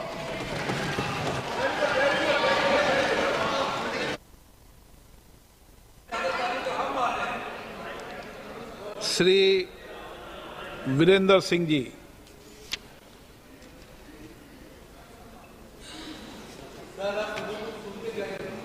धन्यवाद अध्यक्ष महोदय जी। आज मैं सदन में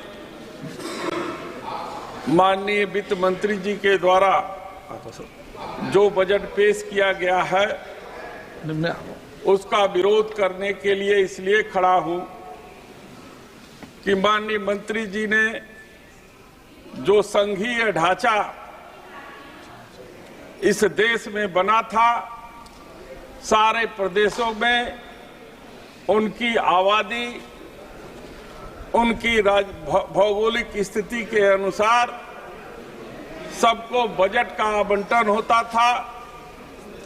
लेकिन ये बजट माननीय मंत्री जी ने उसमें इस तरीके की विसंगतियां की है जैसे लगता था कि ये सरकार बचाओ बजट है और उसमें तमाम हमारे देश के रहने वाले क्षेत्रीय प्रदेशों के रहने वाले लोगों के अधिकारों का भी हनन हुआ है। हम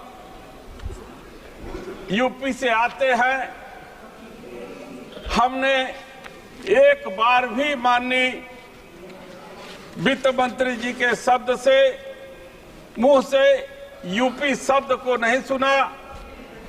लगता है कि हमारे राष्ट्रीय अध्यक्ष जी के नेतृत्व में जिस तरीके से भारतीय जनता पार्टी को बहुमत पाने से रोका है, शायद उसी का खामियाजा हमारे उत्तर प्रदेश को भुगतने को मिल रहा है। वित्त मंत्री जी ने किसानों के बारे में अपनी बजट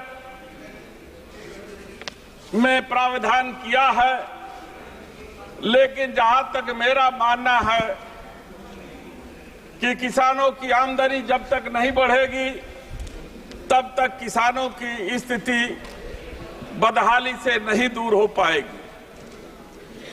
उसके दो तरीके हैं। पहला ये है जो खेती में होने वाली लागत है उसको कम किया जाए, और दूसरा ये है कि उसके उत्पादन को उचित मूल्य बाजार में मिले। खेती की लागत कैसे कम होगी? जब तक ये सरकार कृषि यंत्रों पर से जीएसटी नहीं हटाएगी, उपयोग में आने वाले खाद्य एवं दवाइयों पर से जो 18% जीएसटी लेती है, कृषि यंत्रों पर भी जीएसटी लगाने का काम यह सरकार की है। इससे उसके लागत में कमी आने की कोई उम्मीद उसके पास नहीं रह गई है। जहां तक किसानों को फसल बीमा का झुंझुना थमाया गया है, हम लोगों ने देखा है कि केवल उन संस्थाओं को लाभ पहुंचाने की नियत से इस देश के टैक्स का करोड़ों करोड़ रुपया उन कंपनियों को दिया जाता है, लेकिन जब किसान उसकी एवज में अपने फसल के बीमा का भुगतान के लिए जब उसके दरवाजे पर जाता है तो बीमा का सरलीकरण न होने के कारण तमाम वो कानून और पेचीदगियों में उसे फंसा देते हैं। और मुझे यह विश्वास है कि शायद जितना भारत सरकार उनको बीमा की को करने के लिए उनको राशि देती है, उसका 5% भी वो किसानों को वापस नहीं करते हैं। मैं किसान का बेटा हूं, मैं जानता हूं कि जवानों की भर्ती पूरे देश में नहीं हो रही है। गरीब किसान, मजदूर, गांव में रहने वाले नौजवानों की यह इच्छा होती है कि वो सेना में भर्ती होकर के वो अन्य संस्थाओं में भर्ती होकर के वो अपने सपने का पूरा करे और अपने देश की रक्षा में वो अपना जीवन कुर्बान भी करने को लिए तैयार होता है।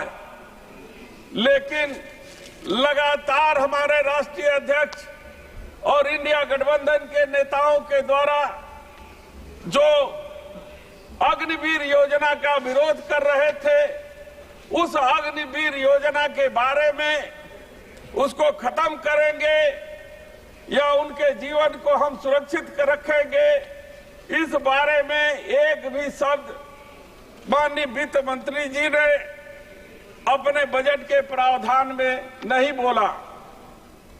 आप जानते हैं कि देश की सीमा पर जब देश के चौकीदारी करने के लिए जब हमारे देश का नौजवान, चाहे वो अग्निवीर हो, चाहे रेगुलर भर्ती का नौजवान हो, जो अपनी जान को हथेली में लेकर के बॉर्डर पे जाता है तो उसे पूरा विश्वास होता है कि ये जो सरकार देश में है वह देश की सरकार हमारे पीछे खड़ी है।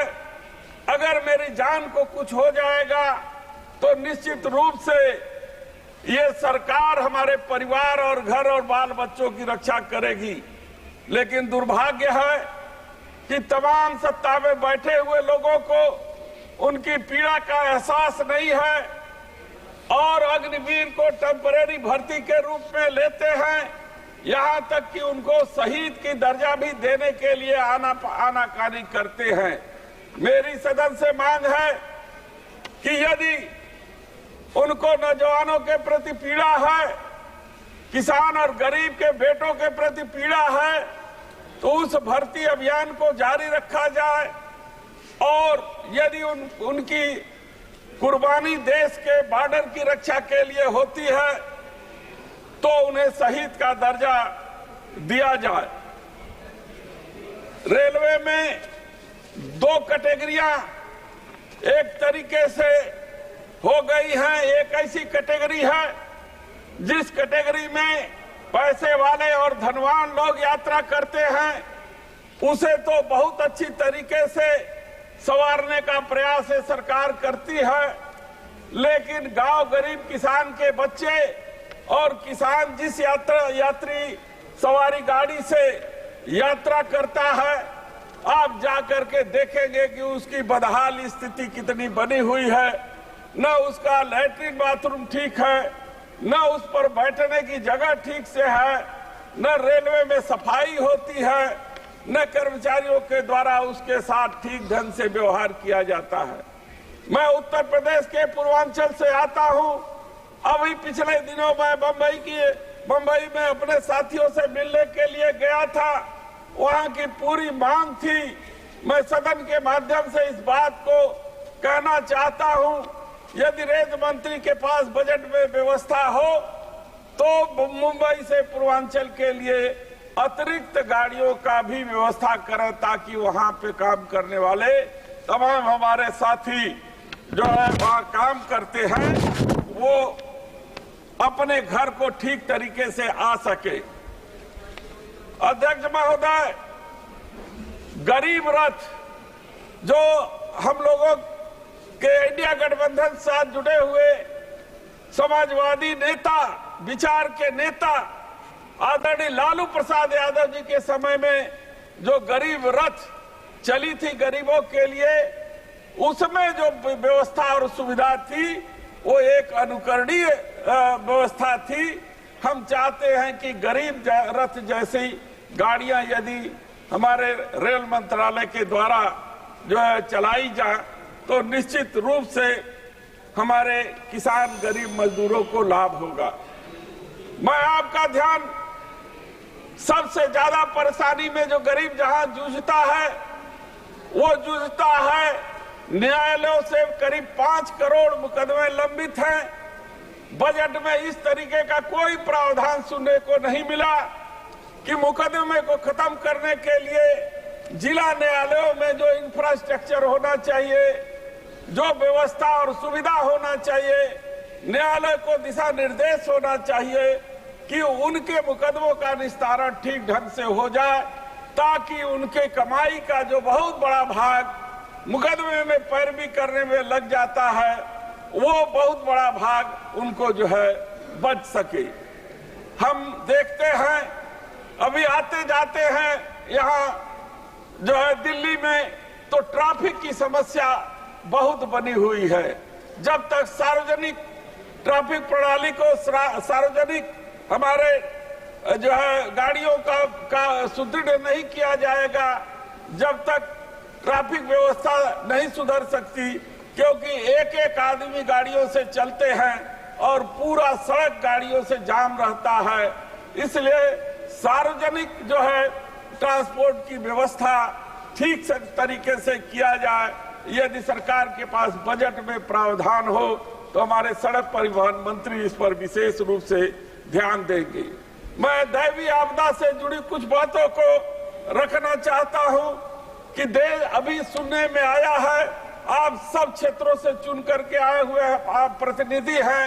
लगातार आकाशीय बिजली गिरने से जो है बहुत से लोगों की मृत्यु हो जाती है। हम सदन के माध्यम से ये बात उठाना चाहते हैं, या तो हमारी साइंस प्रणाली को इतना डेवलप किया जाए ताकि पहले से अनुमान हो सके कि आकाशीय बिजली क्यों गिर रही है, और अगर ये आकाशीय बिजली से गिर करके यदि किसी किसान को खेतों में काम करते हुए या किसी व्यक्ति का जानवरों को चराते हुए अपने उसकी मृत्यु होती है, तो जो उसको मुआवजा दिया जाता है, सुविधा दी जाती है, उसको दूना करने की बात जो है इस बजट के माध्यम से आगे बढ़ाने का काम जो है किया जाना चाहिए। स्वास्थ्य सेवाएं और उनकी जो इंफ्रास्ट्रक्चर है वो गांव में सबसे जर्जर हो गई है। सुदूर गांव में कोई ट्रॉमा सेंटर की व्यवस्था नहीं है। मैं स्वास्थ्य मंत्रालय की तरफ माननीय अपने वित्त मंत्री जी का ध्यान आकर्षित करना चाहता हूं। आप समाप्त कीजिए अध्यक्ष। बस 2 मिनट में सर अपनी बात को, मैं गरीबों की ही तो बात कर रहा हूं सर, उसके लिए हमको थोड़ा सा संरक्षण चाहिए। तो मैं चाहता हूं कि यदि सुदूर गांव में मुख्यालय से 70-80 किलोमीटर दूर कोई कस्बा या गांव हो तो ऐसी व्यवस्था किया जाए कि ट्रामा सेंटर वहां उपलब्ध हो, सारे सुविधाओं के साथ उपलब्ध हो। हमारे चंदौली जनपद में बहुत से ऐसे गांव हैं जहां से अगर कोई हार्ट अटैक का मरीज हो, एक्सीडेंट का मरीज हो, वहां से अगर मुख्यालय तक ट्रामा सेंटर अगर आए तो उसकी भगवान भरोसे उसकी जिंदगी बचती है, नहीं तो नहीं बचती है। कैंसर संस्थान बाबा सेंटर हमारे यहाँ माननीय प्रधानमंत्री जी ने बनवाया है, मैं उनके लिए इसके लिए जो है धन्यवाद भी देता हूँ। लेकिन मैं अफसोस के साथ कहना चाहता हूँ कि Bhabha atomic centre, Bhabha cancer institute एक रेफरल सेंटर बन के रह गया है। वहाँ गरीबों को इलाज के लिए 6-6 महीने तक जो है वेटिंग का जो है सामना करना पड़ता है। जो है हम आपसे निवेदन करना चाहते हैं कि डीजल पेट्रोल पर एक जीएसटी लगाई, समान जीएसटी जो है के दायरे में लाया जाए, क्योंकि हमने देखा है कि बॉर्डर के जो जिले हैं उस जिलों से तस्करी होती है और तस्करी के कारण बहुत बड़े राजस्व की हानि जो है कि बॉर्डर जिलों से होता है। समाप्त कीजिए प्लीज। 1 second sir. खाद्य उत्पादन के क्षेत्र में मैं माननीय मंत्री जी से कहना चाहता हूं कि खाद्य उत्पादन में जो हमारे कृषि उत्पाद है उनके स्टोर न होने के कारण जब फसल उनके खेतों में रहती है तो उसके दाम कम मिलते हैं। यह वही फसल जब बिचौलियों के जरिए जब अड़तियों के पास स्टोर में चली जाती है तो यही प्याज की कीमत जहां 2 रुपए किलो भी मिलना मुश्किल होता है, आज जो है 70-80 रुपए 100 रुपए में मिल रहा है। तो इस महंगाई को यदि सरकार कम करना चाहती है तो खाद्य पदार्थों के स्टोरेज की क्षमता को बढ़ाया जाए और ताकि उनको जो है लाभ भी मिल सके और किसानों को मिल भी सके। और एक निवेदन करना और चाहता हूँ कि बेरोजगार हमारे नौजवान हैं इसमें, और हम बड़े उद्योगों को संरक्षित करते हैं, उनको सारी सुविधाएं देते हैं। या मैं कंक्लूड कर रहा हूँ सर। मैं बड़े उद्योगों को आप जो है संरक्षित करते हैं।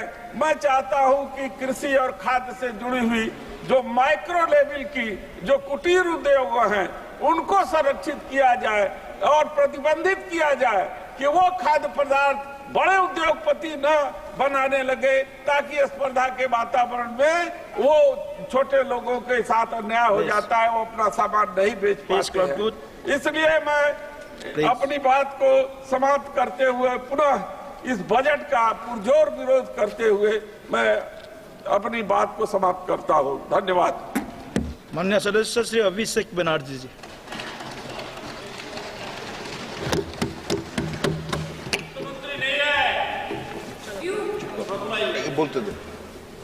Honorable Chairman, sir, an esteemed member of this August House, today I rise here to speak on the union budget that was presented by the Honorable Finance Minister yesterday. If I am to describe this budget in one line, I would say it's a budget without any clarity or vision, which has been rolled out to satisfy the coalition partners of the BJP rather than providing any substantial relief to the 140 crore people of this country. This budget was planned by two individuals to keep another two in good faith, neglecting the aspiration of 140 crore people. So the gist is, it has been planned by two and executed for two. It's an anti-people budget crafted to bribe two political parties and buy time before the government implodes. So today we stand at the precipice of a new era in Indian democracy. When PM Modi became the Prime Minister for the first time in 2014, everyone referred to that government as Modi government. When Mr. Modi was elected for a second term in 2019, everyone referred to that term as Modi 2.0. But on June 4, 2024, the people of India decisively rejected the Modi-led BJP government, which reigned supreme almost for a decade. What we now have in place is a creaky, shaky coalition. Yes, sir, coalition. So coalition means cooperation, and no one is referring to this government as Modi 3.0. Not even the Union Finance Minister who presented the budget yesterday. Not even the MPs of the BJP. Neither the Home Minister, nor the External Affairs Minister, nor the Defense Minister, nor the Panchayat Minister, nor the Health Minister, no answer. Even the BJP leaders are not referring to this as Modi 3.0. So it's so uncertain and fragile that it can implode any time. So as I was saying, coalition means cooperation. Coalition means collaboration. Coalition means cohesion. But after yesterday, one thing is very clear, sir. That coalition means appeasement and compensation. So that is very clear from the yesterday's budget. It's ironic that BJP, which decried of appeasement politics in the last 10 years, is now ensnared in its tentacles, as in the appeasement politics tentacles, trying to save its own chair. Waqt badal gaya hai, sir. This change is more than a paradigm shift in leadership. It's a clear rejection of authoritativeness. It's a rejection of arrogance, divisive politics, and empty promises. The message from the electorate of this country is loud and clear. Waqt badal gaya hai. Today is exactly 50 days since the rejection. But PM Modi refuses to accept the reality. He is running a coalition government and he wants everyone to believe that sab changa si. Everything is good. So the defense minister is the same, the commerce minister is the same, the home minister is the same, the external affairs minister is the same, the finance minister is also same. Sir, one thing has changed. I was sitting throughout when the budget was being read. Only the cheerleaders have gone down in numbers. वो bench बजाने वालों का थोड़ा number कमती हो गया है. The number of cheerleaders have gone down because the people of this country denied them an access to this temple of democracy, sir. This is a big change. Amidst all the failures in the last decade, the PM and his government achieved something truly remarkable. A world-class collection of abbreviations. With more than 110 acronyms or abbreviations up their sleeve.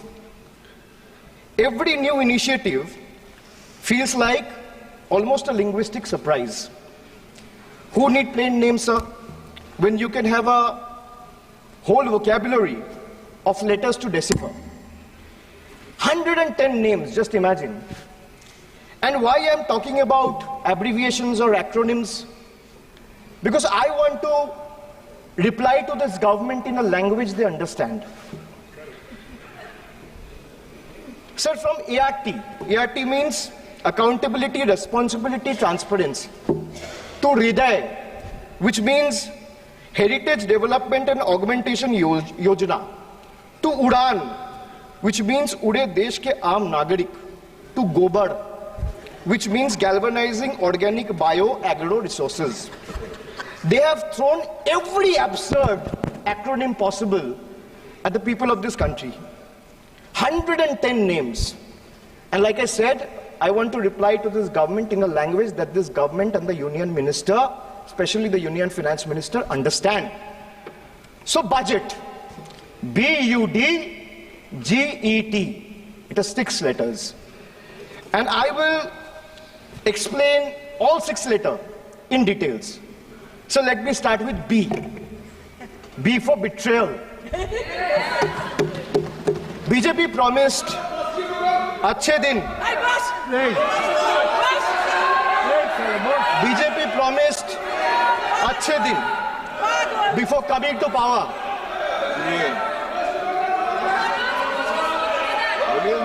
BJP promised अच्छे दिन before coming to power in 2014, sir. Sir, what has they done? What has they done? They have betrayed the citizens. They have betrayed the housewives, betrayed daily wage earners, betrayed farmers.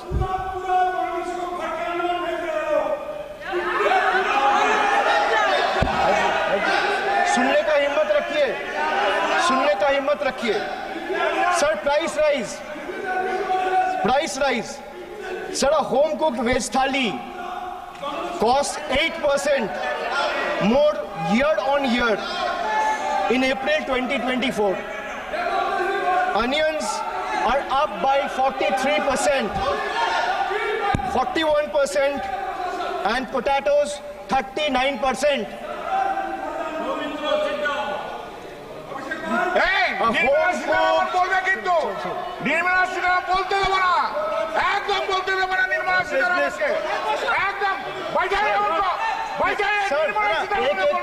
एक को बोलने की इजाजत है. Sir, I have a lot of patience. Please, Dada, बैठे. So these things will not distract me. You can just ask them to have patience and listen to what I say, and then the minister can reply. He is not going to become the minister. This is not going to score in brownie points. Please. Sir, BJP promised अच्छे दिन before coming to power in 2014. But what has they done? Betrayed citizen, betrayed housewives, betrayed daily wage earners, betrayed farmers. Sir, price rise. A home cooked veg thali costs 8% more year on year in April 2024. Onions are up by 43%. Tomatoes 41%. Potatoes 39%. LPG gas cylinders prices crossed 1100 in 2023. Household savings plummeted to a 50-year low in 2023, with household debt reaching a record high of 39.1% of GDP in 2024.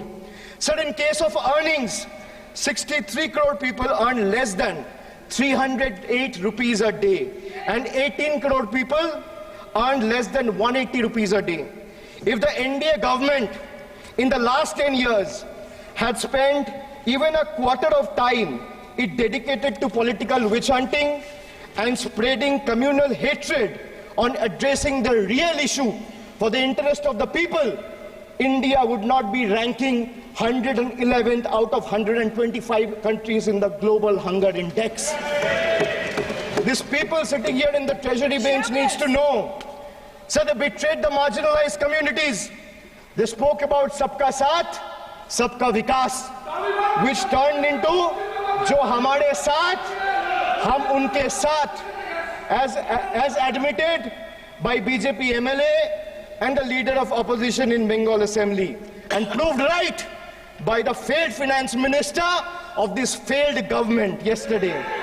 So crime against scheduled caste and scheduled tribes increased by 13% and 14% respectively from 2021 to 2023. Uttar Pradesh, they speak about double engine government. They're trying to defame Bengal. But let me give you a data which was given by the Social Empowerment Justice Ministry last year, which was given by the minister himself in Rajya Sabha in June 2023, which proves that Uttar Pradesh have the highest number of cases of atrocities against Dalit, yes, followed by Rajasthan. Sir, who is in power in Uttar Pradesh and Rajasthan? Can these two who are shouting at the top of their voices answer? Who is the Chief Minister of Uttar Pradesh? Who is the Chief Minister of Rajasthan? After the Mangal Sutra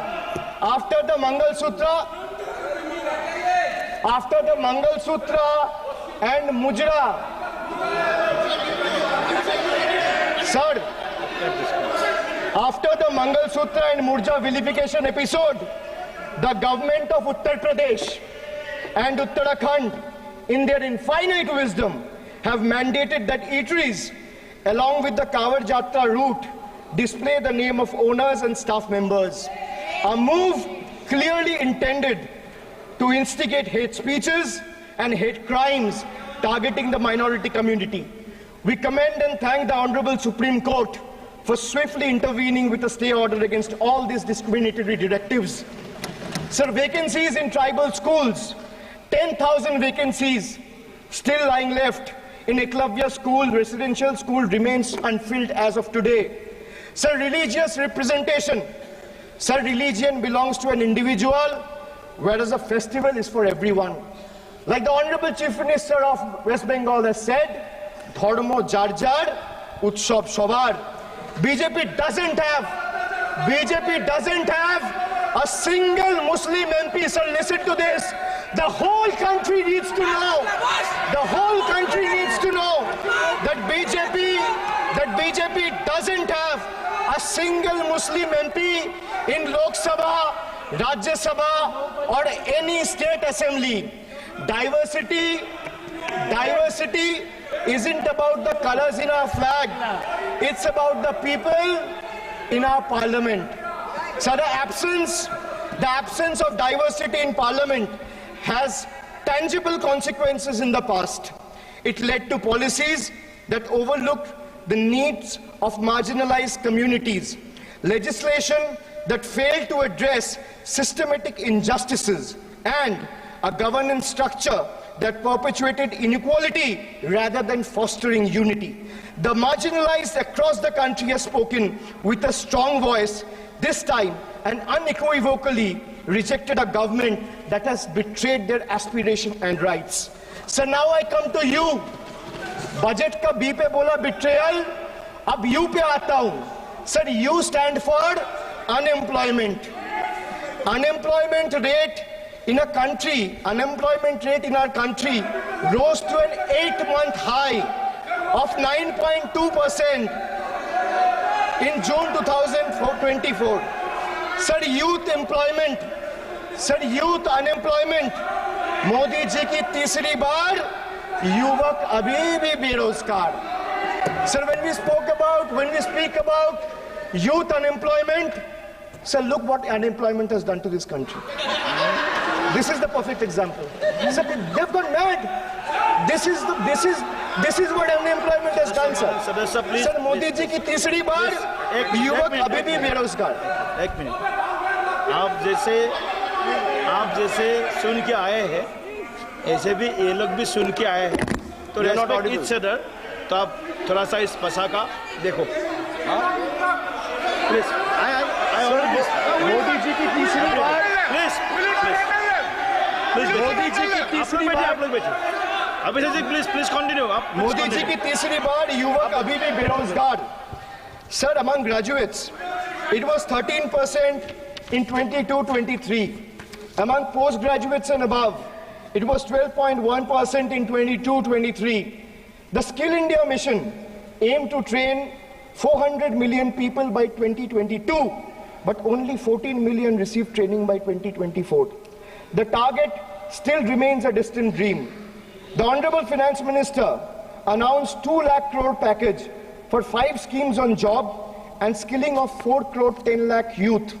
BJP had previously promised 2 crore jobs a year. They are nowhere close to meeting the target, and now they are setting unrealistic targets. These young people don't want to listen to budget speeches. The young people of this country, the young India, doesn't want to listen to your rhetoric, doesn't want to listen to your empty promises, doesn't want to listen to your 90-minute long budget speeches. They want jobs, J-O-B-S.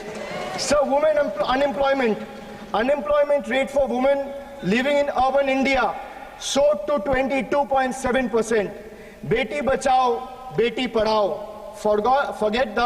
But they forgot to mention about Beti ko Naukri Dilao.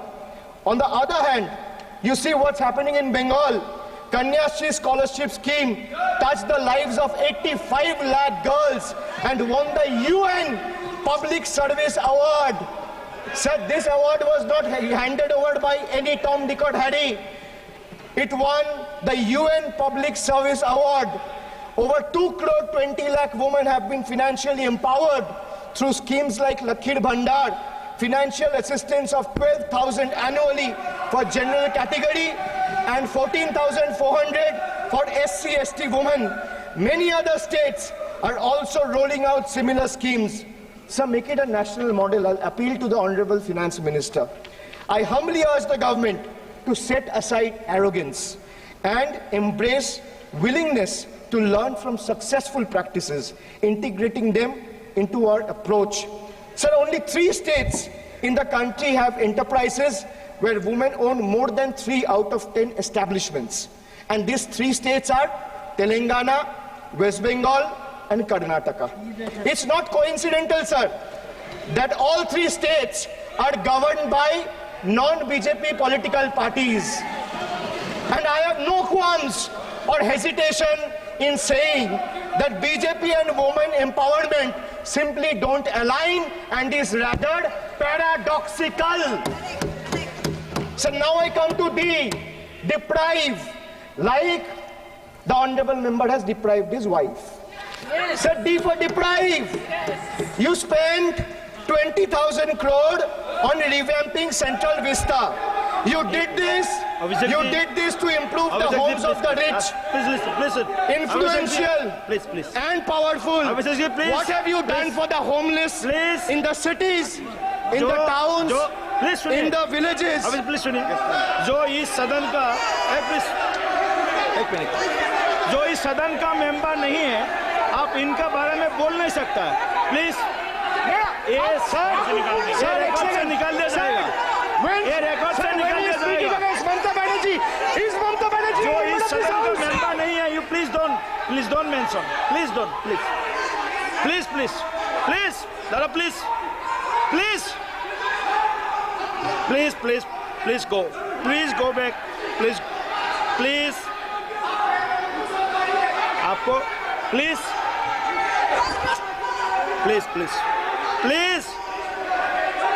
Soumitra Khan ji, please go to your seat, please. Dara, please. Soumitra Khan ji, please. Soumitra Khan ji,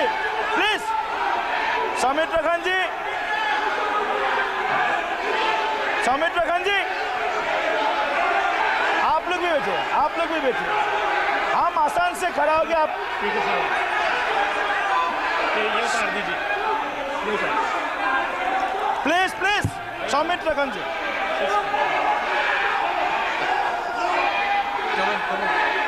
चलिए. मानिए please.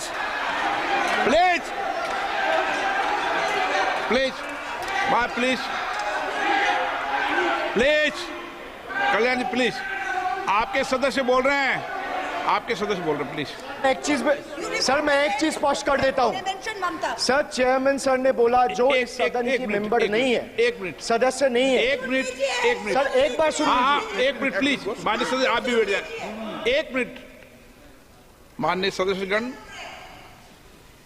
हमें ये प्रयास करना चाहिए कि जो इस सदन का सदस्य नहीं हो उसके बारे में टिप्पणी नहीं करे, सभी लोग इसकी पालन करने का प्रयास करें। सर मैं एक प्लीज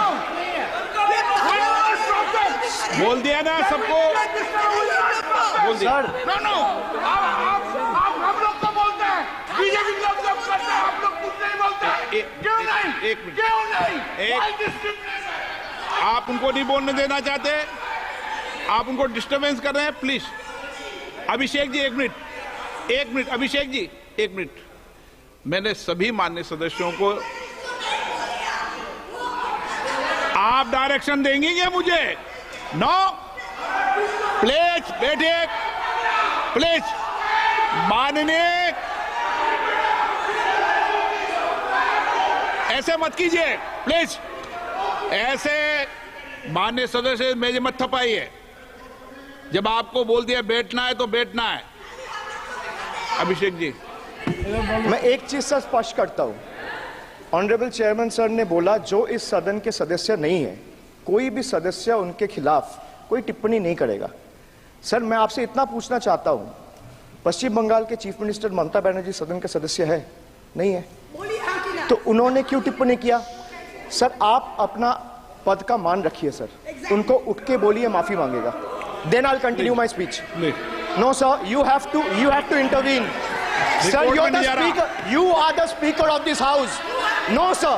1 मिनट प्लीज, मैं हाथ जोड़ के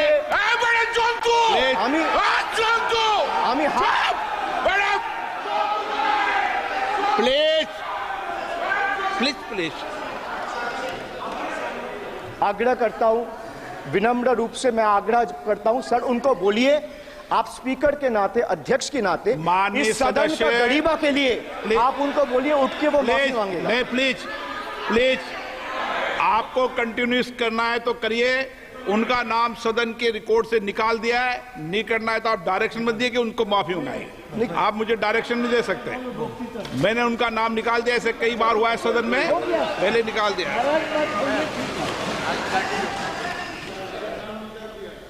Sir, D for deprive. You spent 2,000 crore on revamping Central Vista. You did this to improve the homes of the rich, influential, and powerful. What have you done for the homeless in the cities, towns, and villages? Why have you deprived the homeless across India and Bengal? You are not only visionless and shameless. You are not. एक minute sir, he is not even listening to you. अब क्यों disturb? मैं बाद में आपकी बात सुन लूंगा। Sir, he is not even listening to you. Sir, नहीं, सब निकाल देंगे, प्लीज निकाल देंगे। सर, ये तो आपका बात भी नहीं सुन रहा है।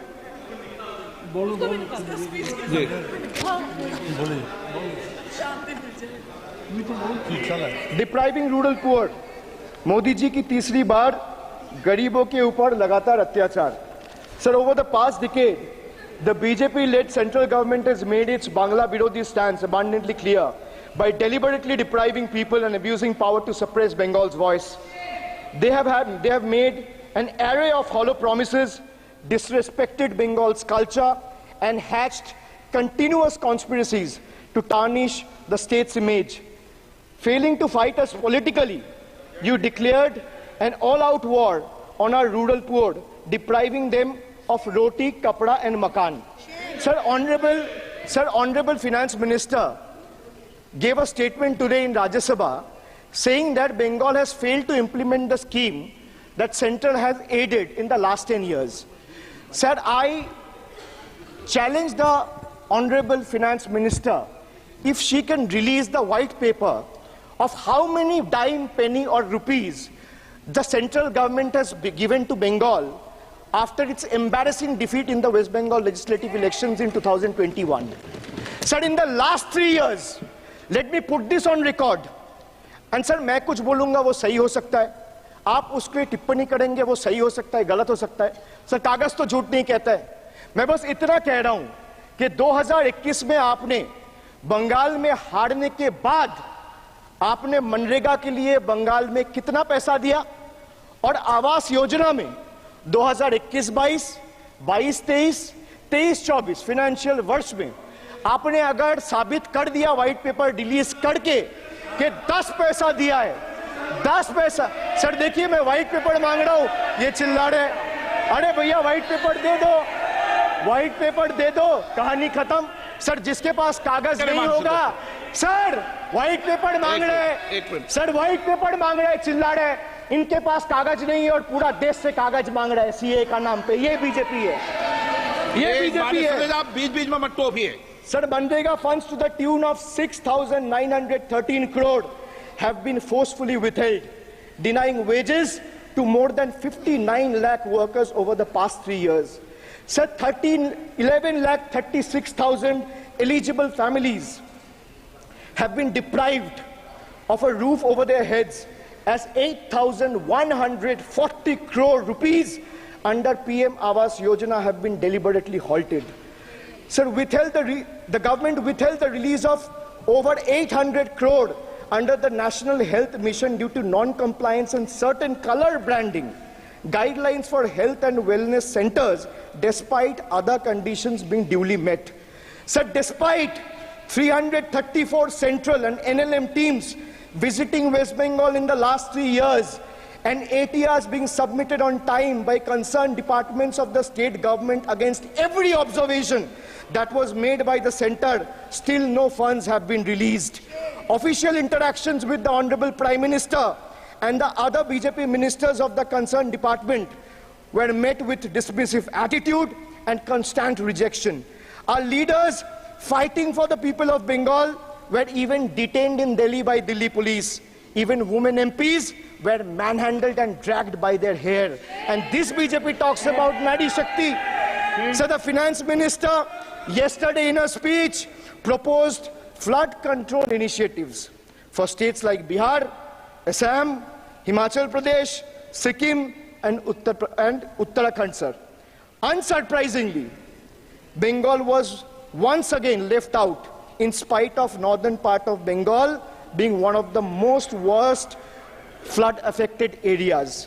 Despite 6 out of 8 MPs from PCs that falls under the northern part of Bengal being from BJP, this is the kind of discrimination meted out to our state.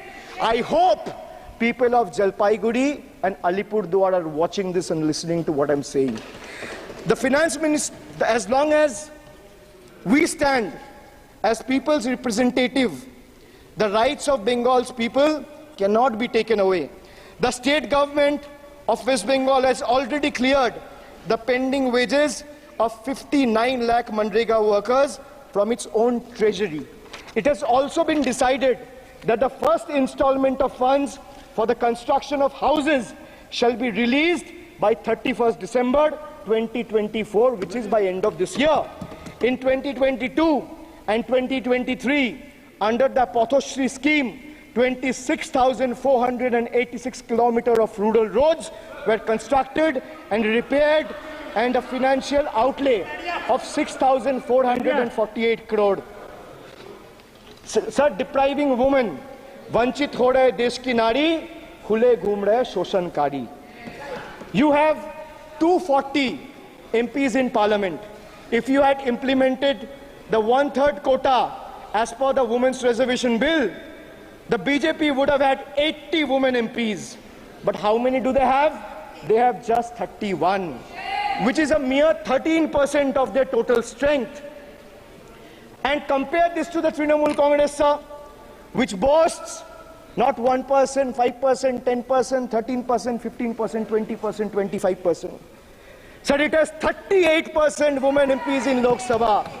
Last year, a special session was convened to pass the Women's Reservation Bill. Yet the BJP failed to implement it in spirit.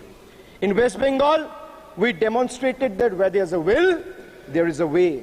We achieved substantial female representation without grandstanding in the media. That's the difference. Sir, this government is depriving the students.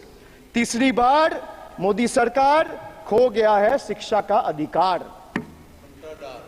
Sir, the inability to conduct NEET is one of the biggest failures of this government, jeopardizing the future of almost 33 lakh bright students. India parties, we all of us in the opposition, demanded a discussion on this in Parliament, but hardly a word from the Honorable Prime Minister on this issue.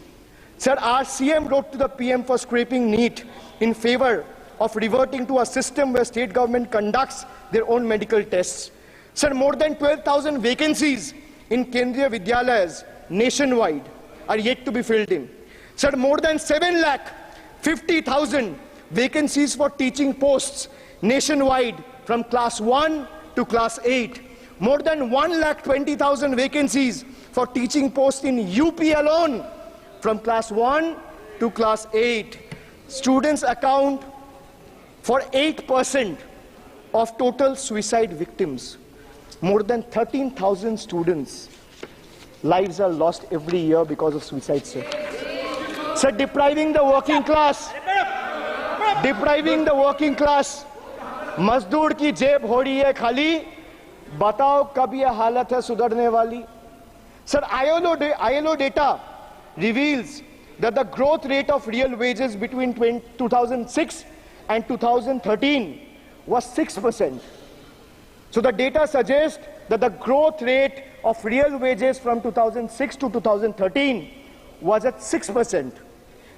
Between 2014 to 2021, it's down to 1.4%.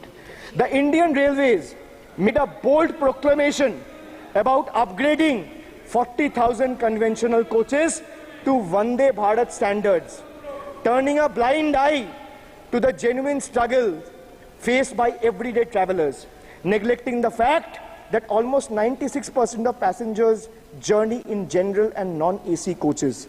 They continue to endure grave risks and vulnerabilities compounded by this government's sheer ineptitude. So now I come to G. G for guarantee. But a guarantee, sir, खुद बोल रहा है उसका सरकार का घोटाला, sir. देखिए. Sir, thank you.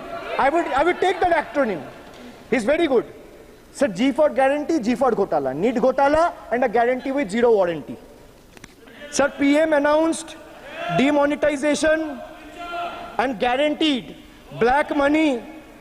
भैया कितना सेल्फ गोल दोगे? कितना सेल्फ गोल दोगे? देते रहो. आपको ही डांट पड़ेगी. PM announced demonetization and guaranteed that black money would be wiped out. Sir, he failed. Sir, why I say guarantee with zero warranty? Why I say guarantee with zero warranty? Because PM announced demonetization. He said black money will be wiped out. Sir, this government failed. 99% of the black money came back into circulation and is in the system now. Sir, he guaranteed that terrorism would be curbed. Again failed. There has been 26 terror attacks in Jammu and Kashmir in the last 6 months. Sir, guaranteed to create 25 crore jobs in 2014. Failed. In 2023, the government admitted that in the last 10 years, only 1 crore jobs were created. Sir, guaranteed everyone will have a house. The Prime Minister himself said that every Indian will have a roof over their head. Everyone will have a house by 2022. The Finance Minister proposed the construction of an additional 3 crore houses under PM Awas Yojana. Yet no mention has been made of 11,36,000 houses in Bengal that are still awaiting central funds, while the same money is being allocated to purchase aircraft worth 8,000 crore and construct palatial buildings as a part of Central Vista project worth 20,000 crores. And the poor people of this country still endure homelessness and remain without a roof over their heads. Still remains without a roof over their head. Another failed promise. So the guaranteed employment to the rural poor under Manrega but failed. As I said, not a penny has been allocated for Bengal in the last 3 financial years following BJP's embarrassing defeat in the 21 assembly elections. So they guaranteed to turn bullet trains into a reality by 2022. Failed again. Now the deadline has been conveniently shifted and postponed to 2026. Sir, 1 kilometer of bullet train costs 200 crore. 1 kilometer of dedicated freight corridor, DFCs on the other hand, costs 25 crore. Sir, railway accidents today has become the order of the day. But the union budget presented yesterday makes no mention of rail safety or installation of anti-collision devices or Kavach in the passenger trains. Guaranteed to double farmers' income by 2022. It failed. Actual growth staggers at 3%. At this rate, farmers can expect their incomes to be doubled by 2035 or 2040. Over 1 lakh persons involved in farming sector tragically took their lives between 2014 and 2022. Around 30 suicides every single day. So they guaranteed that no home would be without electricity or water by 2022. So they failed again. They guaranteed to end terrorism. Failed again. More than 50 soldiers died in Jammu and Kashmir terrorist attack in the last 32 months. From 2018 to 2022, Jammu and Kashmir has seen 761 terrorist attacks and incidents leading to 174 civilian casualties. You make all the big promises, but you fail to keep them. You give all the guarantees, but those guarantees come with zero warranty. Sir, under this budget, one thing is clear. The only thing that is growing faster than price rise and inflation is BJP's list of broken promises and guarantees. So we have B for betrayal, U for unemployment, D for deprive, G for guarantee. मैंने बोला ना sir, ये acronym की सरकार है तो मैं acronym में ही जवाब दूंगा. तो बजट का B था betrayal, U था unemployment, D था deprive, G था guarantee. अब मैं E पे आता हूं. Sir, E for eccentric. Modi ji's eccentricity has turned this government, or rather the governance, into a circus, sir, costing the nation dearly. Sir, his obsession with grandstanding and distracting the countrymen from the real issues, leaving India to pay the price for his dictatorial displays. Sir, he announced unplanned lockdown. The government's abrupt announcement of the national lockdown in March 2020 left citizens with only 4 hours to prepare, triggering a widespread chaos and hardship. So the unplanned and poorly implemented lockdown resulted in tragic deaths. Over 8,700 people, primarily migrant workers, on our railway tracks and roads. So now I come to farm bills.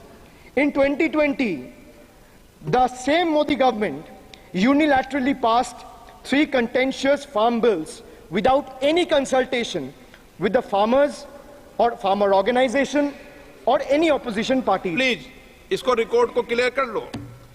इस सदन में 5.5 घंटे चर्चा हुई थी. इस सदन में किसान विधेयक. हाँ, हुआ है. बिल पे कोई चर्चा नहीं हुआ है. बिल पे कोई चर्चा नहीं हुआ है. किसान बिल पर सर, जब स्पीकर बोलता है तो बोलता है और वो सही बोलता है. सर, बिल पे कोई चर्चा नहीं हुआ है. सर भाई, इनका ताली बजाना खत्म हो जाए तो नहीं, पर सर, आपने ये सदन का याद दिलाया ना. 1 मिनट माननीय सदस्य. सर, आपने ये सदन का याद दिलाया. माननीय सदस्य, जब मैं बोल रहा हूं तो मैं कभी गलत नहीं बोलता. सर, आप मुझे एक चीज बता दीजिए. इस सदन में जो लोग ताली बजा रहे, एक सेकंड सर, इस सदन में जो लोग ताली बजा रहे, 700 फार्मर्स मारे गए, उनको मौत की घाट उतारा गया. सर, 1 मिनट एक आदमी ने एक मिनट के लिए खड़ा होके उनके ऊपर श्रद्धांजलि दिया. ये आज ताली बजा रहे, इसीलिए ऐसा हाल है इनका. और सर और सर 700 लोग मारे गए, ट्रेजिकली ओवर। क्या क्या 700 farmers died, 700 farmers died. What did you do? You people have blood on your hands. You people have blood on your hands. You people have blood on your hands. In 2020, sir, this contentious farm bills were passed without any consultation with the opposition parties or farmers' organization. Sir, these bills sparked massive protests as farmers. Sir मैं एक बात स्पष्ट कर देता हूँ, एक चीज sir, ये जो बोल रहा है, मैं बोल रहा हूँ बीजेपी से, मैं जो सवाल यहाँ पे पूछ रहा हूँ इनसे, या मिनिस्टर को जवाब देना है, इनमें से कोई भी अगर जवाब देना चाहता है, कोई भी मीडिया चैनल चूज कर ले, मुझे टाइम बता दे, मैं आ जाऊंगा, एक हाथ लगे। मैं कह रहा हूं सर, इनका दम है, इनका सीने में दम है, आप अपनी बात कहिए, और अगर हिम्मत है तो ये आप चुनौती मत दीजिए, आप अपनी बात कीजिए। I am challenging them to come, चुनौती मत दीजिए सदन come में, and debate with me. ये बार चुनौती देना, या चुनौती सदन में नहीं। Sir, harsh measures such as barbed wires, cement boulders and iron spikes were deployed on the roads to block farmers from entering the capital. This reveals the true face of this fascist government. Sir, demonetization. In November 2016, the union government demonetized 500 rupees and 1000 rupees currency notes. Ostensibly, क्या? You don't know that the demonetization was done in 2016. Sir, this government demonetized 500 rupees and 1000 rupees note. Sir, ये मुझ पे आरोप लगा रहे, मैं पढ़ के बोल रहा हूँ, पीएम टेलीप्रॉम्प्टर से बोलते हैं सर, प्राइम मिनिस्टर टेलीप्रॉम्प्टर से बोलते हैं, डेटा तो मैं पढ़ के ही बोलूंगा सर। अपना नेता को जाके ज्ञान दो। अरे अपना नेता को जाके ज्ञान दो। चर्चा मत करो, आप अपनी बात कीजिए। आप अपनी बात कीजिए। Sir, demonetization was brought to combat black money. It was brought to combat corruption. It was brought to combat terrorism. However, the move resulted in a severe cash crunch and significant economic destruction. Despite promises to eliminate black money, over 99% of the invalidated currency returned to the banking system, indicating the sheer failure of this initiative. So shockingly, counterfeit notes increased by 10.7% in 22, with fake 500 rupees note rising to 101.93% and 2000 rupees note by 54%. Sadly, 130 fellow Indians lost their lives due to heat and the strain of standing in long queues, falling victim to this eccentric decision. That's why we say E for eccentric. Now I come to the last letter. Sir, T. T for tragedy. माननीय सदस्य, T for tragedy.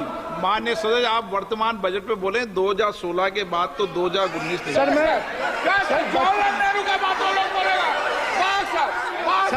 Jawaharlal Nehru का बात तो लोग बोलेगा। कोई 60 साल पहले जवाहरलाल नेहरू का बात करेगा, दूसरे नेताओं का बात करेगा, तब आप कुछ नहीं बोलेंगे। मैं 5 साल पहले का डिमोनेटाइजेशन का बात करूंगा तो आप कहेंगे भाई वर्तमान इशू पे बोलिए। सर ये पक्षपात नहीं चलेगा सर। बजट पे मैं बजट पे ही बोल रहा हूँ। जब बिप्लब देव बोल रहा था तब 100 साल पुराना बात कर रहा था, 50 साल पुराने इमरजेंसी का बात कर रहा था, तब आप चुप थे, और अब मैं डिमोनेटाइजेशन का बात कर रहा हूँ, आपको चुप रहे। वाह सर, वाह। बोलिए अपनी बात पे। D for tragedy, and this is the tragedy. The example you all set in the house, this is why I say T for tragedy. When the Kolkata flyover collapsed few years ago, Modi ji gestured that it was not an act of God. He said it's an act of fraud. Sir, we wonder what he has to say when 141 lives were lost in Morbi bridge collapse in Gujarat? Was it an act of God or act of fraud? Sir, what happened when roofs of Delhi, Jabalpur and Gujarat airports collapsed? Was it an act of God or act of fraud? Sir, what happened when Ayodhya Ram temple roof starts leaking after the first rain? Was it an act of God or an act of fraud? Sir, when Mumbai's Atal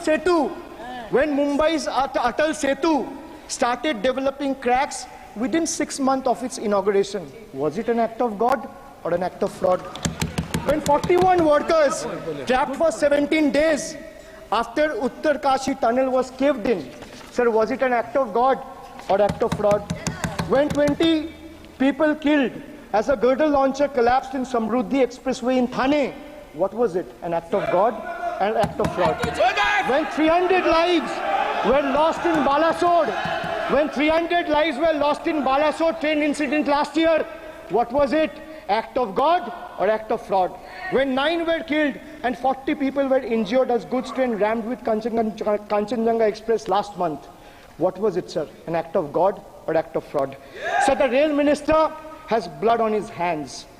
A once reliable mode of transport has been transformed into a death trap. So 244 train accidents between 2017 and 2022. 15 major accidents in 2023 alone. Sir, 50% of compulsory track safety inspections were not even completed. Sir, only 672 crore spent out of the needed 58,459 crore on track renewal. Sir, Rashtriya Rail Sanraksha coach, which would have received 20,000 crore every year, only received 4,225 crore. Sir, there's a shortfall, and a staggering shortfall of 15,775 crore. Sir, Manipur is burning over the last almost 1.5 years. More than 200 killings, 70,000 displacements, 1,000 homes wrecked. Sir, no mention of the word Manipur in the union budget. Sir, another tragedy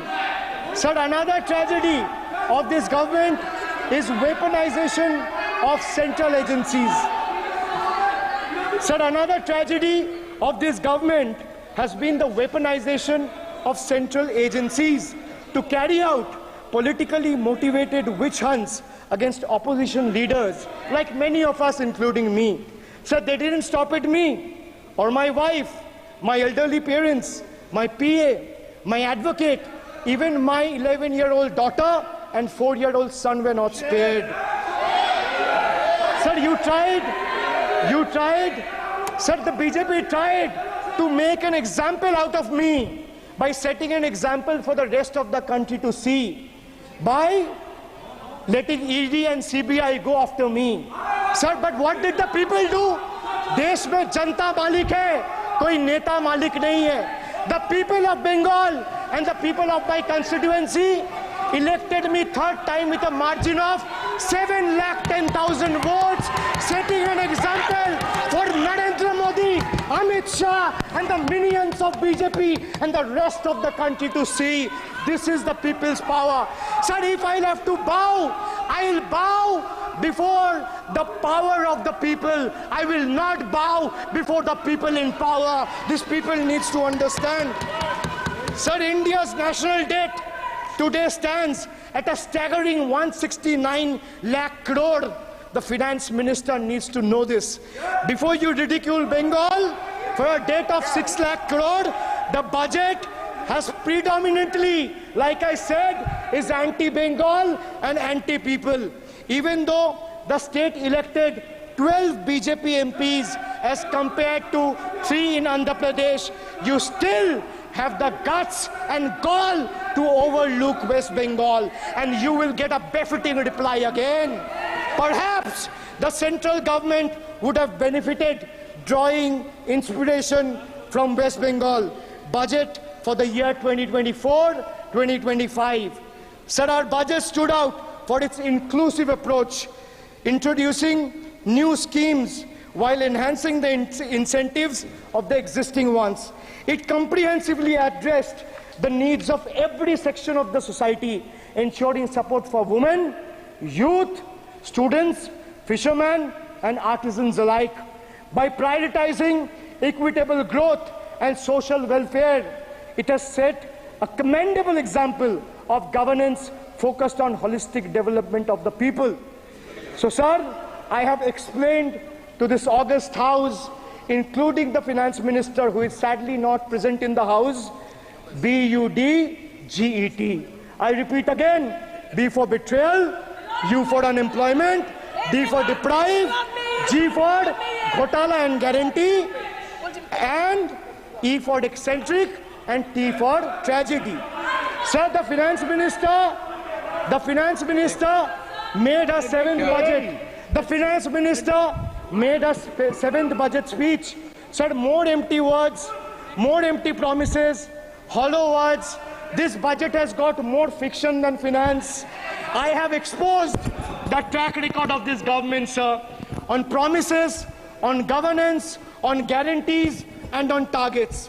Since we are talking about the general budget and estimates and figures, we should also take a look at the audit, or try to take a look at an audit. So if you audit the results of 2019 general elections, what will the audit show, sir?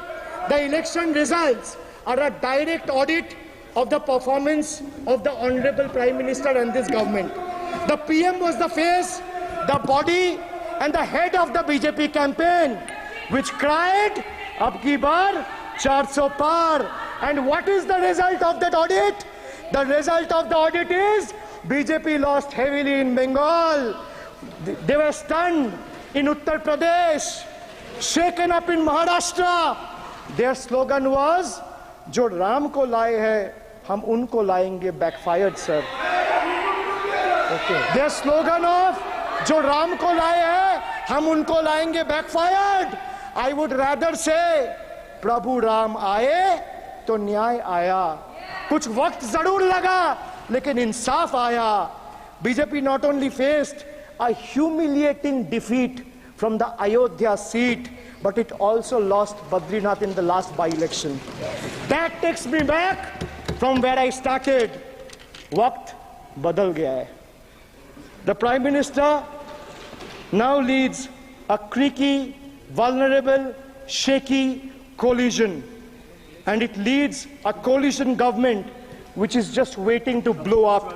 Rather than investing in the future of this country, it is unfortunate that the union government is investing for Modi ji's political survival at the expense of nation's well-being. Truth is, the Honorable Prime Minister is on borrowed time. You all are on borrowed time, mark my words. And I would like to end by saying, थोड़ा सब्र रखिए और कुर्सी का PT बांध लीजिए, मौसम बिगड़ने वाला है. Thank you, sir. माननीय सदस्यगणों, एक मिनट. हाँ, आप बोलिए.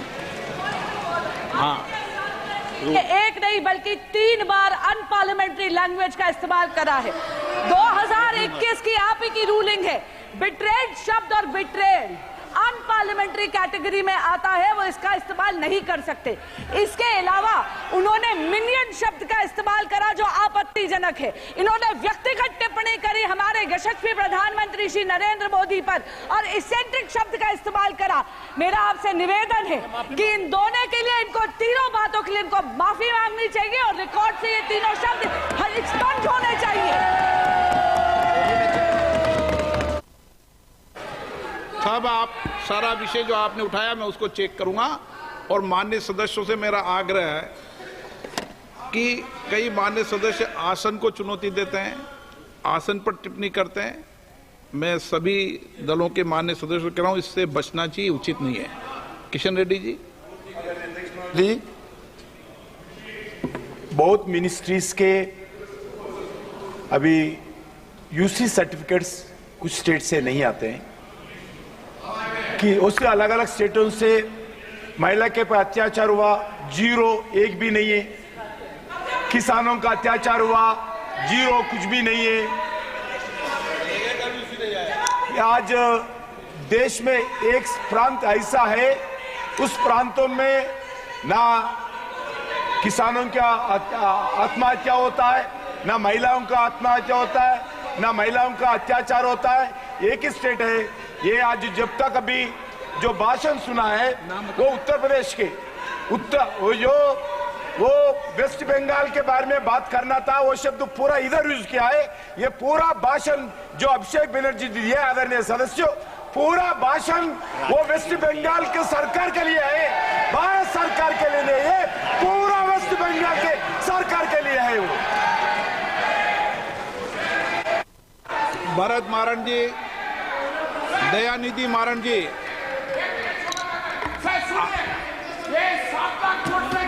दयानिधि मारण,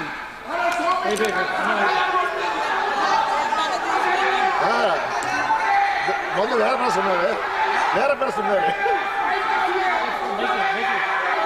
sir please please submit sir Dayanidhi Maran ji please please please Kalyan ji please please Kalyan ji please बैठिए। कल्याण जी आपका वोट हो गया, आप भी बैठिए अभी। दयानिधि मारण जी प्लीज। வணக்கம் சார், வாழ்க தமிழ். சார், நான் தமிழனாக பிறக்கவில்லையே, அடுத்த ஜென்மத்தில் அது நான் தமிழனாக பிறக்க வேண்டும். தமிழ் உலகத்திலே சிறந்த மொழி, அந்த பாக்கியம் எனக்கு கிடைக்கவில்லையே என்று this is how he spoke. What he said was, it was unfortunate I was not born a Tamilian. I only wish I'll be born as a Tamilian in the next birth. I love the language of Tamil and the people of Tamil Nadu. This is our Prime Minister before the Tamil Nadu first phase election. After the election got over, in the last phase, when he goes to Orissa, what does he say? How can he give the control of Orissa to Tamilians? He showed his anger. People of Tamil Nadu will never forget. And that is depicted here in this budget. As you try to cheat who are Tamil people and saying that you will support Tamil, and wherever you went, you tried to speak our Tirukural and tried to get our hearts. But your true heart, the Prime Minister, is venom against the people of Tamil Nadu, which you have said. Sir, I won't take much time in this but speaking about the budget, sir, because even the BJP speaker who spoke never spoke about the budget, sir. Sir, I think this time has come for the Prime Minister to take some good advice and follow our Chief Minister, Revidin model Chief Minister, Thri M.K. Stalin. When my Chief Minister, Thri M.K. Stalin, became the Chief Minister of Tamil Nadu, he said, I will work not only for the people who voted for me, but also for the people who did not vote for me. It is my duty. But today, sir, our Prime Minister is not working for the people who voted for his party, but only for the parties which are supporting him. Sir, in fact, if you see, sir, lakhs and crores of rupees were spent by this union government to promote Modi Ka Guarantee before the elections. Wherever you went, televisions, radios, newspaper channels, it was all public money was used to promote the Prime Minister. Sir, after the election, Modi Ka Guarantee is gone, sir. Now, Modi may buy insurance. What insurance? So insurance policy, premium, is being paid by the people of India to ensure that he still continues as a Prime Minister. Sir, for 3 years, the union government's share of funds for Chennai's metro rail has been pending. Our Chief Minister has repeatedly written and urged for the funds.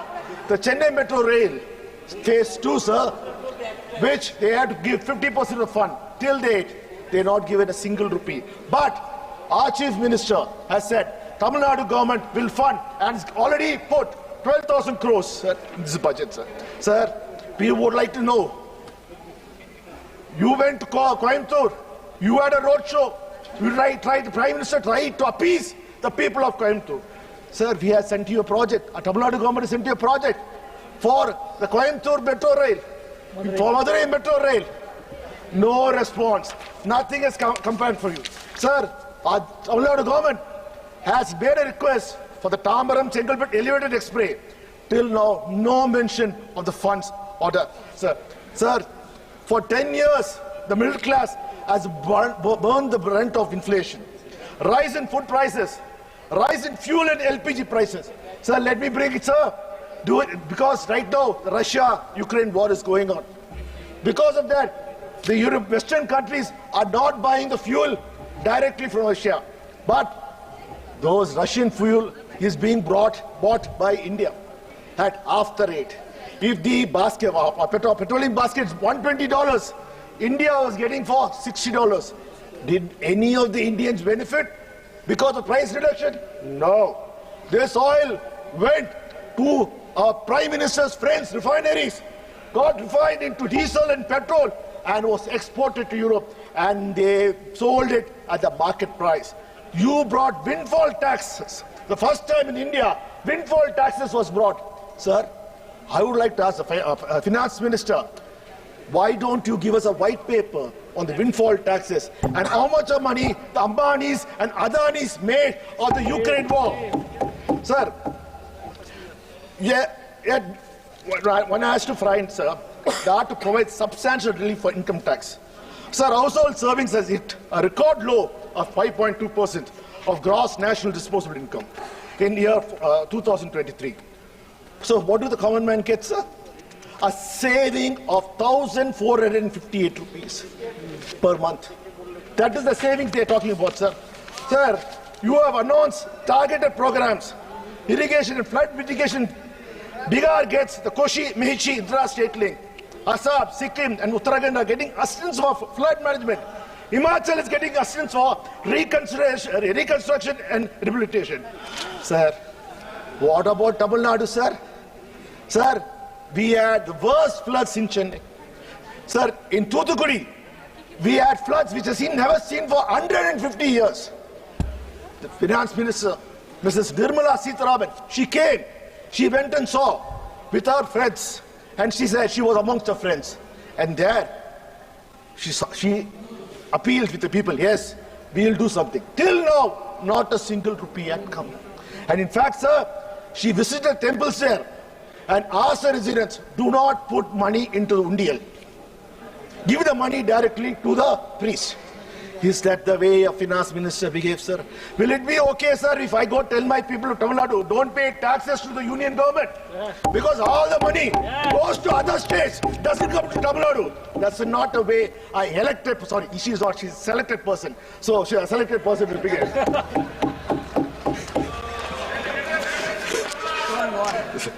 Tamil Nadu has raised requests and asked the floods. Our chief minister made multiple visits to meet the Prime Minister and made a demand for 37,000 crores as disaster relief. You know how much the union minister, the union government gave Tamil Nadu, sir? You will be surprised. You might even faint. The union government gave us only 276 crores so far. Yet it seems to be in balance. In announcing 11,500 crores to BR due to the political compulsions of this minority BJP government. Sir, when there was flood in Gujarat, the Prime Minister went there the very next day and announced a slew of support measures up to 1,000 crores immediately. But Tamil Nadu, after events, 7 months, there's no care. Sir, why is the union government singling out our state and denying our people our schemes they need? Sir, it is not enough that Tamil Nadu, you visit Tamil Nadu during elections and call us, sir, people of Tamil Nadu will never, ever forgive you for this betrayal. Sir, while I'm happy, sir, the BJP has finally taken a cue and following the footsteps of our Honorable Chief Minister, the Deputy Model Chief Minister, M.K. Stalin, sir, by copying his pioneering scheme. Sir, the scale that you have announced is unbecoming at the union. Sir, take for example, the skill development scheme, which the budget says. In the budget, the finance minister says it will train 20 lakh people in a year's time. But my Dravidian model chief minister, M.K. Stalin, is already introduced a scheme of training 15 lakh youths in a year. A state government is training 15 lakhs. A union government with all the resources, is only training 20 lakhs a year, sir. Sir, they've also taken a trademark revenue model scheme like the state-run hostels for women, the Tori hostels, that was implemented by our Chief Minister. So we welcome it. This should in fact be named as a Dravidian model, the hostels for the women throughout the country, sir. Because the credit goes to our Chief Minister who first implemented it in Tamil Nadu. Again, sir, another scheme, Non-Mudalvan scheme, which is now repacked as upskilling program. Even the India Alliance of ensuring apprenticeship and employment-linked incentive has been taken up, sir. Good for them. They're copying us, sir. But I need to remind, when the Congress manifesto announced this, what did Mrs. Nirmala Sitharaman said? It is unimplementable. What happened now? Probably, I think, sir, she thought it was not brought by Nehruji. Now, because, sir, the BJP has surprisingly managed to get very few votes in Tamil Nadu, sir. I feel bad for them, sir. In the previous 2019, they were competing with Nota. But this time, sir, Tamil Nadu people are given a little more. But, sir, the way this... But, sir, this time we got 40 out of 40. You got 0. Not a single seat could you win. Sir, you think people of Tamil Nadu will forgive you for this traitry? You're being so vicious against the people of Tamil Nadu. Sir, but for Andhra Pradesh, the South has been ignored. You announced a slew of schemes for your allies in Bihar and Andhra. But Tamil Nadu, Kerala, Telangana and Karnataka have been completely ignored. Sir, we have no issues, sir. Please, we want you to support Andhra Pradesh. We want you to support Bihar. We are not against it. But do not penalize others. Yes. Do not penalize other states. This reflects very poorly on you, sir. Sir, I thought Mrs. Nirmala Sitharaman was a very learned person. She has come out with a new policy, New East angle. Sir, yesterday I was scratching my head and wondering, what is the New East? The New East of India, Bihar comes, Andhra Pradesh comes, West Bengal doesn't come, sir, and Tamil Nadu is sharing border with Andhra Pradesh, and we don't come. So, whenever convenient, she is using it. Sir, there's a saying in Tamil, sir, Enakku vanda rattam, unakku vanda takkali chutney. That means if I get injured, blood comes for me, but if you do something, it's only a tomato chutney. Sir, I remember, sir, probably Mrs. Nirmala Sitharaman is suffering from selective amnesia or dementia. I do not know. In 2014, you had Chandrababu Naidu Garu as your alliance partner. We all know how badly he was treated.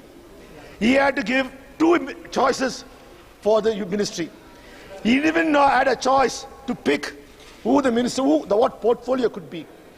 He had come for the swearing-in ceremony. Then alone he knew that one of his choice is going to become a minister, and that to the same civil aviation was given to them. That time, sir, the Chief Minister of Andhra Pradesh, Chandrababu Naidu Garu, wanted an appointment with the Prime Minister Modi. He had to wait 4 months. 4 months he had to wait to get an appointment with Modi. For what? Special status for Andhra Pradesh. What all you are giving now, he wanted 10 years back, but what did our Prime Minister do 2019, sir? He said, into a rally in Raja Mahendravaram, the PM said, the Polavaram project is an ATM for Chandrababu Naidu and his son. Sir, when he chooses you, you put a person down, but when you want to become a Prime Minister because of his help, the same ATM changes and becomes a very important machine for the country. ATM.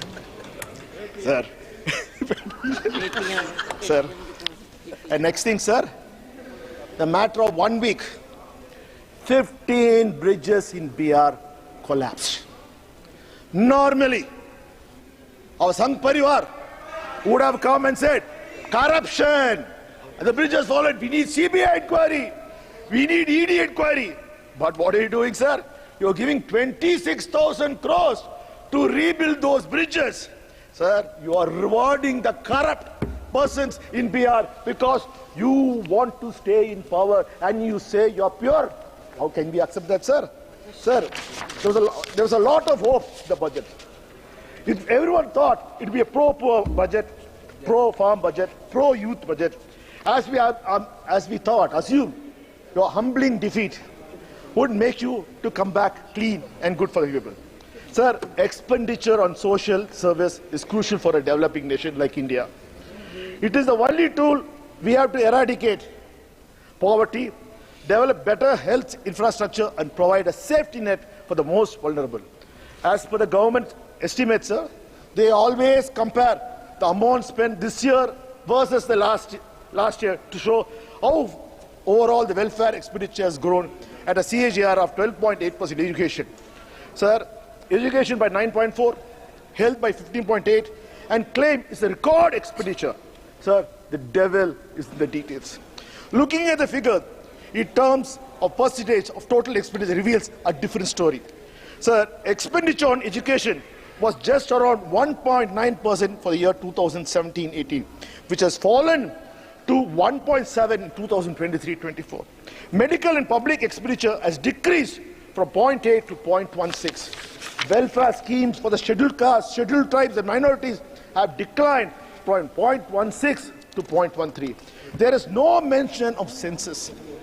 This is the fifth budget being presented without the census. This is the first government since independence that has failed to conduct a census even 3 years after the pandemic. Sir, you compare yourself with other countries. I'm going to become the fifth largest economy in the world.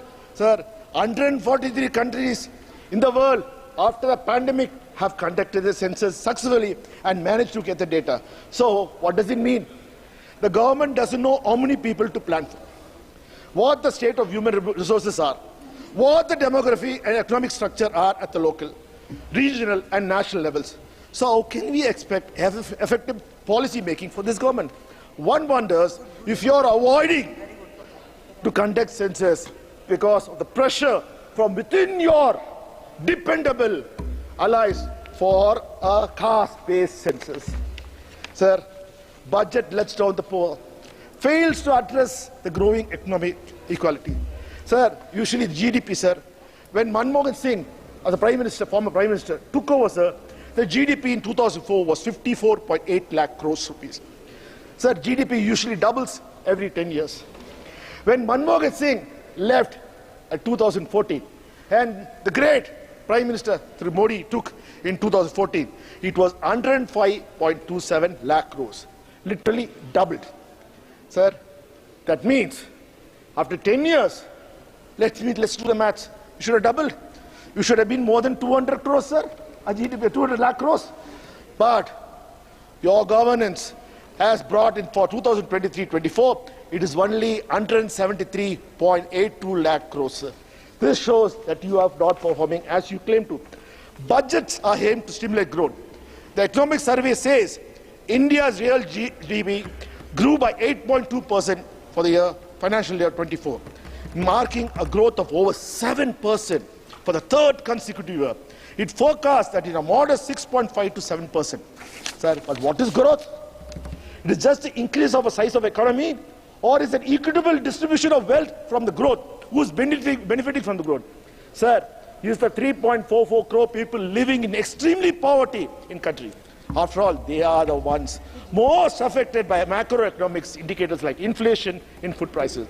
While headlines and core inflation have eased to 5.1% and 3.1% respectively, the consumer food price index remains high at 9.4% in June 2024. Economic inequality has widened significantly over the past under the BJP's crony capitalism government. The wealth of Indian billionaires has increased, that means Modi's friends, has increased by 35% in 2020 alone, while millions were pushed into poverty due to the pandemic. Reports indicates that 10% of the population holds 77% of the national wealth, highlighting a severe disparity in income distribution. There is another outstanding statistics with this as well. By 22-23, the top 10% of the country's population has 22.6% of all income and owned 40% of all the wealth in the country. Sir, this is worse than the colonial era. This is worse than the British Raj. This is how the BJP is taking our country to run. Sir, youth and employment data. So this is the elephant in the room. Despite promises to create 2 crore jobs annually, the reality been starkly different. The unemployment rate rose by 40 for 6.1 in 2018 to 17.8, sir. It peaked, sir. This was much before the pandemic. So we can't blame the global situation. Today the situation is worse. One side, the Ministry of Labour and Employment is saying that as per the latest available periodic labour force survey, reports that estimate unemployment rate on usual status of person of age 15 years and above was 4.2 in 2021, 4.1 in 22, and 3.2 in 23, respectively. Sir, but the data from the Centre for Monitoring Indian Economy, an independent think tank, says the unemployment rate was 8% in 2020-21, 5.9% in 21-22, and 7.3% in 2022-23. This which is far more believable on the ground reality. According to the CMI data, the unemployment rate in India stood at 9.2% in June 24. So a sharp increase from 7% in May 24. CMI Consumer Pyramid Household shows that the female unemployment reached 18.5%, exceeding the national average in June 24. This up from 15.1% the same period last year. At the same time, male unemployment stood at 7.8, slightly higher than 7.7 in June 2023. Sir, why the labour participation rate rose to 41.4% in June 2024 from 40% in May and up from 39% in June? The rural unemployment rate rose to 9.3 in June from 6.3 in May. The urban unemployment rate climbed from 8.6 to 8.9. The contrast sharply with figures of 2014, where the unemployment rate was 5.44 during the UPA regime. So the finance ministers have highlighted the BJP's 9 crucial priorities for transforming India into a developed country by 2047. The 9 priorities for generating ample opportunities for India is included: productivity and resilience in agriculture, employment and skilling, inclusive human resources development, social justice, urban development, energy security, infrastructure, innovation, research and development, and next generation reforms. So let us take one by one. Sir, productivity and resilience in agriculture. An inter-ministerial committee in April 2016 was set up in 2016 to lay out a roadmap to double farmers' income by 2022, as promised by the Prime Minister. They used 2012-2013 National Sample Survey